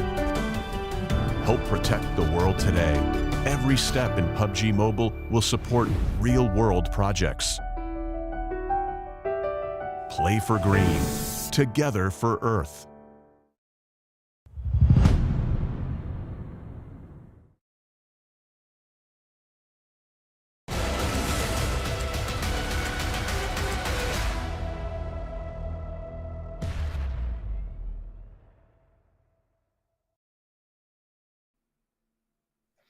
We are heading over the final hurdle for our teams at the end of week 1. It is up to match 6 now for all of our teams to put their last entry into the scoreboards and earn themselves some league ranking points. My name is John Allen. With me is Blank, and we're going to be going over to the desert with you guys very shortly for match number 6. Last match of the week, and the last chance for these players to put some points to get those league ranking points on the board. You got 77 here who've had a weird day so far. Very weird day. Just testing their limits, I suppose. There have been ups and downs for a lot of these teams who are competing for second place for that sort of area. Fireflux have not been able to do enough to get up towards an RV. IWNRX, they've had some pretty decent showings as well, but then pushed back a couple of times to boot. So it's been ups and downs kind of for everybody. Talking about MVP candidates today, Blank, I feel like it is anybody's guess for, first of all, which team they're going to be from, and second of all, not even mentioning which player it's going to be, right? Because at the moment it seems like it could be anyone's for the taking. A couple of standouts. Are you thinking of anyone in particular coming into this final game to see if they can convert and get a true MVP on the day, or do you think it's still just a roll of the dice as to who pops off this last match? I think right now it's hard to say with everyone doing fairly well. I think if I want to say Zedwolf, honestly, but okay. It realistically could be a lot of players. I don't know how well Zedwolf's played other than the times we've seen them. Could even be a brute force player, getting quite late into a lot of games so far and putting up a lot of numbers. We are just waiting to get into this last game. IWNRX, though, I'm very pleased with the turn up they've had. Awkward handshake on display. Oh no, I don't like that. Put that away. Was that Zeus? Not sure. Oh, don't show me these guys. I don't want to see it. Don't kick them while they're down. And they are down. Yeah, I mean, Zeus has not had terrible games. I think they have improved a lot over the last couple of days. I think for Zeus, it's definitely a case of... Definitely gets a few moments that have looked stronger than the others. But I think they're a team that doesn't play like some of our squads, other squads that are down towards the bottom of the tables, which is a case of being very scared, picking up places around the map that are likely not to engage into any fights. I mean, Zeus is at least happy to try and take engagements, try and take position, even if a lot of times it's a case of they'll trade 2 players for a team fight win. I'm glad they're doing that, because you will just get better and better over time. Got to climb on up. I think the players are in the lobby now. IWNRX. Stern look to the camera. Stern is still in game as well.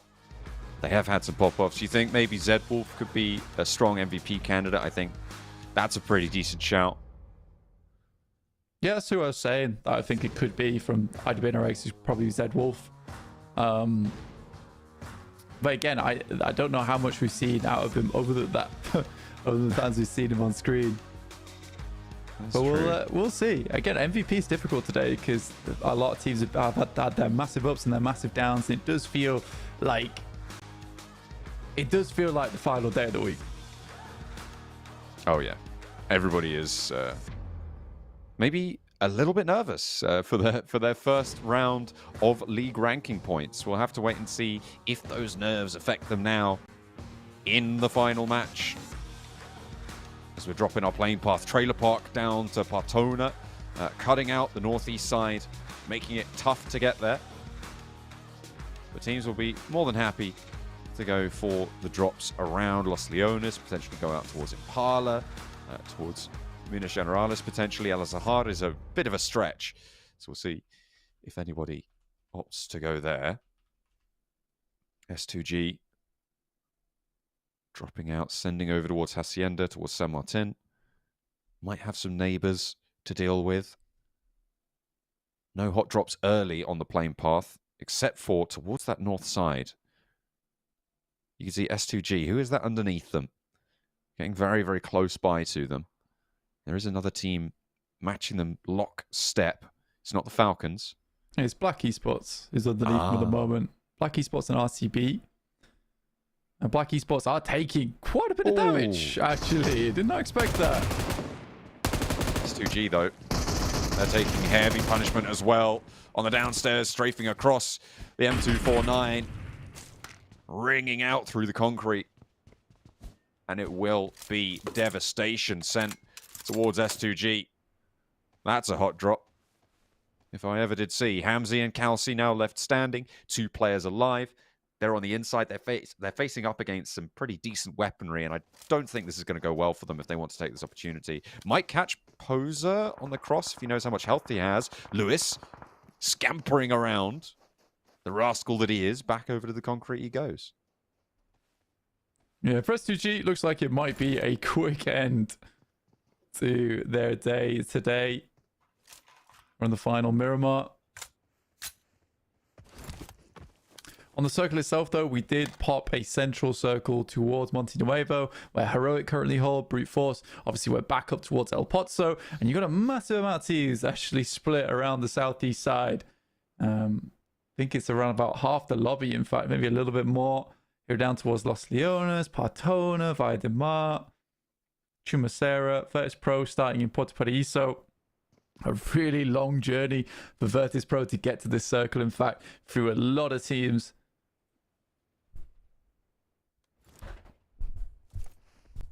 RCB with oversight now. Silas rocking up. What's all this then? Who's been giving out shots? You can't be doing that. Not under my purview. The sheriff's in town now. RCB want to slap the manacles onto S2G's remnants and Black Esports as well. As teams start to make their way westward, I'm sure it'll get plenty wild. S2G just biding their time and slowing it all down here against Black Esports. The looting is super slow for these two teams now. Everybody in general is going to start to get on the road, going to start to move. They're going to be supplied up. There's a bit of a replay on the early pickups. It just didn't go S2G's way, unfortunately. No, I think they got a couple of good starting picks, but other than that, it was just the overwhelming force from Black Esports to get the trades in. Here's Vibes. Their last chance today to get those 3 points. Get ahead of Guild.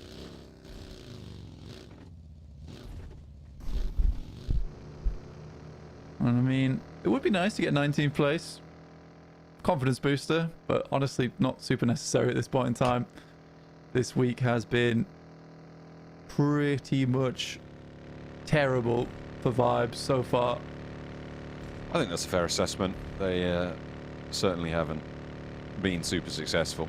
They're in a 10-point average, but per day. Oh. Cruel.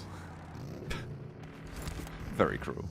But that's true. You could, 10-point average, but never specified over what time frame. You're right. That's sneaky mathematical, technically correct, Blank, and I appreciate that from you. Thanks. Appreciate it. The IWNRX heading up from that south side. We look at the leaderboard at the moment. 5th place is IWNRX and Virtus Pro is ahead of them at 184. Fireflux in 2nd place. So Virtus Pro actually have a chance to ladder up over Fireflux this game into 2nd. IWNRX also with a chance too. So this is somewhat of an important game right now for Fireflux to keep on rolling. Points for Vibes. Points for Vibes. They've got 2. They're on 60 points, Blank. This is huge. One more and it's done. Oh, it's exciting. Falcons get caught. Pants down. They're in for a spanking. But they move up to the north. They move away. They know Vibes. They're too dangerous. That last point eludes them still. They need it. Yeah. Just for the mentality out of anything. Black Esports being trapped by S2G, surprisingly. Kelsey and Hamzy still going strong. And it is technically a 2v2. This is still winnable for S2G. Yeah, they managed to catch Poser on the cross. Getting that knock and that flush. Quite important. I'm looking at the top of the tables. Virtus Pro 6 points behind Fireflux and ahead of Twisted Minds. They may have an opportunity here. They get a shift on because right now Virtus Pro are still in Puerto Paraíso as the blue zone envelops them. To potentially head on in, get 6 points more than Fireflux, who are not in the circle either, and will have to move westward. Pretty lickety split. But 6 points is the difference. And within striking range of IWNRX in 5th place, who are 17 points behind. IWNRX in a little bit better of a position, I think it's safe to say, on the peak of the west ridgeline that sits just south of Monte Nuevo, across the road from La Riviera. They're in a decent foothold. There we go. Mixed all of that up together. Result is IWNRX potential to go big this game. Yeah, they have a nice spot up towards the high ground. It's going to give them some good purview around the rest of the map.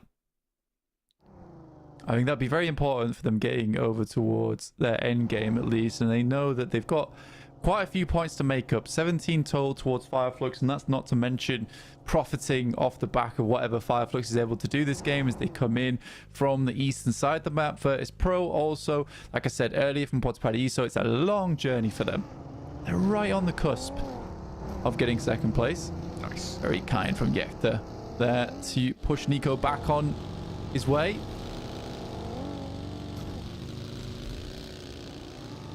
And he will be on his jollies once more. Traipsing on through the desert sands. Nice little holiday. It was anything but in this tournament last match. Pop out west, Blank, and we are got a center up on IWNRX there. As they sit on the high ground that splits down the middle of this circle. Falcons, they have one player left standing, and Heroic will cut that down, but at the cost of one of their own. Jafar eliminated as well. The Falcons are out for the week. That is where they will lock in. Yeah, that's kind of sad. Kind of sad for Jafar there to get immediately flushed. This game is playable with 3. Not so much so, just the two. RCB coming in from that northeast side, looking to head over towards Monte Nuevo, which currently has 3 teams in it, by the way. You've got Vibes, Team Spirit, Brute Force on the edge, as well as Heroic with their 2. RCB looking to add another neighbor to the mix. We've just got a word from our old map operator. Doing a good job at keeping us up to date. Virtus Pro is still on the edge of Puerto Paraiso. A good start for Team Spirit to find a knock over towards Brute Force. Nade sending back towards the rear end of these silos. Prepod steps out. Kitsune is lying in wait. 2 knocks found and a flush. Looks like Team Spirit may have just woken up into this match. But a nade over, and there's an opening found. Can they keep it together now? They've had a good start. They're being tested. Nomi crawling back. Keep that mental strong. Just get into 16th place. But in comes Freezer with the off angle. Looking to pick up more of the players. Will flush out Nomi. Frustrating experience. Possibly the worst guy to go up against as well in a 1v4. Maybe. Maybe. A knife from Kelsey? That must have been a flush, surely. Kitsune wants the high ground. He wants to operate with height advantage here against Freezer, but someone's taking shots at him. Could be anyone. Nobody knows. This Freezer has disappeared. He's ethereal. IWNRX have managed to maintain a central position, but a lot of other players are making their way on up here. Kitsune knows where Freezer is. The nade is getting cooked here and immediately shuts it down. Finally, Team Spirit close out a fight against Brute Force as well. That has got to be a little bit of relief for them, but unfortunately, they did lose one of their players, and in the position that they hold, it's really important to keep sightlines there to stop teams moving in around them. And as teams start to get more desperate, that's the only choice they're going to have. It's a big old yay moment for Team Spirit. Actually getting something done the first in a while. It's unfortunate Nomi has to pay the price for it, though. 77 comes in from that north side. IDBRX still looking to put up more points as Zeus heads over towards their location. Should be sent back, but already losing quite a few teams. Falcons, Brute Force, both out on S2G and Black Esports after their initial fight against one another, down to just the one. Make that none for S2G as he dies out in the blue. Goes out. Come A on. lack of illustriousness there. Brute not connecting on the spray. I think they made it. Actually, they've made it already. 19th. Oh, they have. They've done it. They found a third point. points. Yeah. Look at that. Well done, Vibes. Very impressive. What a game from them. Outstanding performance from Vibes in this last match. Odds on them going down in the next engagement? In the next 5 minutes? I don't want to take those odds. Those are bad odds. I didn't even give you the odds. I already know they're bad odds. Okay, they're bad odds. Like Esports next to fall as well. So very unsuccessful drop from both those teams from S2G and Black Esports. Both go out. And we'll push S2G out of the lobby for now until next week. RCB looking to overtake them, as are Enigma Galaxy. 126 points for RCB. Enigma Galaxy on 122. Need to push further up that leaderboard.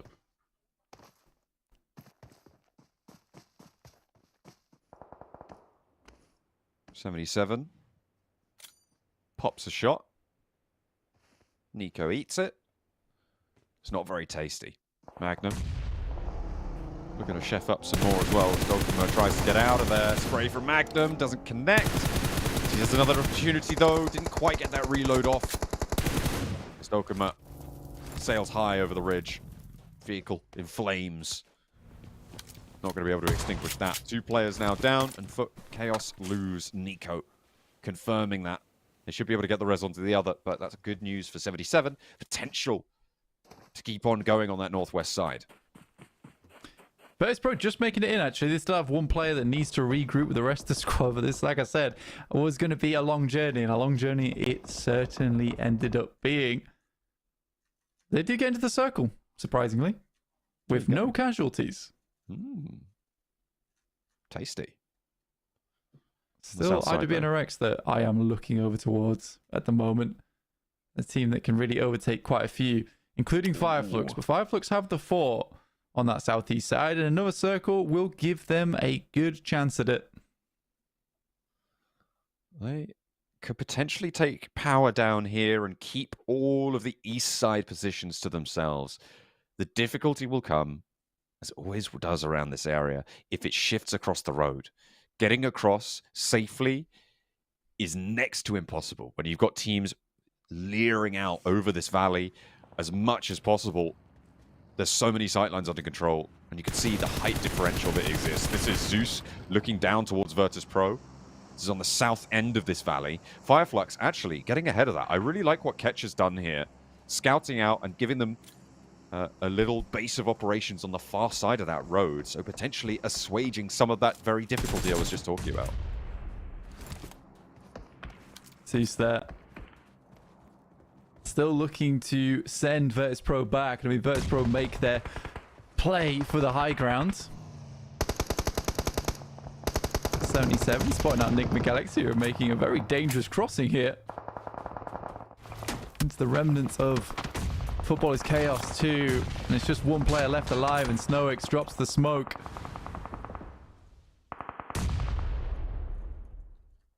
Nade in. Flush onto Redox. Dokenma holds his nerve.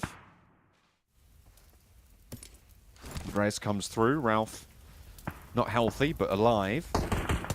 Heart still beating. Surround for 77 is pretty brutal. Power spotting Kitsune. I wonder if he's still up on that high ground. Could be difficult res if he is. Nick McGalaxy trying to stop 77 from moving on in. Virtus Pro clashing with Zeus. Malloy down. Darkin wanting that flush. We'll be able to find it. Might need to get the reload on, though, because two of his teammates have already gone down here. Off-angle shots from, I think that's Ketch, actually, who's pushed all the way up there and spots... Is that... Yeah, that's Koa on the back line. Virtus Pro being defended on this high ground, not only in the position that they hold, but for Fireflux to defend their second position on the tables. Yeah, it's a good shot coming through from Fireflux along the way. Needs this knock desperately. Go on. The initial shots on the shotgun were very good. In comes Fireflux, and this is a big engagement for Fireflux. This might just cement their position on the leaderboard as well, because there's no one else really to challenge them on the south side. It's IWNRX, really, if they can get rid of Virtus Pro here. But on the flip side, if 3 players from Virtus Pro manage to handle Fireflux, this could be an interesting little topsy-turvy turn. They haven't managed to get the openings they were looking for, and they've really committed over to this far side. They've given up their position out on the west edge. And the question is for what? Because right now, it's looking a bit sparse. The zone's pushing them along, and they're kind of corralled together. Nades are going to be impactful. Zeus have got the backstop on this fight. Koa knows about it, but doesn't have any nades, only has those smokes to play around with. A long nade's been sent over the top here.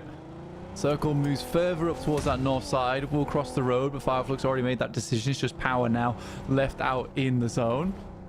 Fireflux moves up, looks to cut off Virtus Pro on the compound. What they don't already know, though, is that Zeus moved up. There's a 5-man team here. Ketch backs it up. Playing cautious. Virtus Pro given a little bit of room to breathe here, but Solus left behind. Bishke and Koa, the only 2 left standing for them. He spotted Maniac, and he knows that Erin's there as well. Koa not going to peek out for it. Bishke might actually look for the crash. Fireflux going to pull the trigger. Koa down to a nade, and that's going to be taken away. Fireflux at that point to the tally. In they go.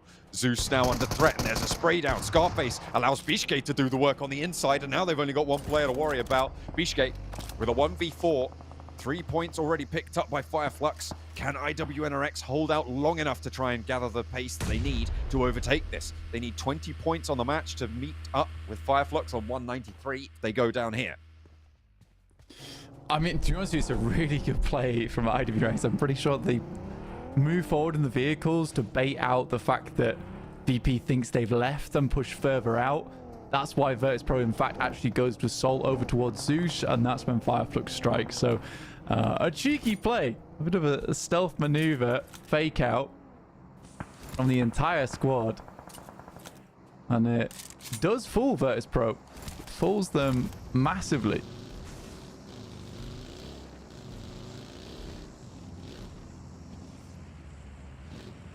One player now stands, Bishke. They want to defend their third place as well, remember that. At the moment, I think it is, yeah, it's Twisted Minds 176 is currently in fourth place now with Virtus.pro jumping over them. IWNRX on 175 with the 2 points that they've earned. Once the placements kick in, that is going to be 3 chicken dinners for Twisted Minds, 3 chicken dinners for IWNRX. So we would go to placement points next. And it's 66 placement points to 63 placement points in favor of Twisted Minds. So 3 more placement points would be needed, which means that the tiebreaker cannot be on placement points. It would have to be a clean win for IWNRX. So they need 2 more points to guarantee jumping up into 4th place at least. Then as far as they can go to get over Virtus.pro. You know, RCB here. Loxy.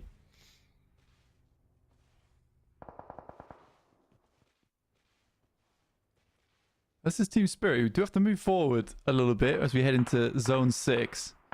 Vibes and Heroic as well as Power all underneath, hoping, praying for an Eastern shift on the circle to keep them safe. We'll see it coming soon. IWNRX, it would be the perfect situation if it stays over towards them, but very central. Doesn't really help anyone out. But for IWNRX, they still have a central position in the circle. Everyone else has to move into them. They need more eliminations, though. Chicken dinner won't really cut it. Not for their goals, anyway. Taking a knock on their north point.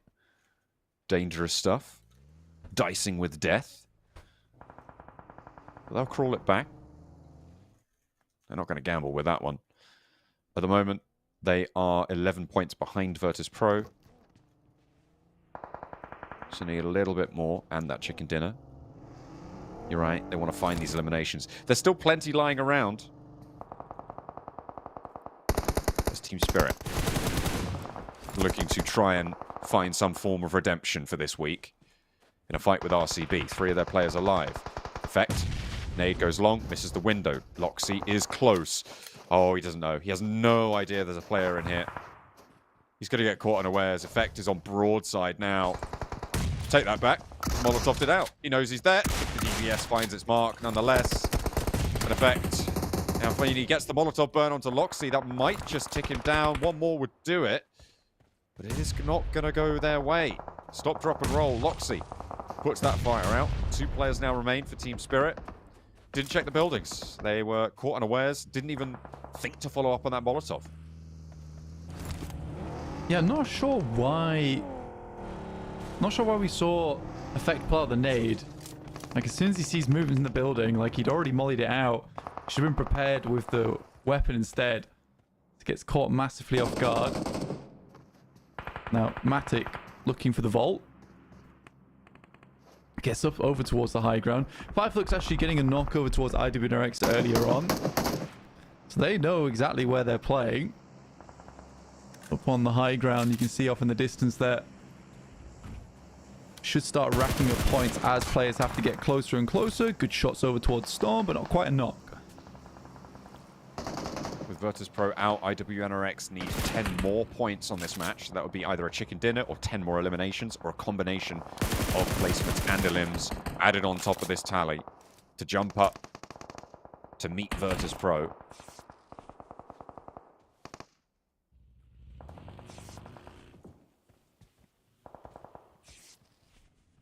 I think actually, sorry, with today's games, IWNRX would potentially already be beating Twisted Minds on placements with their chicken dinner.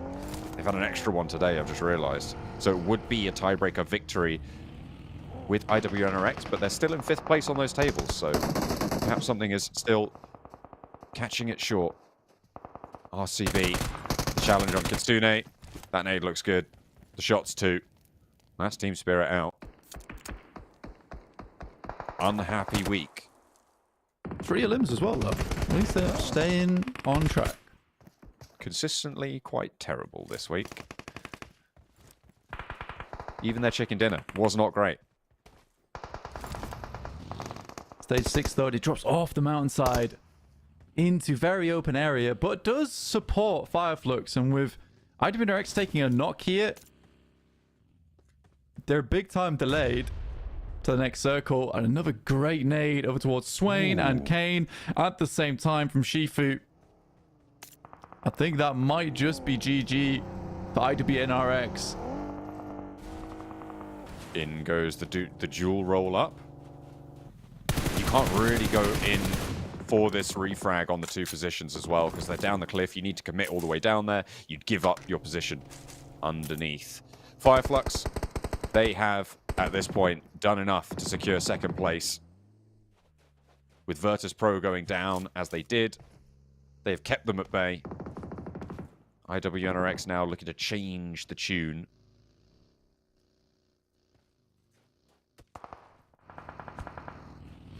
Vibes underneath, though. They've lived it out. They're finally out of 20th, and it's changed their outlook on life.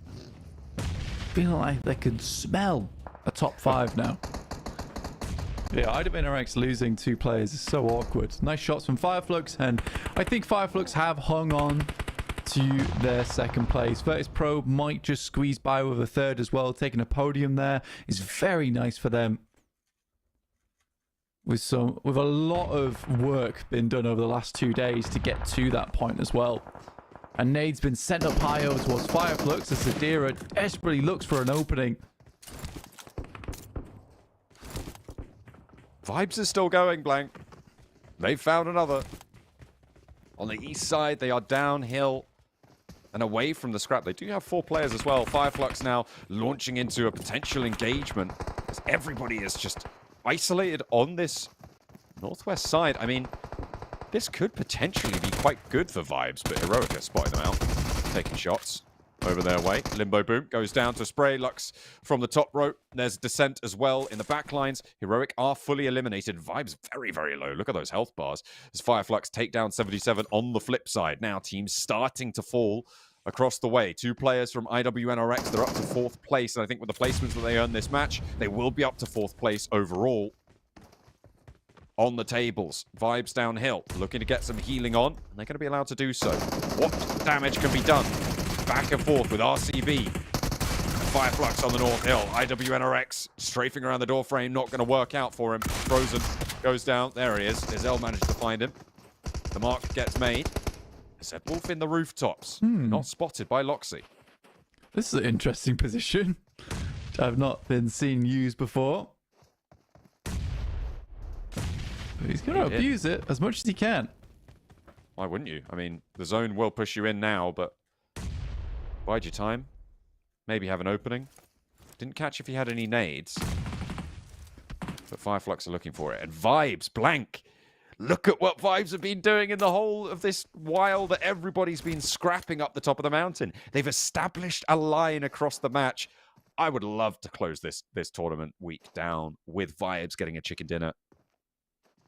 I think that would be quite the story. Loxy knows now. Zed Wolf has to move. The blue zone's there. Spray, potentially around the corner, waiting for the DBS shots. Right corner advantage, but Loxy is so quick with it. Silas is down, and RCB should be dethroned here from the top.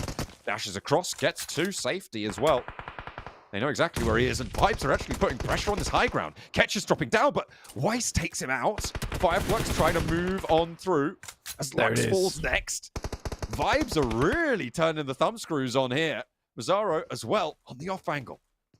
Yeah, they were just weighed down. They were weighed down by 20th place. Now they take the ankle weights off and start to pop off in these matches. Nade heads on up high. Baboom. Victor will take down Solus. And there's just one player remaining there from Fireflux. In Scarface. Has to take a stand for the rest of the team. Whoa, Vibes, we said you only needed the 3 points, not 7, 8, 9 eliminations. Maybe up to 10, I think, if they can get all 3 of these Fireflux players. But Scarface, he's putting up a fight. Not enough of a fight, though, when they add those points to their tally.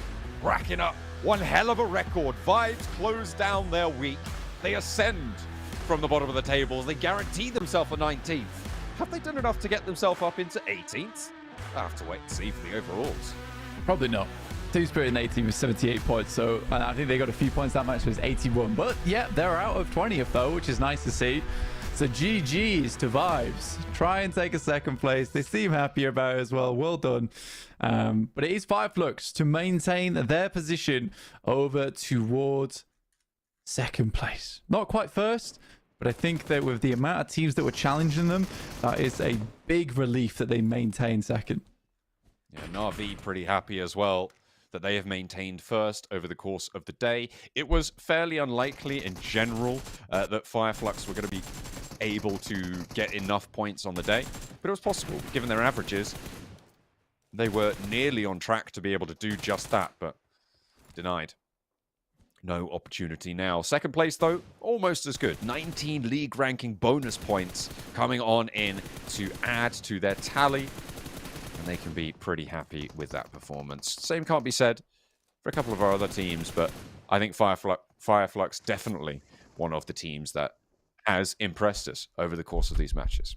Yeah, Fireflux have done very well so far. I mean, for Vibes, very well done to them. 1,800 damage, 10 eliminations. I'm feeling potentially an icy MVP, maybe, from Virtus Pro. Okay. Icy or Koa now. Those are the two I'm thinking of. You don't think that late fight for IWNRX added to your Z-Wolf prediction? I don't know. I'm not sure. Again, it's a bit of a toss-up, but if I was thinking about if I would say any other players there. Zadira also 891 damage. He was popping off. He was our MVP yesterday. Is he looking for another? Could be.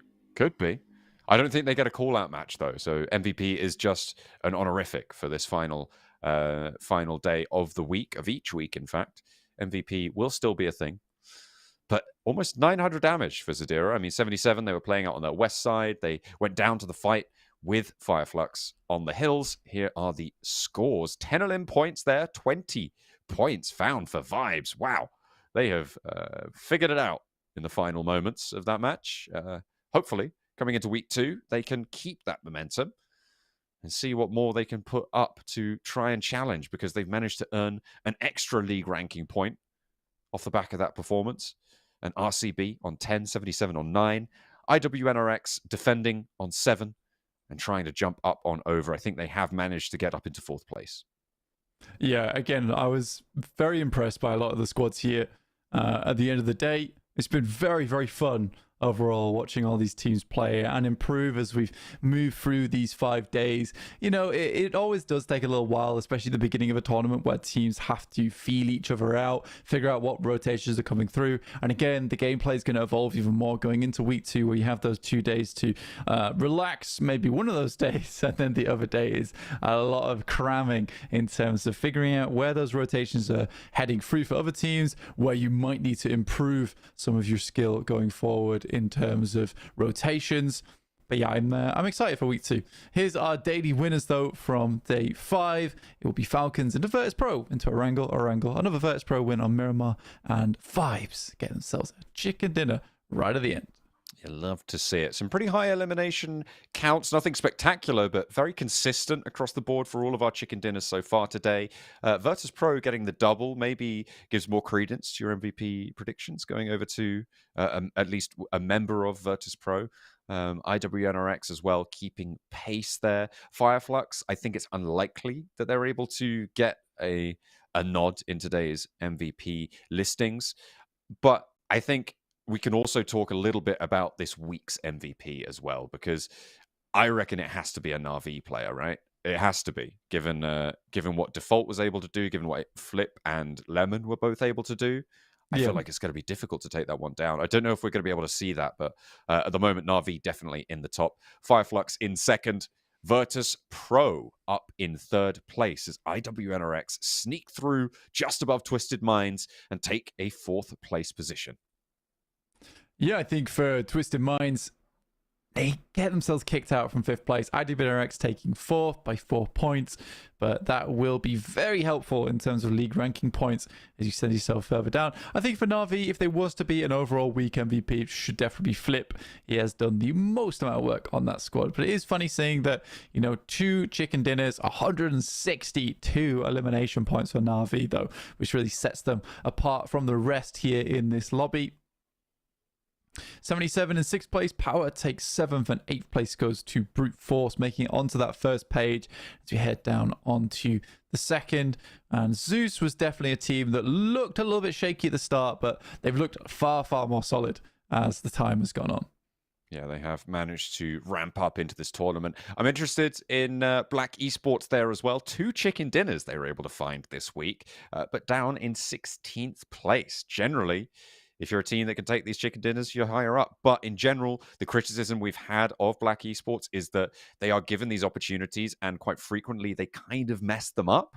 And that's sort of indicative of sometimes they don't mess them up and they do really well because of it. So if they can really tidy up their capitalization, their conversion on the opportunities that are presented to them, I think Black Esports could really take off in the next few weeks. Hopefully they'll be able to do so. The less said about Team Spirit, the better. But Vibes launching themselves up into 19th place based on that last chicken dinner that they were able to find. Unfortunately for Guild, they are stone cold dead last. Yeah, this is unfortunate. But Vibes, they pump up the points. They get to 78. They actually almost overtook Team Spirit, surprisingly. I didn't expect that one. The MVP of the day was Zed Wolf, after all, with 2,637 damage and 14 eliminations. Maybe I should have just trusted my gut a little bit more. Yeah, maybe, indeed. But this guy, MVP overall from the spring season, it's sort of unsurprising to see him get at least one of those accolades. Unfortunately, he doesn't get the call out, and IWNRX can't take back as we take a look at some of Zed Wolf's highlights over the course of today. Yeah, Zed Wolf, definitely a star player from in the past. I mean, this was, and it's actually I forgot about this. The swing round and the assumption on the jump from the rooftops was pretty ridiculous. Yeah, for Zed Wolf, he is just a bastion on the team of IWNRX. A lot of times clutching up in situations where the team might have gone down. So very, very happy to see Mr. Zed Wolf getting himself a lot of points and also an MVP accolade. I believe he will be selecting a challenger. No, for next week. Well, we don't have a day one. I don't think we have. I don't think so. I think that we don't. He doesn't get the chance. No, it's not his turn. Get MVP again next week, Zed Wolf. Then you can have your chance. Try again. Taking $500 over in the Warehouse TDM Challenge.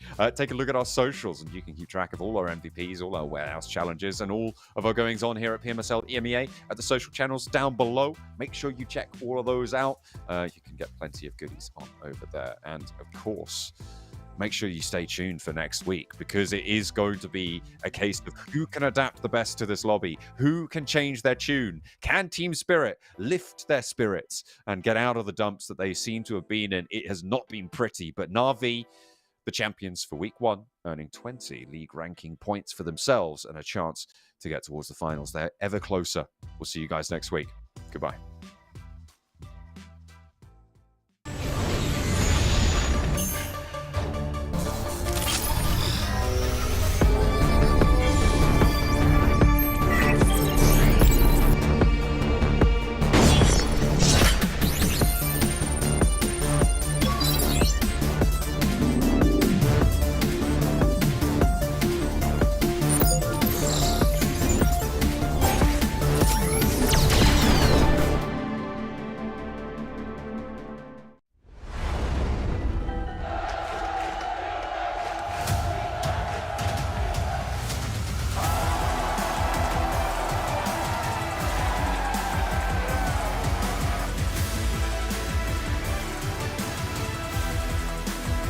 Here, but Ratto Boy goes down. The nade through the backline. He finds 1 minute shot.